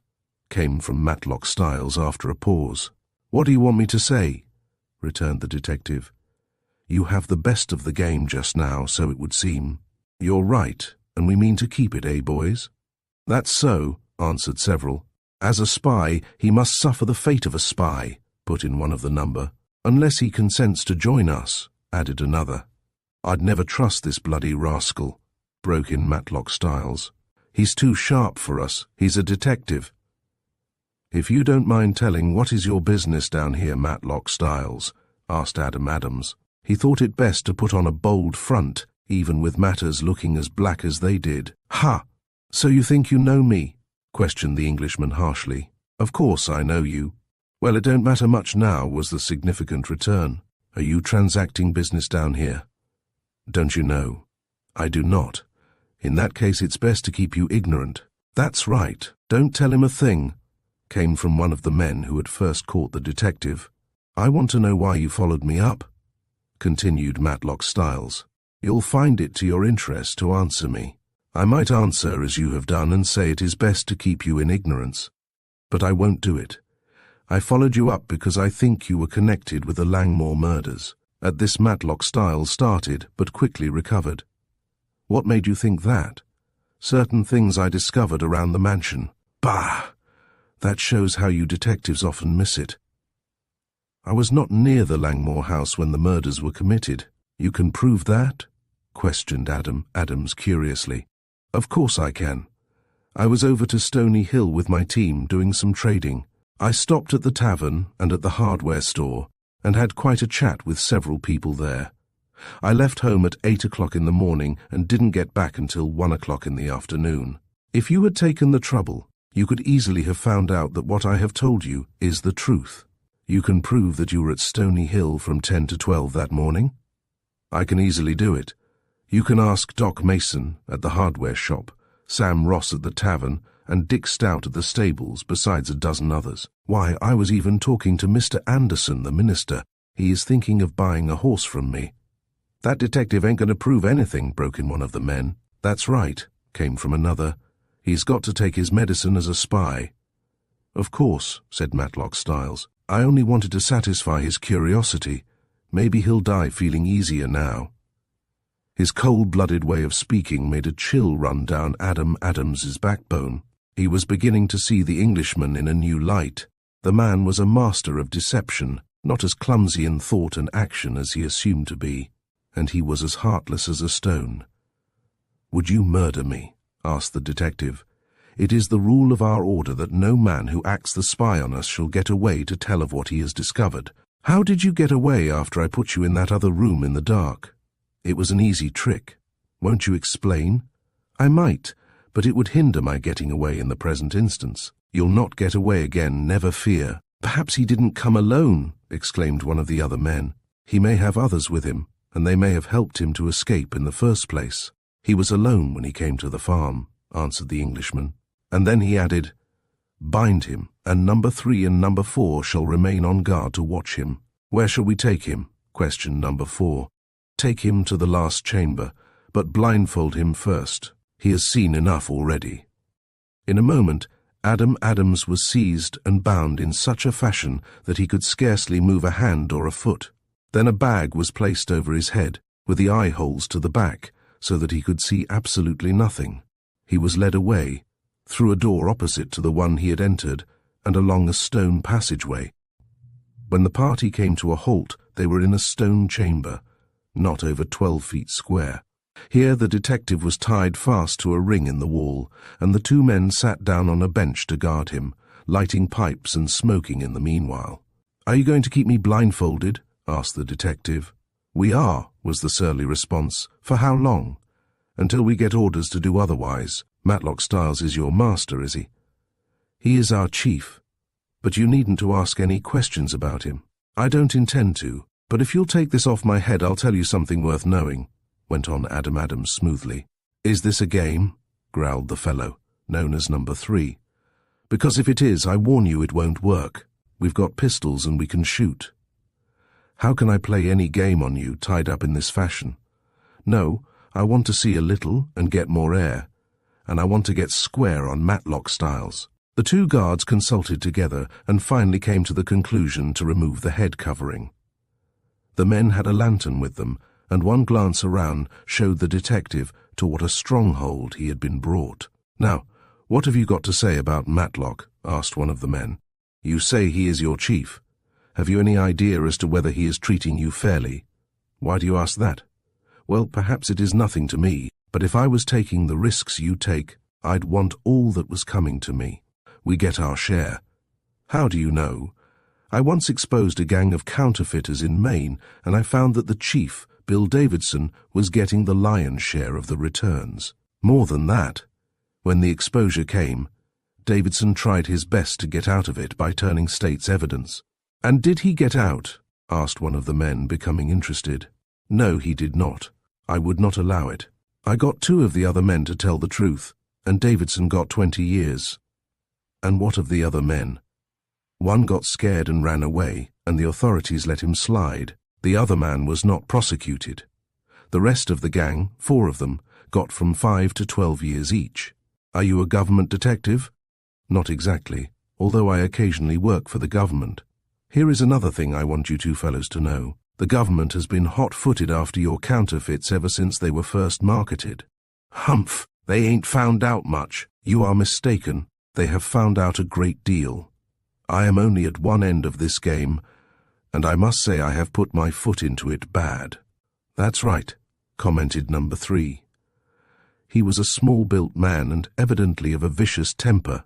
"I am sorry in more ways than one," continued the detective, not appearing to notice the interruption. "I'd like to get out of this mess and get ahead of the other fellows working on this case. It would mean great credit to me and a big reward besides. The gang is bound to be rounded up very soon now, and when 1 or 2 are caught, they'll tell on the others. If I could get somebody to help me out of this scrape and put me next to the whole game, I'd pay him well and see that he got out with a whole skin in the bargain." "Look here, you can't bribe me, so don't try it," growled number 3. "I'm in this game to a finish, see? I never got caught yet, and I don't intend to begin now. All counterfeiters get caught sooner or later." Adam Adams directed his words especially to number 4, a big-boned young man, who was plainly nervous. The fellow fumbled with his pipe, but made no reply. "I always help the man who helps me," went on the detective, "and I am so well known in my profession that my word counts for a great deal, I can save a man if he will only put his trust in me. I have done it many a time.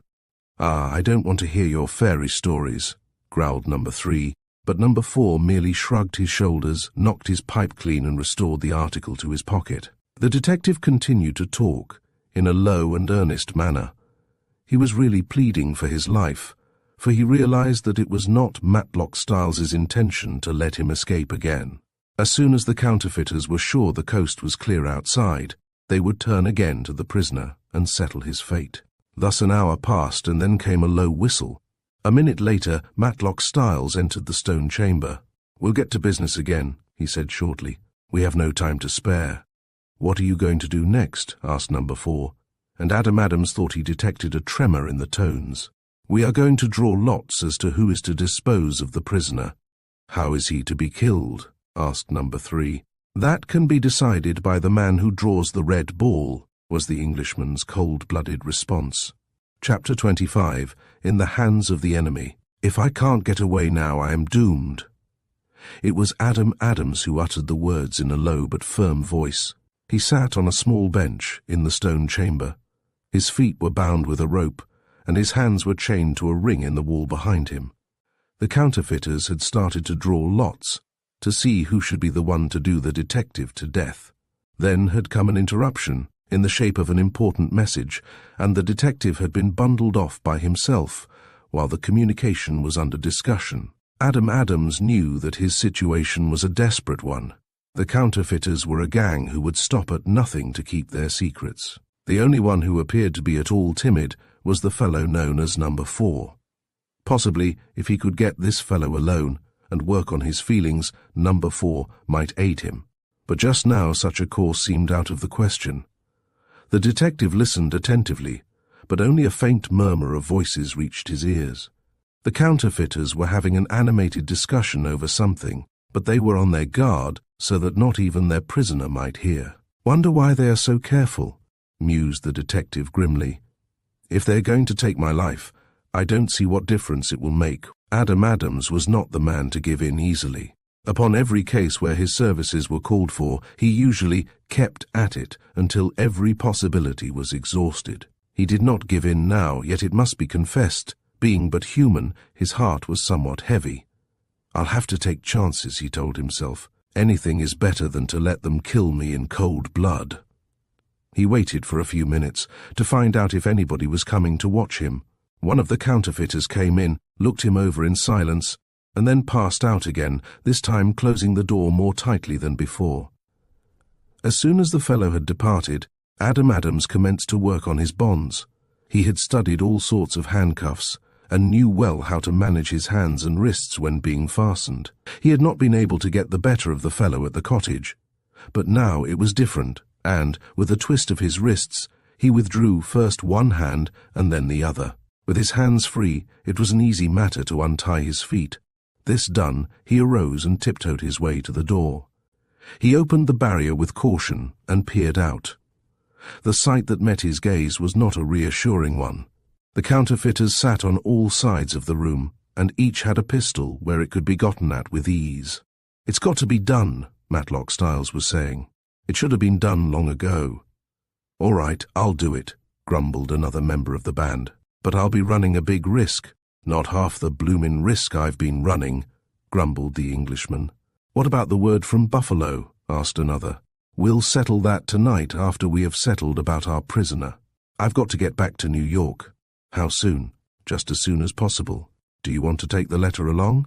"Yes, I gave my word I'd bring the letter." "All right then. We'll have to write the letter and each man sign it," said Matlock Styles. "But I must say, I don't like this way of doing things." "No more do I," growled another of the band. "It's putting a fellow's head under the axe," came from number 4. "Oh, don't get scared," came from another. "I know Luffer, he's okay." "Everybody is okay until he gets in a tight corner and squeals," grumbled number 4. "Kicking again, eh?" roared Matlock Styles, glaring sourly at number 4. "Oh no, I'll do as the others say," answered the big-boned young man, but with a slight tremble in his voice. Then all of the counterfeiters gathered around a table to dictate and sign a certain letter some outside party had demanded. Adams did not stop to listen to all of this conversation. He felt that if he was to get away, he must lose no time in making the attempt. For a moment he thought to rush past the counterfeiters and try to gain the regular entrance to the den, but then he realized the foolishness of such an attempt. Before he got a dozen steps they would fire at him, and, most likely, kill him. He closed the door gently, and seeing a small stick of wood on the floor, stuck this under the barrier and shoved it as tight as possible. Then he took up the bench and braced this under the handle of the door, so that to shove the door inwards would be all but impossible. Now then, to see if there is some other way out, he mused. A lantern, hanging on a nail, lit up the stone chamber. Taking the light in hand, he commenced a rapid but thorough investigation of his prison. The walls were practically solid, the only break being at the door and on the opposite side, where there had once been another door. This second doorway had been bricked up to within 6 inches of the top, which had been left open, probably for ventilation. Standing on tiptoes, Adams held up the lantern and looked through the ventilating space. Some cool air coming in told him that the passageway beyond must lead to the outer world. If that opening was only a bit larger, a fellow might crawl through, was what he told himself. He set the lantern down and felt of the wall, putting his arm through the opening. It was about a foot thick, and the bricks were well laid in good cement. Not much show there, he reasoned grimly. If a fellow had time, it could be done. But it would take hours with only a pocket knife, and they'd be sure to hear the noise. I must see if there isn't some other way. He listened at the door for a moment. The counterfeiters were still at work over the letter, and another angry discussion was in full sway. Then he held up the lantern, looking at the flooring over his head. The planks were heavy but old, and several of them looked to be pretty well rotted. Picking up a stick that was handy, he poked at one plank after another. It was not long before he came to one that was so far decayed that the end of the stick went through it with ease. There was nothing to stand upon but the bench, and so he took it away from the door and placed it directly under the decayed plank. Then he stood up and pushed on the plank with both hands. It gave way, sending down a shower of dust and mold in his face and almost blinding him. He had made considerable noise, but angry words between the men in the other chamber drowned out the sounds. Catching up the lantern once more, he lifted it through the opening over his head and tried to look around. He could see but little, excepting boxes and barrels, some as decayed as was the floor. Evidently the apartment above had once been a storeroom, but had not been used for years. Adams did not speculate long over what to do next. He felt that the farther he got from the counterfeiters, the better off he would be. Setting the lantern on the floor above, he took a firm hold on a plank that looked fairly strong, and drew himself up. It was a tight squeeze, but he had been through many tight squeezes before, so did not mind it. Once in the storeroom, his next move was to place what was left of the broken plank into position, and on it he piled several empty boxes and barrels. That may keep them guessing as to how I got out of the room below, he thought. They'll find out sooner or later, but the later the better. Lantern in hand, he moved cautiously around the old storeroom. There were many empty boxes and barrels, and also sacks that contained musty flour. Rats were in evidence, and they scurried hither and thither as the detective moved around. It was not long before he discovered 2 doors. One was nailed up, and where it led to he could not surmise. The other stood partly open, and through it came a whiff of fresh air. That smells like liberty, he thought, as he breathed in the fresh air. He looked down a passageway with a flooring partly of brick and partly of stone. Where it led to, there was no telling. Feeling that it would be unwise to use the light longer, he put it out. But he kept the lantern in his hand for possible use in the future, either to show the way or as a weapon. The passageway made several turns, and in the darkness he had to feel his way along. Then he reached a flight of stone steps leading downward. I don't want to go down, I want to go up, he reasoned. But there seemed no help for it, and down he went, 16 steps, to land in a small room at the bottom. Here all was pitch dark, and for the moment he stood still, not knowing in what direction to move next. All around him were stone walls. Presently he felt a small iron door. He took hold of the handle and found the door locked. Curious to learn his whereabouts, he felt for a match, struck it, and lit the lantern once more. A brief glance at the door caused a look of wonder to overspread his face. The door was locked with a combination lock similar in makeup to the lock on a safe. He gazed around and soon learned that there was no exit from where he was, save by the flight of stone steps. To get out, he would have to go back. He gazed again at the small iron door, set in an iron frame, embedded in the stone wall. What could be behind that barrier? Most likely something of great value. On the floor at his feet was a bit of dirty white paper. Mechanically, he picked it up and looked it over.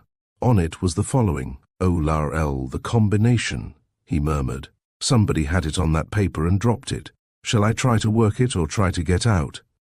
His better judgment told him he should try to make his escape, but he was curious to know what was behind that iron door, and, setting the lantern down, he commenced to work the combination knob. He twirled the knob around 4 times and stopped at O. Then he began on the combination proper twice to the left, stopping at, 3 times to the right, stopping at, and then twice to the left again, stopping at.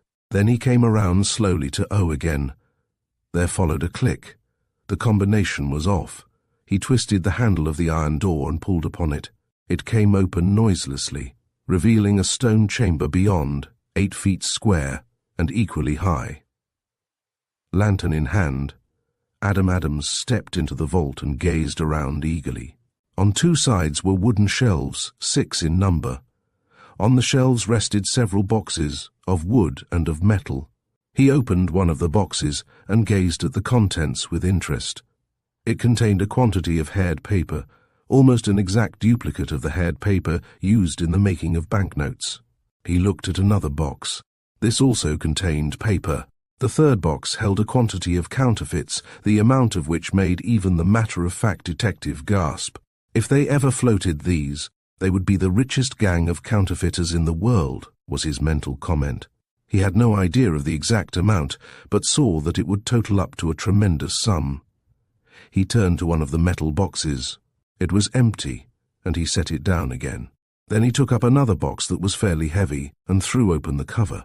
There, resting on some thick blotting paper, was a counterfeit plate, a plate undoubtedly used for printing the backs of the spurious $100 bills. Adam Adams could not help but gaze at that plate with interest. How the Secret Service men had worked to bring that plate to light and arrest the users. And here he, in following up the clues of one crime, had stumbled upon the broad trail of another. As he put the plate down, a noise reached his ears. By instinct, he blew out the lantern and listened. The noise was that from footsteps at a distance. Then he heard a murmur of voices, quickly growing louder. "They have discovered my escape," he told himself. And then he blamed himself for not having made better use of his time in an endeavor to get away. He stepped out of the vault and listened with strained ears. The counterfeiters had separated and were searching in all directions for him. If they come this way, I'll have to fight, he reasoned. I might as well die that way, as to be killed in cold blood. But then a sudden idea came to him, and as quickly as he had left the vault, he returned to it. Footsteps were coming closer, and he had no time to spare. One of the shelves of the vault was close to the top and very broad. Up on this climbed the detective and laid out at full length, as close to the wall as possible. In front of him, he held 2 of the wooden boxes containing the haired paper. Somebody came closer, and he heard talking in the passageway at the foot of the stone steps. A hand was placed on the door of the vault. "Who left this unlocked?" came in Matlock Styles' voice. "Is it unlocked?" asked another of the band. "Yes." "That is strange. It was locked yesterday, I'm sure of it. Maybe that bloody rascal got here," growled the Englishman. "How could he work the combination?" "Oh, some of those chaps are keener than you think. Wait, hold up the light." Matlock Styles opened the door and gazed into the vault. For the moment he saw nothing. "Not here," he said briefly. "Come on, we'll have to look elsewhere." Chapter Doomed to Die. "Wait a minute," came from the other man, as Matlock Styles was on the point of coming out of the vault. "What do you want?" "I want to get some of that new paper." "Oh, you can get there after we have caught our man. I'll take it now. It won't take a minute." The man pushed his way into the vault. He took hold of a box, then he suddenly backed away. "He's in there," he gasped. "In there? Where?" "They're on the shelf. Look out." "So he is," ejaculated Matlock Styles. He too leaped back.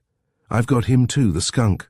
Both of the counterfeiters leaped into the passageway. Adams came down from the shelf, but the movement was not swift enough. As he leaped towards the iron door, it was banged shut in his face. Then the combination knob was twirled around. "Ha, ha, that's the time we caught you like a rat in a trap," sang out the Englishman in triumph. "Sure it was our man?" queried his companion. "I didn't get a very good look." "Yes, it was our man, the bloody villain. He's a slick one." "So he is, but he'll not get away again." "Go and tell the others that it is all right that we have him," went on Matlock Styles. "You are sure he can't get out of there?" "Not in 100 years. He'd have to blast his way out to do it." "Then it's all right," returned the other man, and walked away up the flight of stone steps. "Now then, you have come to the end of your rope, you bloomin' bloody rascal," cried Matlock Styles when he was left alone in front of the vault. "You'll not get out of there until I open the door." "Styles, supposing we talk this matter over," suggested Adams as calmly as he could. "Talk it over? What do you mean?" "Let me out and I'll explain." "I'll not let you out." "It won't do you any good to keep me in here. I know better. Don't think that I am alone on this case, for I am not. If you harm me, you'll take the consequences." "Bah! You can't scare me. I'm not a baby. If you weren't alone, some of your chums would be after you long ago. You thought to run me and my gang down single-handed and have your praises sung in every bloomin' newspaper of the country. I know you're kind, but I've got you now like a rat in a trap, and you'll get out like the rat does after he's dead. You won't talk then?" "No, at least not now. Perhaps I'll talk later, but I'll not give you your liberty." And thus speaking, Matlock Styles tried the door of the vault to make certain that it was secure and walked away. It must be confessed that Adams felt that he was in a dangerous situation. A situation in which the majority of men would have given up utterly. He still had his lantern, and this he lit once more, and by its rays examined every foot of the vault in which he was a prisoner. He saw little that gave him encouragement. The sides and flooring were of stone and brick, well put together and strong. The ceiling was likewise of brick, resting on arches of iron. "Looks as if I was booked to stay here," he muttered grimly, as he viewed the situation. "No getting out as I got out of that other hole." He noticed that the air was not good, and this soon gave him cause for additional alarm.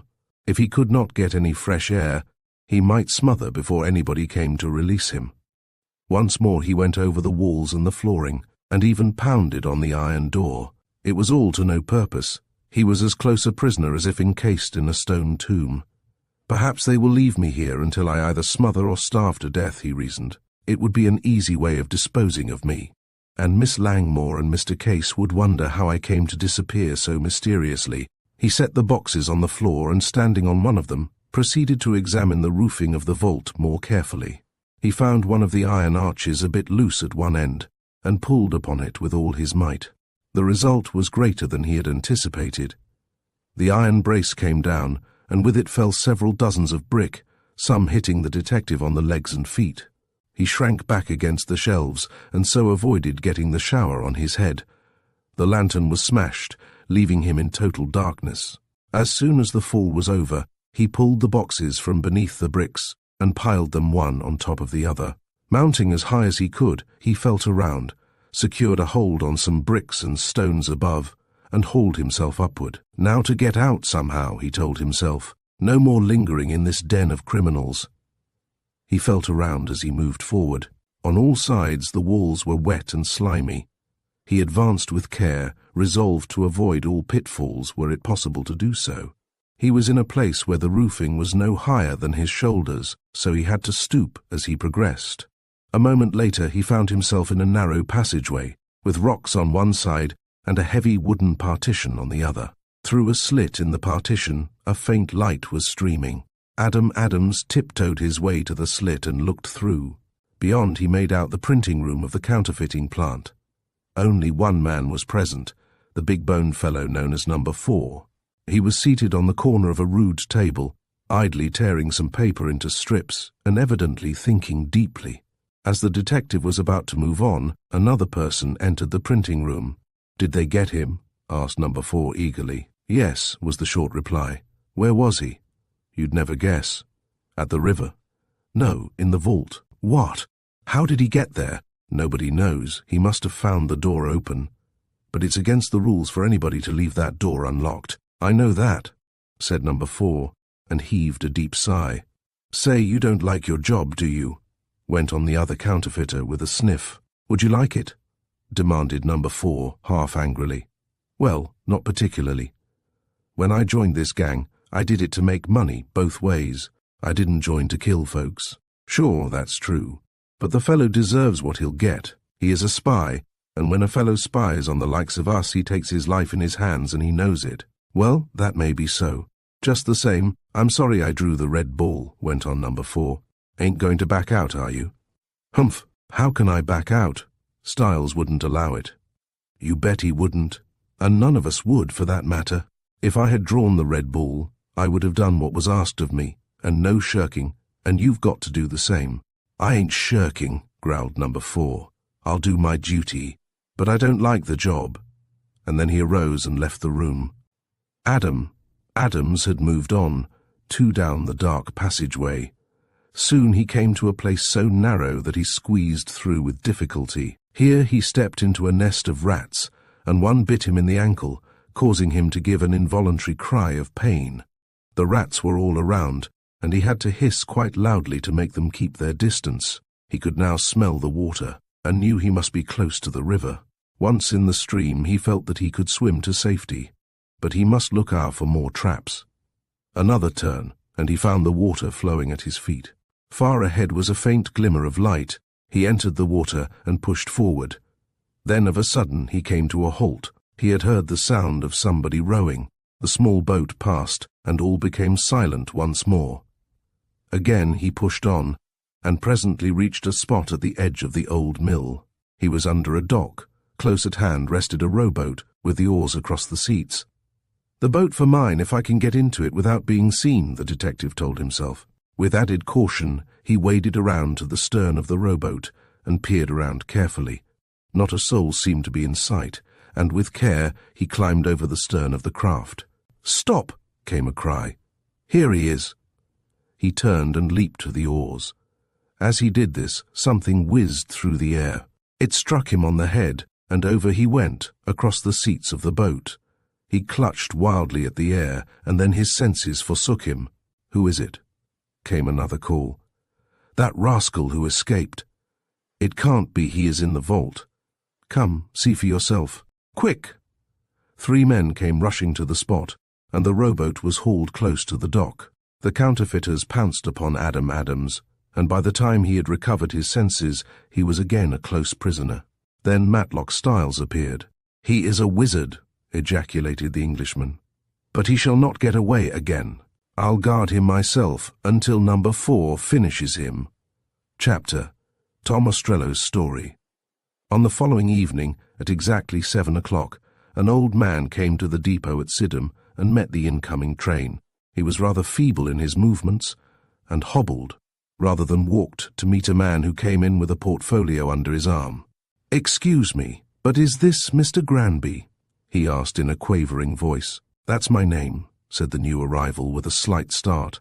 "How are the sketches getting along? I hope you are making a good picture of my daughter." "Very good, I think, sir. If you will come to my room, I will show you my proof." "All right, sir," answered the old man.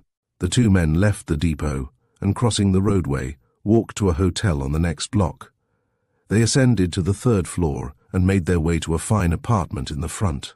Here the door was locked, the curtains drawn, and the gas was lit. Then both men removed wigs and false whiskers, and there stood revealed Charles Vapp and Adams. "You are on time, I see," said the latter, as he dropped into an easy chair and lit a cigar. "Yes, I was lucky enough to get your telegram directly after it came in. The trail took me near the office and Frank passed it to me." "What of the man you have been following?" "He is looking for you. Do you know the reason?" "Yes. He has had several talks with Letty Bernard, and she has advised him to speak to you and tell you everything, whatever that may mean. The girl told him that you could clear him. Humph! She takes a good deal for granted. Anything else? Do you know that Margaret Langmore has disappeared? So I heard less than an hour ago. They say she ran away to escape trial. Perhaps so, but if she did, she was out of her head. It is too bad, for it complicates matters. By your telegram, I see that you want me to turn to something else, went on Charles Vapp after a pause. I do. Adam Adams drew a long breath. Charlie, wonderful things can happen in 24 hours. I know that, Adam.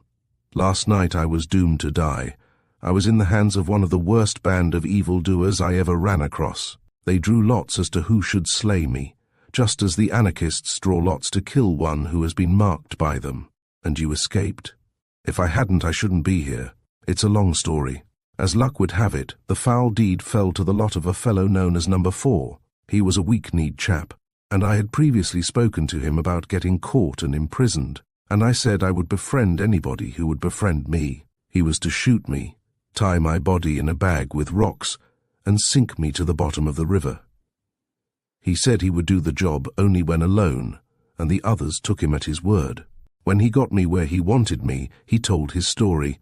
He used to be poor but honest, and was once sent up for a theft that he had not committed. The gang got hold of him when he came out of prison, and he was made to join the band.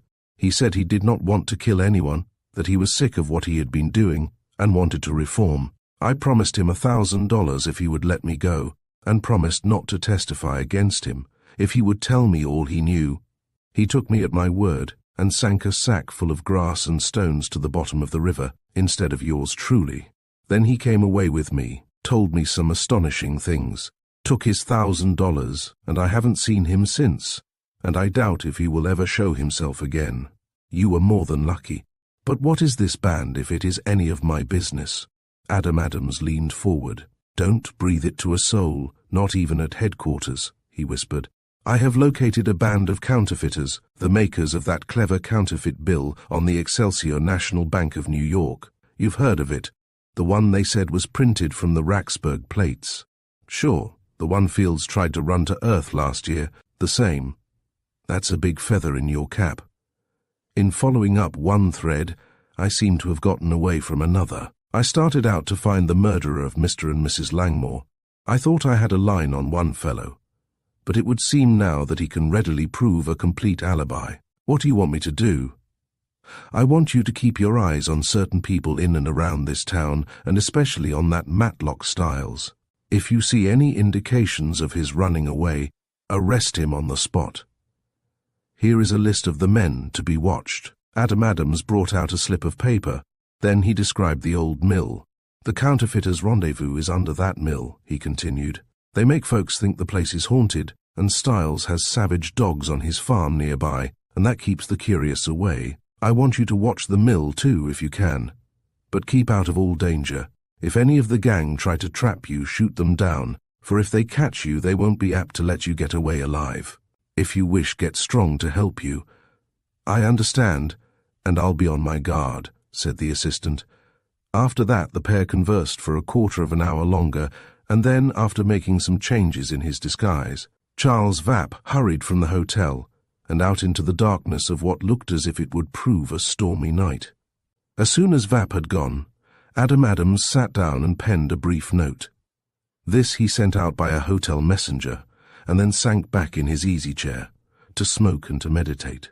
The detective had learned much, yet about certain things he was in the dark as much as ever. The mysterious Number 4, he had not asked the penitent for his name, had given him the names and addresses of 14 men, connected with the band of counterfeiters. 11 of these individuals were makers of the bogus bank bills, and the other 3 operated in the big cities, disposing of the goods in bulk to others, who in their turn fed the bad bills to the general public. So far as Number 4 knew, Matlock Styles was the head of the gang, but the man had said there was another individual to whom Styles often went for advice. This man was considered to be very shrewd, but what his name was there was no telling.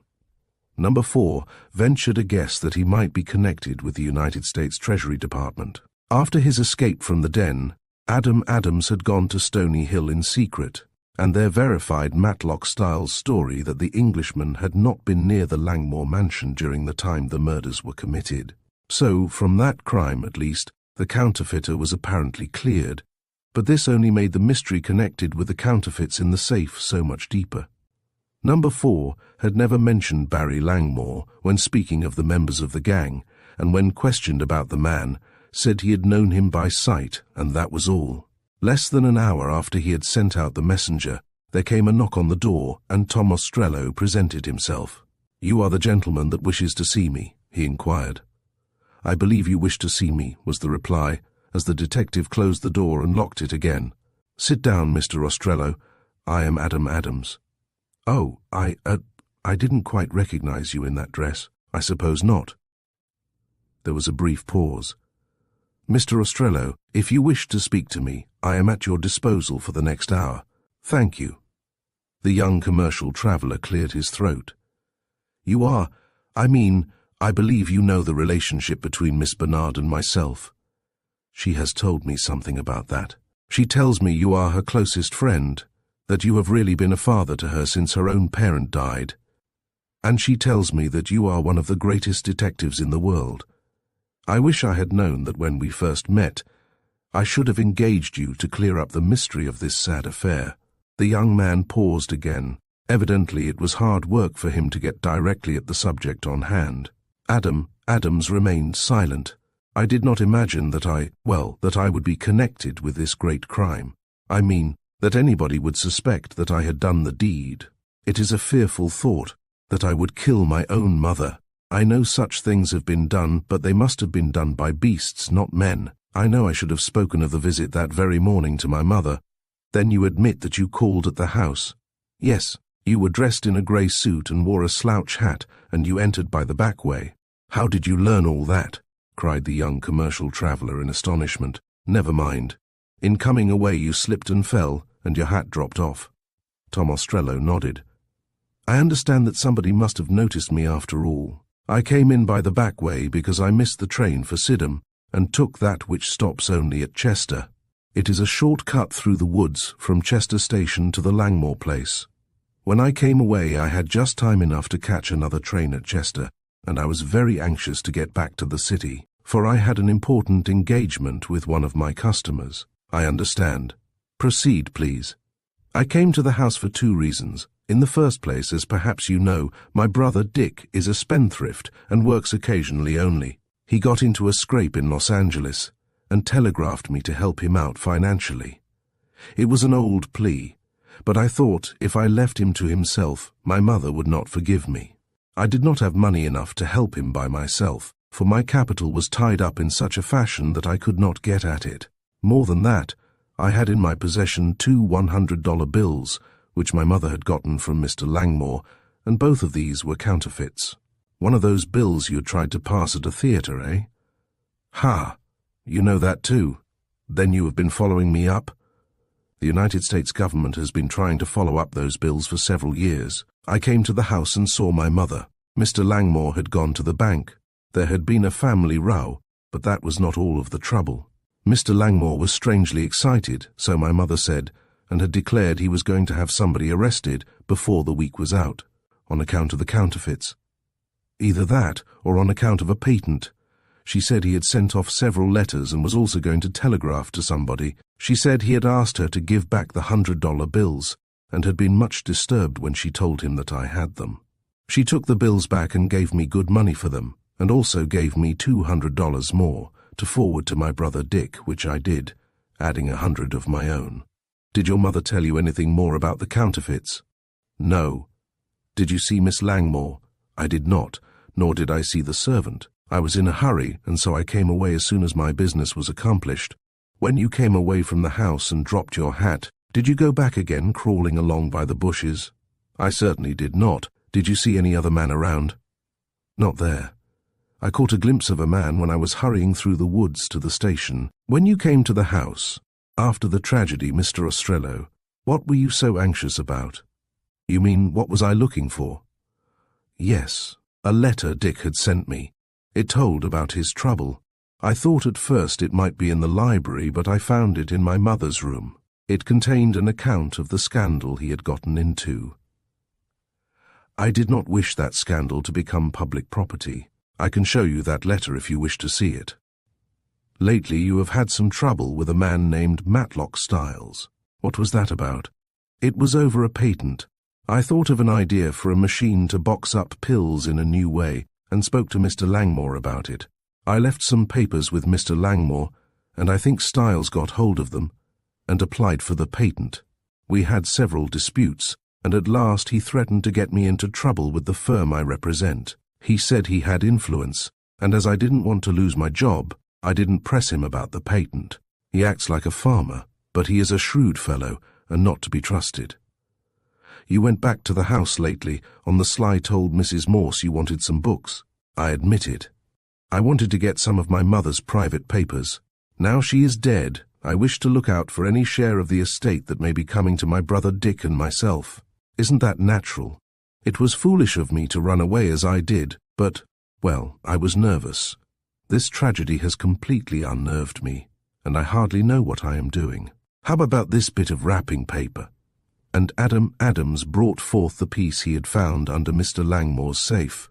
I do not know where that came from, but it is evidently a part of some of my firm's advertising. The first 3 lines are the name and address. The last line reads, "Keep dark." I found this under the library safe. That is not to be wondered at. Some time ago, I remember, I got some powders for Mr. Langmore for headaches. I remember the box had a wrapper of that sort on it. The powders lose their strength if exposed to the sunlight, and that reminds me. You think these murders were committed through the agency of a Chinese powder, Yamlang Peholu, a powder my firm once introduced in this country. The evidence points that way. I know of nobody around that house who had any of the accursed stuff, for it certainly was accursed. I never took any there, or at least if I ever did, I do not remember taking it out of my grip. Can you furnish me with a list of people who received this stuff from you or from others? I can. On my way to Sidham I made out this list, and here it is, and the young man brought it forth. Adams glanced at it quickly, and read over the long line of names and addresses, doctors, druggists, and private individuals. Suddenly he paused, and a smile of triumph lit up his features. "Good!" he almost shouted. "You have discovered something?" asked Tom Ostrello quickly. "Yes, I have discovered a great deal. I think the murder mystery is as good as solved." Chapter 28. What happened to Margaret? It is said by specialists that the human brain can stand just so much and no more. The tension becomes so great something snaps, and then? The question is one, hard if not impossible to answer. So it was with poor Margaret, hounded by the well-meaning but ignorant officers of the law of the community in which the double crime had been committed. So searching had been the questions put, so strong the accusations, that the reasoning powers of the girl were completely shattered. She imagined herself guilty, imagined herself being taken to prison, to be hung or electrocuted, and in 100 ways suffered the mental tortures of the eternally condemned. Then came a change, when she grew hysterical and laughed softly to herself. No, no, she must not let them hang or electrocute her. It would be too much of a disgrace. She must escape such a fearful fate. But how?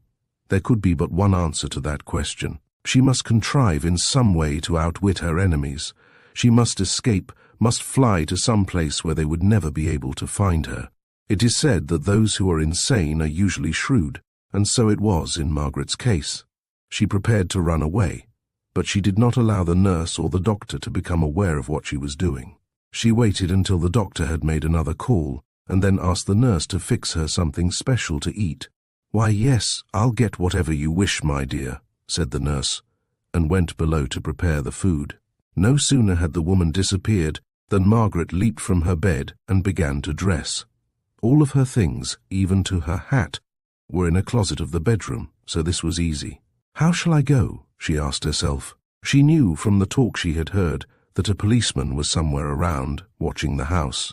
She looked out of a window and saw him, leaning against a fence, taking occasional sly puffs from a pipe he held in the hollow of his hand. She did not dare descend the stairs. She looked out of the window, It was not very far to the roof of a porch, and against the porch was a trellis, with a wealth of honeysuckle growing upon it. How she did it, Margaret could not afterwards remember, but she crawled forth from the window and climbed down the trellis as if it were a ladder. The sweet scent of the honeysuckle made her sick, and she came close to falling in a faint at the foot of the vines. Reaching the ground, she stared around like a frightened fawn seeking to hide from the hunters. Then, without knowing why, she sped for the riverbank. The water looked cool and inviting, and for several minutes the beautiful girl stood there, gazing steadily down into those depths. Should she make a leap and end it all? It would be the easiest way out of it, she moaned to herself. The easiest way, and nobody would care. But, as she bent lower, she seemed to see reflected, not her own face, but the face of Raymond. With a cry of despair, she shrank back as if struck a blow. "No, no, it will not do," she moaned. "Not that, not that." She ran along the riverbank until she came to where a rowboat was tied up.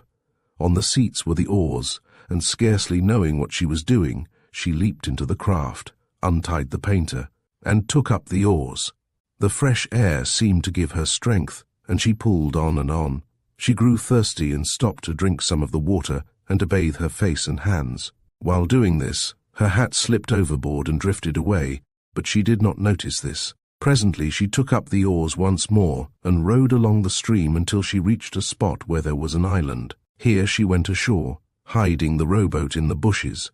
It was only a small island, but in the center some boys had erected a hut where they had once camped out. Margaret dragged herself to this shelter. Her strength was almost gone now, and, as she dropped on a rude bench, her senses forsook her. She did not remain unconscious long, but during that time she had a dream or vision. She imagined that she was back home once more, and that her father and her stepmother were alive and well, and that the bitter quarreling had come to an end. She sat up and brushed the tumbled hair from her forehead. It must have been a dream," she murmured. "It can't be true that Daddy is dead. I must go home and find out." She was surprised to find herself on the island, but the sight of the rowboat brought with it a memory of how she had used the craft, and once again she got in and rowed away. This time she headed for the Langmore mansion, and it was not long before she came within sight of the well-known dock where her own tiny craft still rested. She looked around. Not a soul seemed to be in sight. With a cunningness far out of the ordinary, the poor girl crept along the shrubbery in the direction of the barn. This structure was locked up. From the barn she turned to the house, and watching her chance, she entered by the cellar way, which chanced to be standing open. It was dark and damp below stairs, and the girl shivered as she stood there, trying to make up her mind what to do next. Should she go right up and try to find her father? Supposing her stepmother was there, would she try to make more trouble? Margaret mounted the stairs and entered the lower hall of the house. The blinds were closed, and all was dark. She moved towards the room where the body of her father had been found. At that moment, the woman who had been left at the mansion came from the kitchen. She caught one glimpse of the girl and set up a shriek. "It's a ghost!" she cried. "A ghost! Heaven help me!" The cry was so piercing and so genuine, it roused Margaret from the stupor in which she was moving. "My father! He is dead after all! Oh, Daddy!" she screamed, and then turned, brushed past the woman, and sped out of the back door of the mansion. "What's the matter?" came from the policeman who was on guard. "She a ghost!" stammered Mrs. Morse. "I saw her." "Her? Who?" "Margaret Langmore, or else her ghost." The woman had gone white and was shaking from head to feet. "Where?" "Here." "When?" "Just now." "It can't have been the girl. She is in bed, under the doctor's care." "But I saw her," insisted the woman. "We'll take a look around," answered the guardian of the law. They commenced the search, but long before this was done, Margaret had run back to the river. She dropped into the rowboat and rowed off as swiftly as her failing strength would permit. "Daddy is dead after all," she moaned over and over again. "And she is dead too. I remember it all now. And the blood. Oh, I must get away, or they will hang me or electrocute me."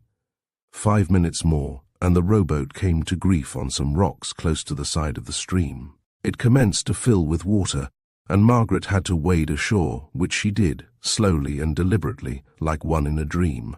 Then she passed into the woods.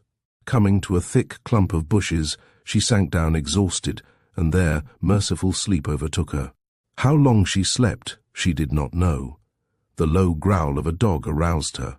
She sat up, and the growl of the dog became a heavy bark. Looking from out of the clump of bushes, she saw a mastiff standing there, eyeing her suspiciously. "What is it, boy?" she heard a heavy voice ask. "A woodchuck." "Never mind now, come on." But the mastiff continued to bark, and came close enough to sniff at Margaret's foot. She essayed to draw back, but was too weak to do so. "Won't come, eh?" cried the man. "What's the bloomin' reason, I'd like to know?" He came closer and then caught sight of Margaret. For a second he stared in amazement, then uttered an exclamation. "You! How did you get here?" "Oh!" she fairly screamed. She recognized Matlock Styles, and knew not what to say. For some reason she felt as does the bird in the net of the fowler. "This is bloomin' strange," went on the Englishman. "I thought you were down in the village, under the care of the doctors." "I was," she managed to falter. "How did you get here, run away?" "Yes. Why?" I do not know. They have found me out. They are going to hang me or electrocute me. I couldn't stand it." "How do you know that?" "Oh, I know only too well. So you ran away, did you?" "'Twas a bloody cute thing to do, Margaret. Say, your dress is wet," he went on wonderingly. "Yes, I was in a rowboat and had to wade ashore." She looked at him with a face full of wild misery. "Oh, please go away and leave me." "Leave you? Yes, yes." "I can't do that, Margaret. You must, but you are not fit to be left alone. You're sick." "Never mind, only leave me. Better let me take care of you." And now, having stopped the barking of the mastiff, he came and sat down by her side. "No, no." She tried to shrink away, but was too weak to succeed. "So you ran away, eh? Are they after you?" "I don't know. I suppose so." "How did you get out of the house?" "I climbed out of a window, when the nurse and the policeman were not looking." "Bloomin' clever, that," he murmured. His eyes were watching her closely, and to himself he was saying, "Gad, what a beauty she is in spite of what she has suffered."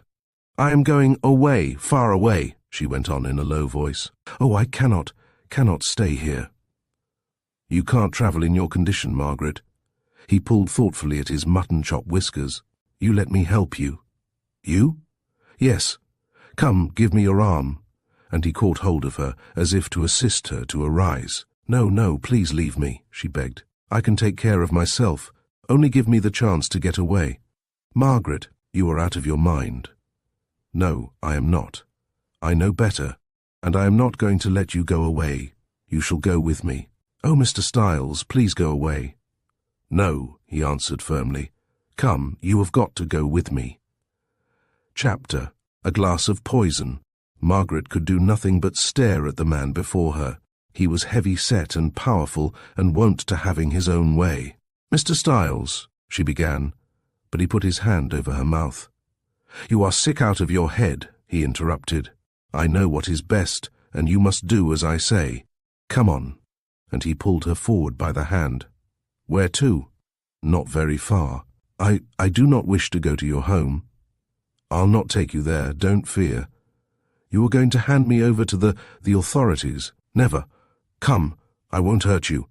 He led the way through the woods, across a small stream, and past a spot where some wild berries grew. Then they struck a trail leading up a hillside. The place was new to her. "I want to know where you are taking me," she said presently, and came to a halt. "To a place where you will be safe." "That isn't answering the question." "We'll be there in a few minutes, and then you can see for yourself, Margaret. Cannot you trust me, girl? I'm not going to hurt you.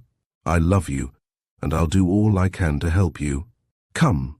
And again he made her move on. At last they came in sight of a tumble-down cottage on the edge of what had once been a clearing, but which was now overgrown with weeds and brushwood. As they came up, Margaret's strength gave out, and suddenly she sank down on her knees. "All in, are you?" he said not unkindly, and stooping, he picked her up bodily. She tried to resist, but could not, and he took her into the cottage and placed her on a couch. "I'll get you a nurse," he said, noting her extreme paleness. "You need one." A woman?" "Yes." "Thank you," she murmured, and then closed her eyes, for she was too far gone to say more or to make a move. He was as good as his word, and when she roused up once more, an old woman was at Margaret's side.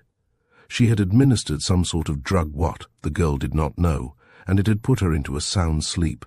When Margaret looked around again, she was surprised to see that it was morning. She tried to think, but her mind was almost a blank. Outside of the broken window, a wild bird was singing gaily. She looked around. The old woman was not in sight. She had been put to bed and sat there, trying to think for several minutes. Then she gave a low call, and the old woman appeared in the doorway. "Come awake, have you, miss?" said she. "Where am I?" asked Margaret feebly. "You're safe enough, never fear." Margaret said no more, and the woman went about some little work. Presently the girl arose and dressed herself. She felt much stronger than when at the home of Martha Sampson, in spite of what she had experienced in running away. She sank down in a rocking chair to think matters over. How far was she from Sydenham? She knew she must have come a long distance, but could not tell if it was 5 miles or 50. She looked out of the window, but the scenery was strange to her. As she sat there, she reviewed what had passed, her mind becoming clearer as she thought. She remembered the scene at the inquest, and remembered how she had fainted, and how Raymond had supported her and taken her to the nurse's house. Then she remembered how the coroner's jury had accused her of the terrible crime, and she gave a deep shudder. "Poor dear father," she murmured. "Who could have been so wicked as to take your life?" An hour went by, and she prepared to leave the cottage when a shadow fell across the window and Matlock Styles appeared. He spoke a few low words to the old woman, and the latter walked away. As the man entered the room, Margaret arose and faced him. The Englishman was well dressed and newly shaven, and wore a rosebud in his buttonhole. Evidently, he had spent some time over his toilet in honor of the occasion. "I'm glad to see you up and looking so well," he said pleasantly. "I was afraid your running away would hurt you." I must thank you for what you have done for me, Mr. Styles," she answered. "Oh, that's all right, Miss Margaret. I'd do as much for you any day. I think it's a bloomin' shame the way you have been treated." "Well, I suppose it cannot be helped, but I must be getting back soon. You will show me the road. Don't be in a hurry to go. You're not strong enough to go. Besides," the Englishman paused impressively, "what's the use of going back? Don't you know things look beastly black for you?" "Perhaps, but I am not afraid now. I am not guilty, Mr. Styles." Of course not. I knew that from the start. But things do look black, no use of talking. I want to help you." He came closer, at which she retreated a step. "Thank you, but I do not see what you can do. I must go back and give myself up. I was not myself when I ran away. It was a very foolish thing to do. If you go back, do you know what they will do? They will surely hang you." "Oh, merciful heaven, do not say that. I wouldn't if it wasn't so, but I've been talking to the coroner and the chief of police, and they have all of the evidence as straight as a string. I am innocent. I feel that you are, and that is why I side with you. Besides, you know my feeling for you. I've loved you for a long time. I told you so before." He took hold of her arm. "If you'll do what I wish, I'll see to it that you escape, that you are never bothered any more." "How can you do that?"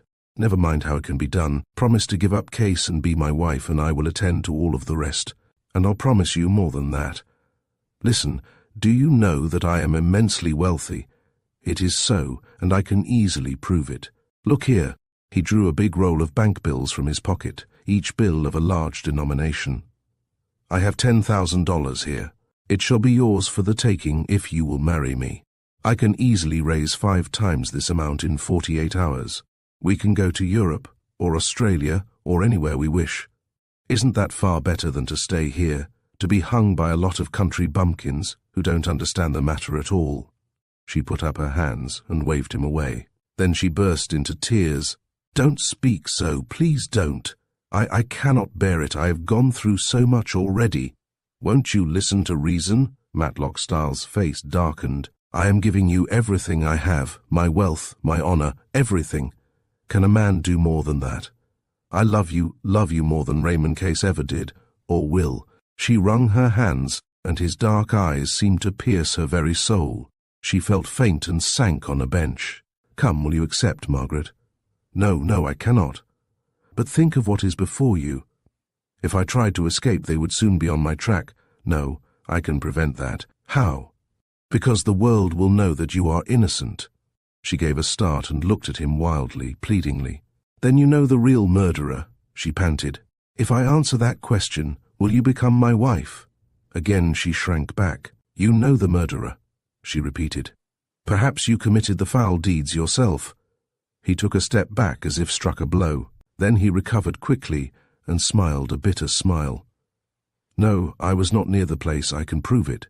Besides, your folks and myself were on good terms. There is somebody else who was around the house when the affair happened, somebody you know well, a person who would know all about the drug with which your father and Mrs. Langmore were killed. Who was it? Will you consent to marry me?"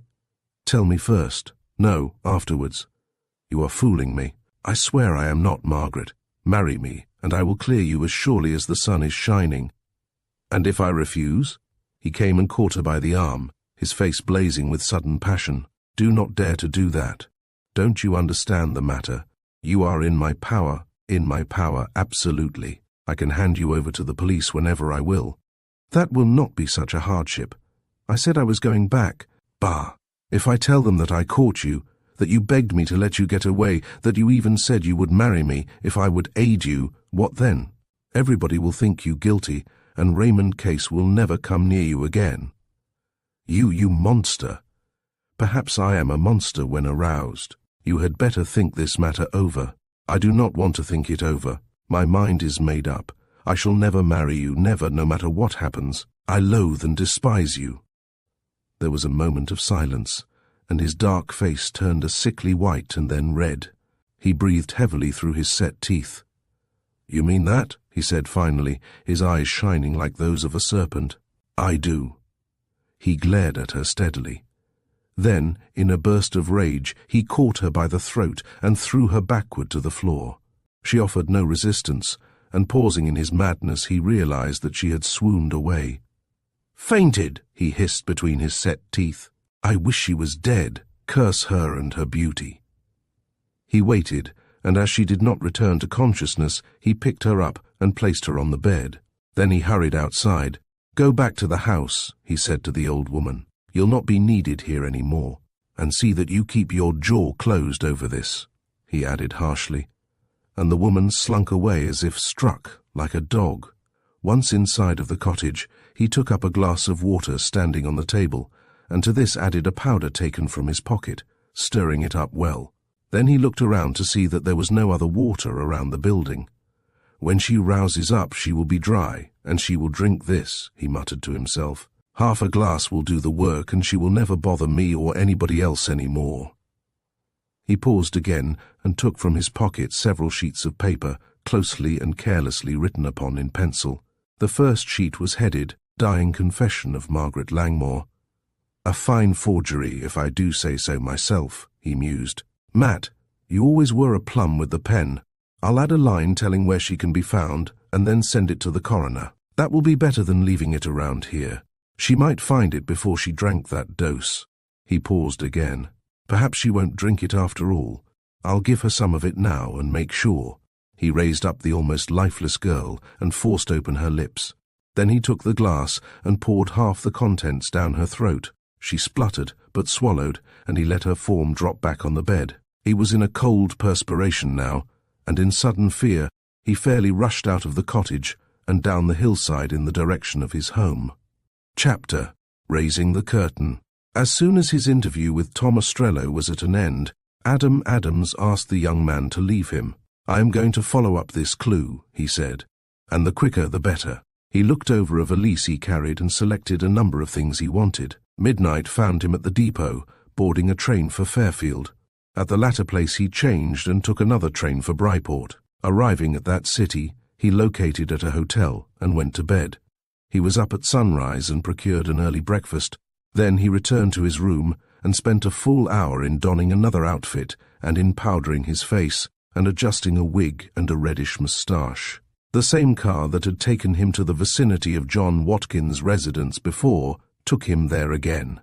As he approached the house, he saw the Secret Service man coming forth. "Excuse me, Mr. Watkins, but I must see you," said he, in a low and suggestive tone. "To see me?" questioned the man. "What about?" "Well, I must see you alone. The sky may be rather red, you know." At the last words, the Secret Service man started slightly. "That's true, and I don't like a red sky," he answered. "Come into the house." "You just caught me in time." He led the way inside and up to his den, closing and locking the door after him. "Now then, what do you want to see me about?" he demanded sharply. "Don't you recognize me?"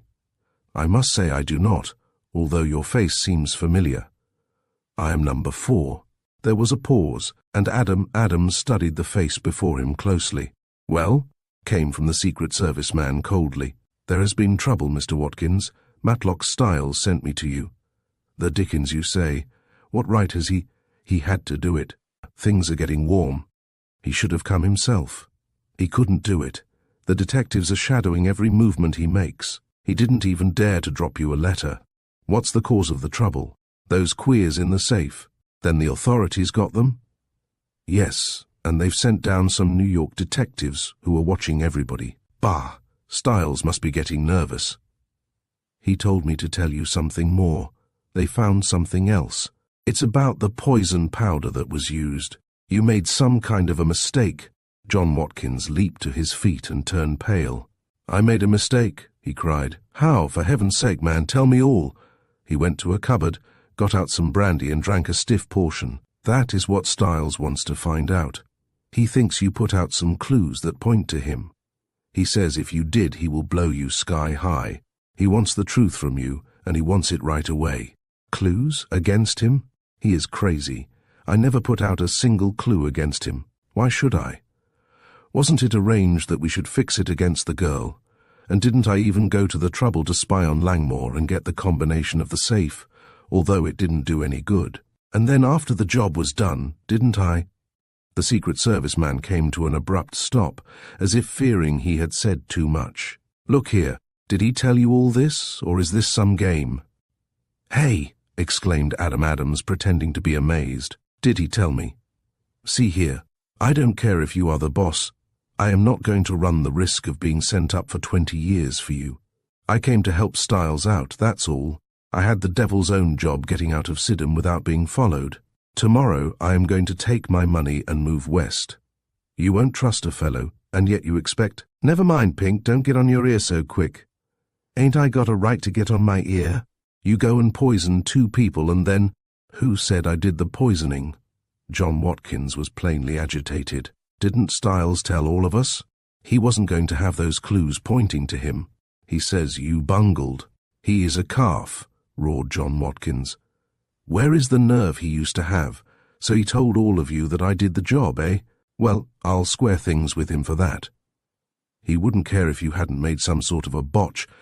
"Aye, a botch. Say, don't you believe what he tells you, because it isn't true?" "Well, he says— I don't care what he says. I didn't do the job, and I am not going to let him shift the responsibility on my shoulders. He's a fool. Don't everybody think the girl is guilty, and if they clear her, isn't there another string to the bow?" "You mean Tom Ostrello?" "That's it. So he told you about that too," came from the Secret Service man bitterly. "Well, he isn't the man I thought he was. I suppose he has gone and blabbed right and left." "Only to the band. We knew something was on the carpet and we cornered him, and then he had to speak. Why, one of the New York detectives found our place under the old mill, and we had to do him to keep the thing a secret. You got him out of the way?" "Yes. Did Styles do that job?" "No, we had to draw lots. I ain't saying who drew the red ball. Maybe you drew it yourself."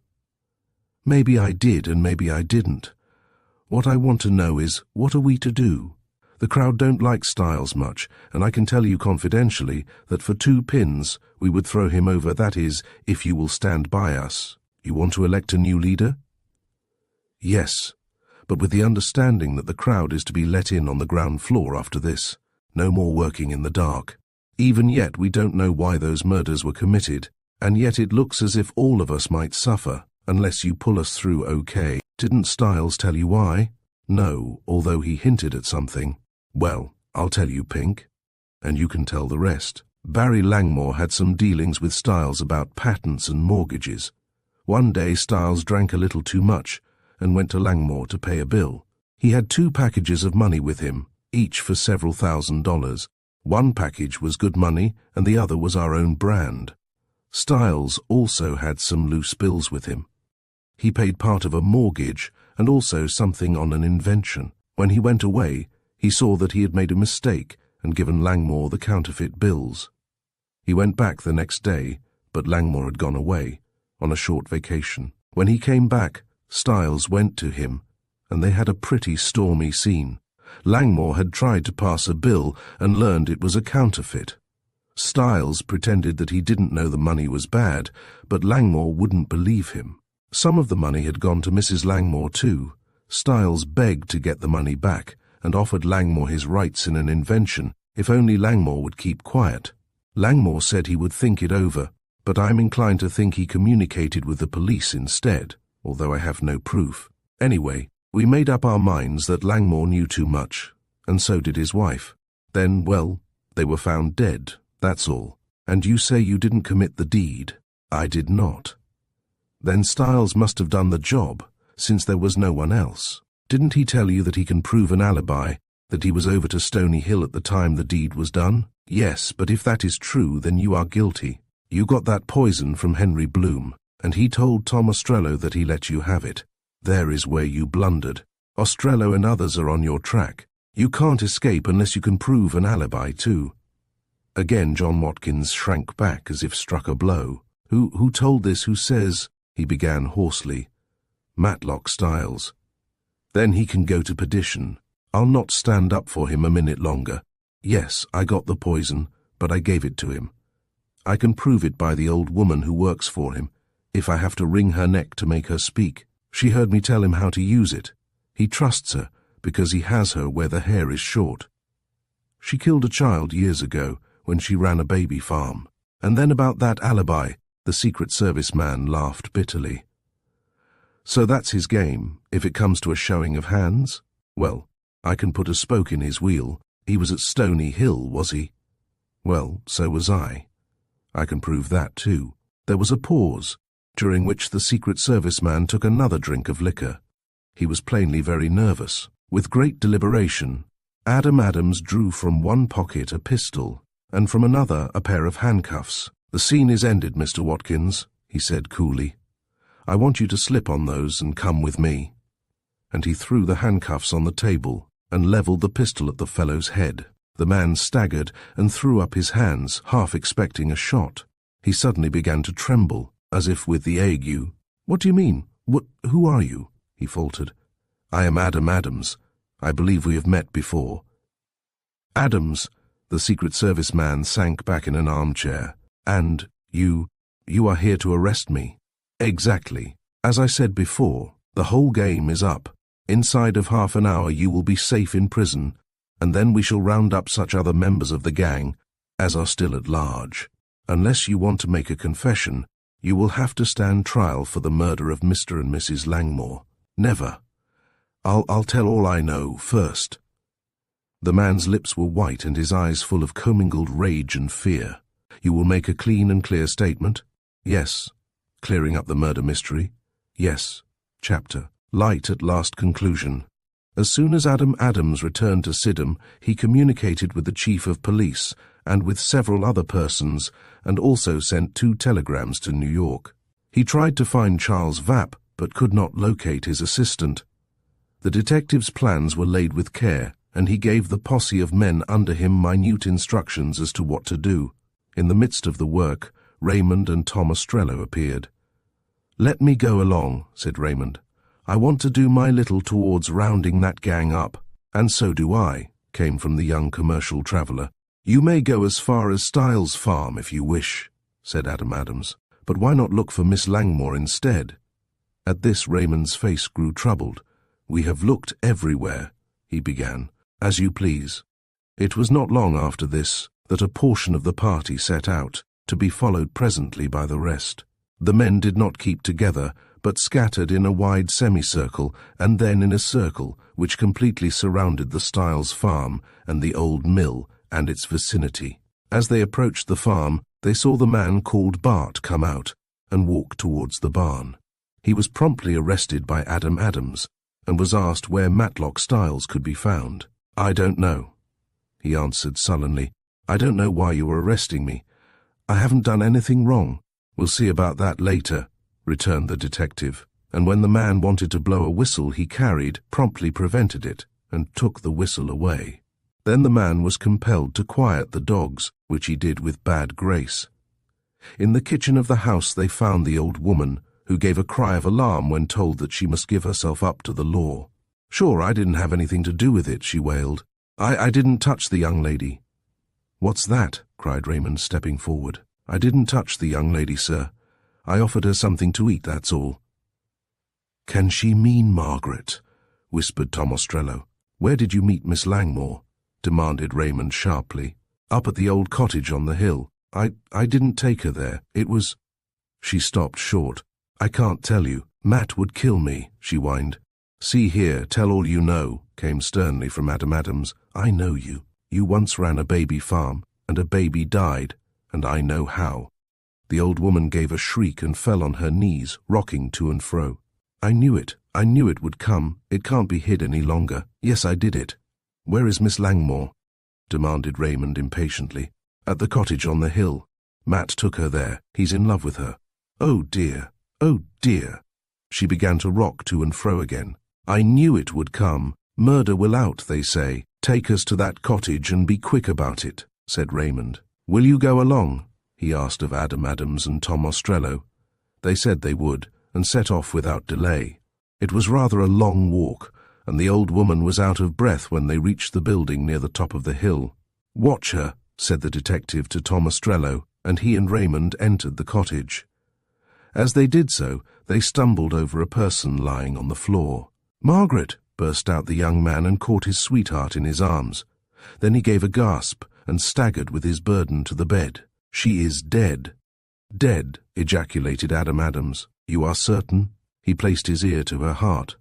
"No, she still lives. But what does this mean? Margaret, Margaret, speak to me. What has happened to you?" The girl offered no reply, nor did she open her eyes. She rested on him and on the bed like a leaden weight. He kissed her fondly, a great agony filling his soul. Adams looked around the room. On the table rested a glass with a dirty substance at the bottom. He tasted the stuff. It was sweetishly bitter. He ran outside. "Tell me at once, did Matlock Styles say anything about poisoning this young lady?" he demanded, catching the old woman by the arm. "The truth now, remember." "No, he didn't say anything. But he had some poison, a powder you put it in water. It kills a person in 6 to 10 hours, sure. We must have a doctor." Tom Ostrello had heard the talk and saw what had happened. "I'll get a doctor if you'll watch the old woman. I can get a horse at Styles' farm." "Do it, and hurry," cried Raymond. "Take the best horse and bring the doctor at once. Tell him it is poison, a powder in water. Offer him any amount of money." "I will," Ostrello shouted back. He was running down the hill path with the swiftness of a college sprinter. In a moment, the bushes hid him from sight. Adam Adams was talking to the old woman. "You know about the poison. Is there nothing we can give her to counteract the effects? Do something, and I'll not be so hard on you when you stand up for trial." "I can do nothing." "But wait, yes I can. Make a fire and boil some water." She ran to the back of the cottage and to some bushes growing close at hand. With her bare hands she dug at the roots and tore them up, stripping off the bark with her teeth. Adam Adams comprehended and lit a fire and set on the kettle to boil. Then the roots were placed in the boiling water. "Make her drink, it will do her good," said the old woman. "I swear it will help, at least a little until the doctor comes." And with shaking hands, she poured the concoction she had made into a saucer to cool.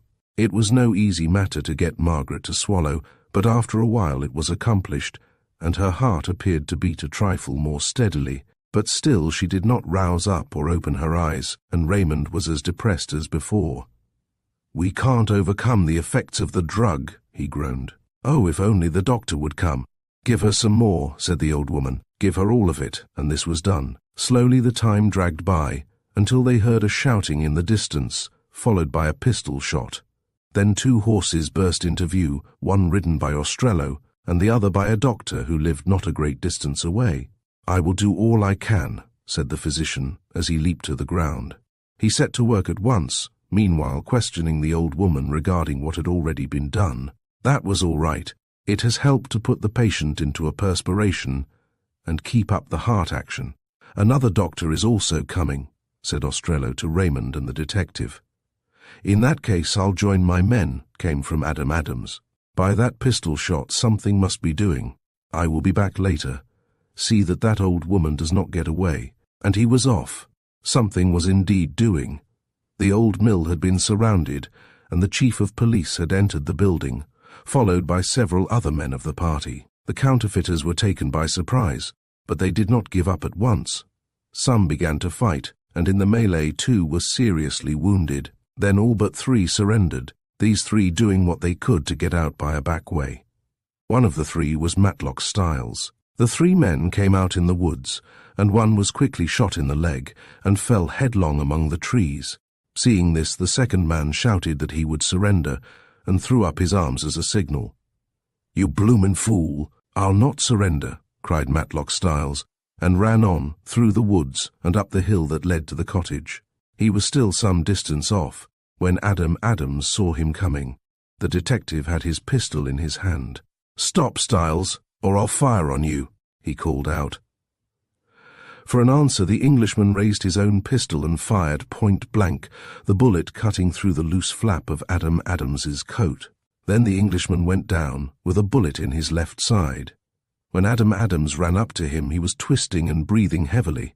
"You've done me up, hang you," he gasped. "Oh, if I only could get at you." And he tried to crawl towards his pistol, but Adam Adams promptly kicked it out of the way. "You're down and out, Styles," said the detective. "It won't do you any good to squirm. You're in the hands of the law. What for, counterfeiting?" "That and worse." "Worse?" "Yes, a good deal worse. Murder." By nightfall, all of the prisoners were either in the jail or at the hospital at Sydenham. Some of the Secret Service authorities from New York had arrived, and to them, Adams turned over the case, so far as it related to the counterfeiters. "I did not start out to round up such a gang," he said, in speaking of the affair to Mr. Breslow some days later. "I came here to clear up the murder mystery." "But you get the credit, Adams," said the head of the Secret Service detail, "and you deserve it. But do you think you are going to convict Matlock Styles of the tragedy?" "It's a sure thing. The alibi won't bother me, for I can now prove it was a bogus one. John Watkins got the poison for him and promised to impersonate him at Stony Hill while the crime was being committed. He did it, but I have found 2 people who thought it was not Styles after all. Watkins himself is willing to testify that he did the impersonating. How did they happen to use that strange powder?" "Watkins got it from a friend of his, who afterwards mentioned the fact to Tom Ostrello. When Styles got it, I suppose he thought the use of it might throw suspicion on Ostrello, which it did. Then suspicion was also thrown on Miss Langmore, so that the general public might get tangled up. Did Styles write that note, which was supposed to have been written by Mr. Langmore, saying she must obey or leave the house?" "Yes. He is an expert penman, and most likely a regular forger as well as counterfeiter. He only made a mistake when he drank too much." "Did Watkins know any of the details of the murder?" "Yes. After it was over, Styles came to him and told his story, being half drunk at the time. He said he left home and came through the woods, where he saw Tom Ostrello, just coming from the Langmore mansion. As soon as the coast seemed clear, he ran past the bushes and got in the house by a window. He found Mr. Langmore in the library and asked again for the counterfeits. Langmore said he was going to give them to the authorities and expose Styles. Then the Englishman said he would explain, and Langmore sat down in his chair to listen. Styles turned around, took some cotton from his pocket, and saturated it with the powder, and sprang at Langmore from behind. The victim struggled and got his face scratched from the Englishman's ring. Langmore was no match for his assailant, and in a minute the murder was done. Then Styles ran upstairs. He knew the servant was in the barn, and he heard Miss Langmore playing on the piano in the parlour.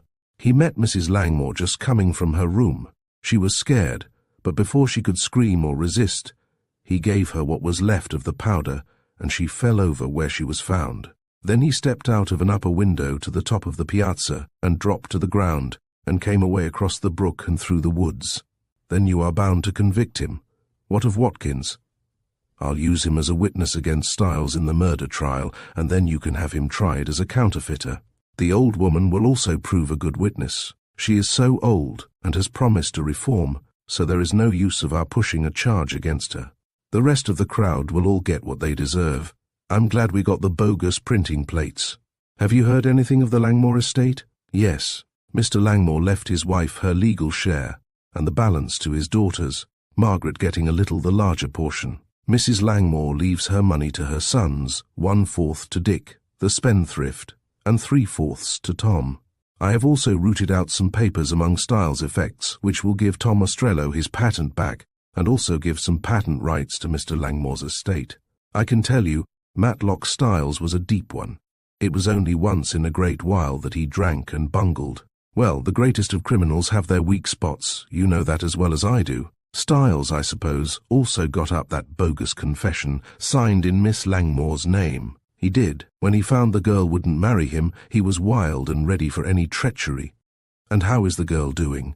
I am going to see now. When out on the street, Adam Adams ran into Tom Ostrello, arm in arm with Letty. He was amazed for an instant, and then his face broke into a smile. I just couldn't help it, Uncle Adam, cried the girl. I had to come here to congratulate Tom on his escape. Well, I don't blame you, Letty. Yes, it has turned out well for you. I hope it turns out as well for Miss Langmore and Mr. Case. Margaret was again at Martha Sampson's cottage. When the detective entered, he heard a murmur of voices in one of the upper rooms. He ran upstairs to find the girl sitting up in bed and Raymond by her side. The young man's face was filled with happiness. Come in. Come in, he cried joyously. She has come around all right, Mr. Adams. She is a little weak still, but the doctor says she will be well as ever in a week or 10 days. The good news has braced her up wonderfully. And all due to you, Mr. Adams, said the girl. Oh, how can I ever thank you enough? She clasped his hand warmly. You are so good. This is certainly famous, he replied, sitting down at the foot of the bed. It's the best news yet. I have just left one happy couple, and here I find another. You mean Tom Ostrello and that young lady from your office? Asked Raymond, and then, as the detective nodded, he went on. I met them, and I asked them to come here. Margaret wanted to see them. I wish Tom to know that I want to be friends, always, said Margaret. We have had enough of trouble in the family, and when he gets married, I want to be friends with his wife too. I am glad to hear that, for I know it will please Letty, and she is a good girl. It may be here they come now. A minute later the newcomers were ushered into the sick room, and the two girls, who had never met, were introduced to each other. It was a happy meeting all around, and the lovers were all as devoted as lovers can well be.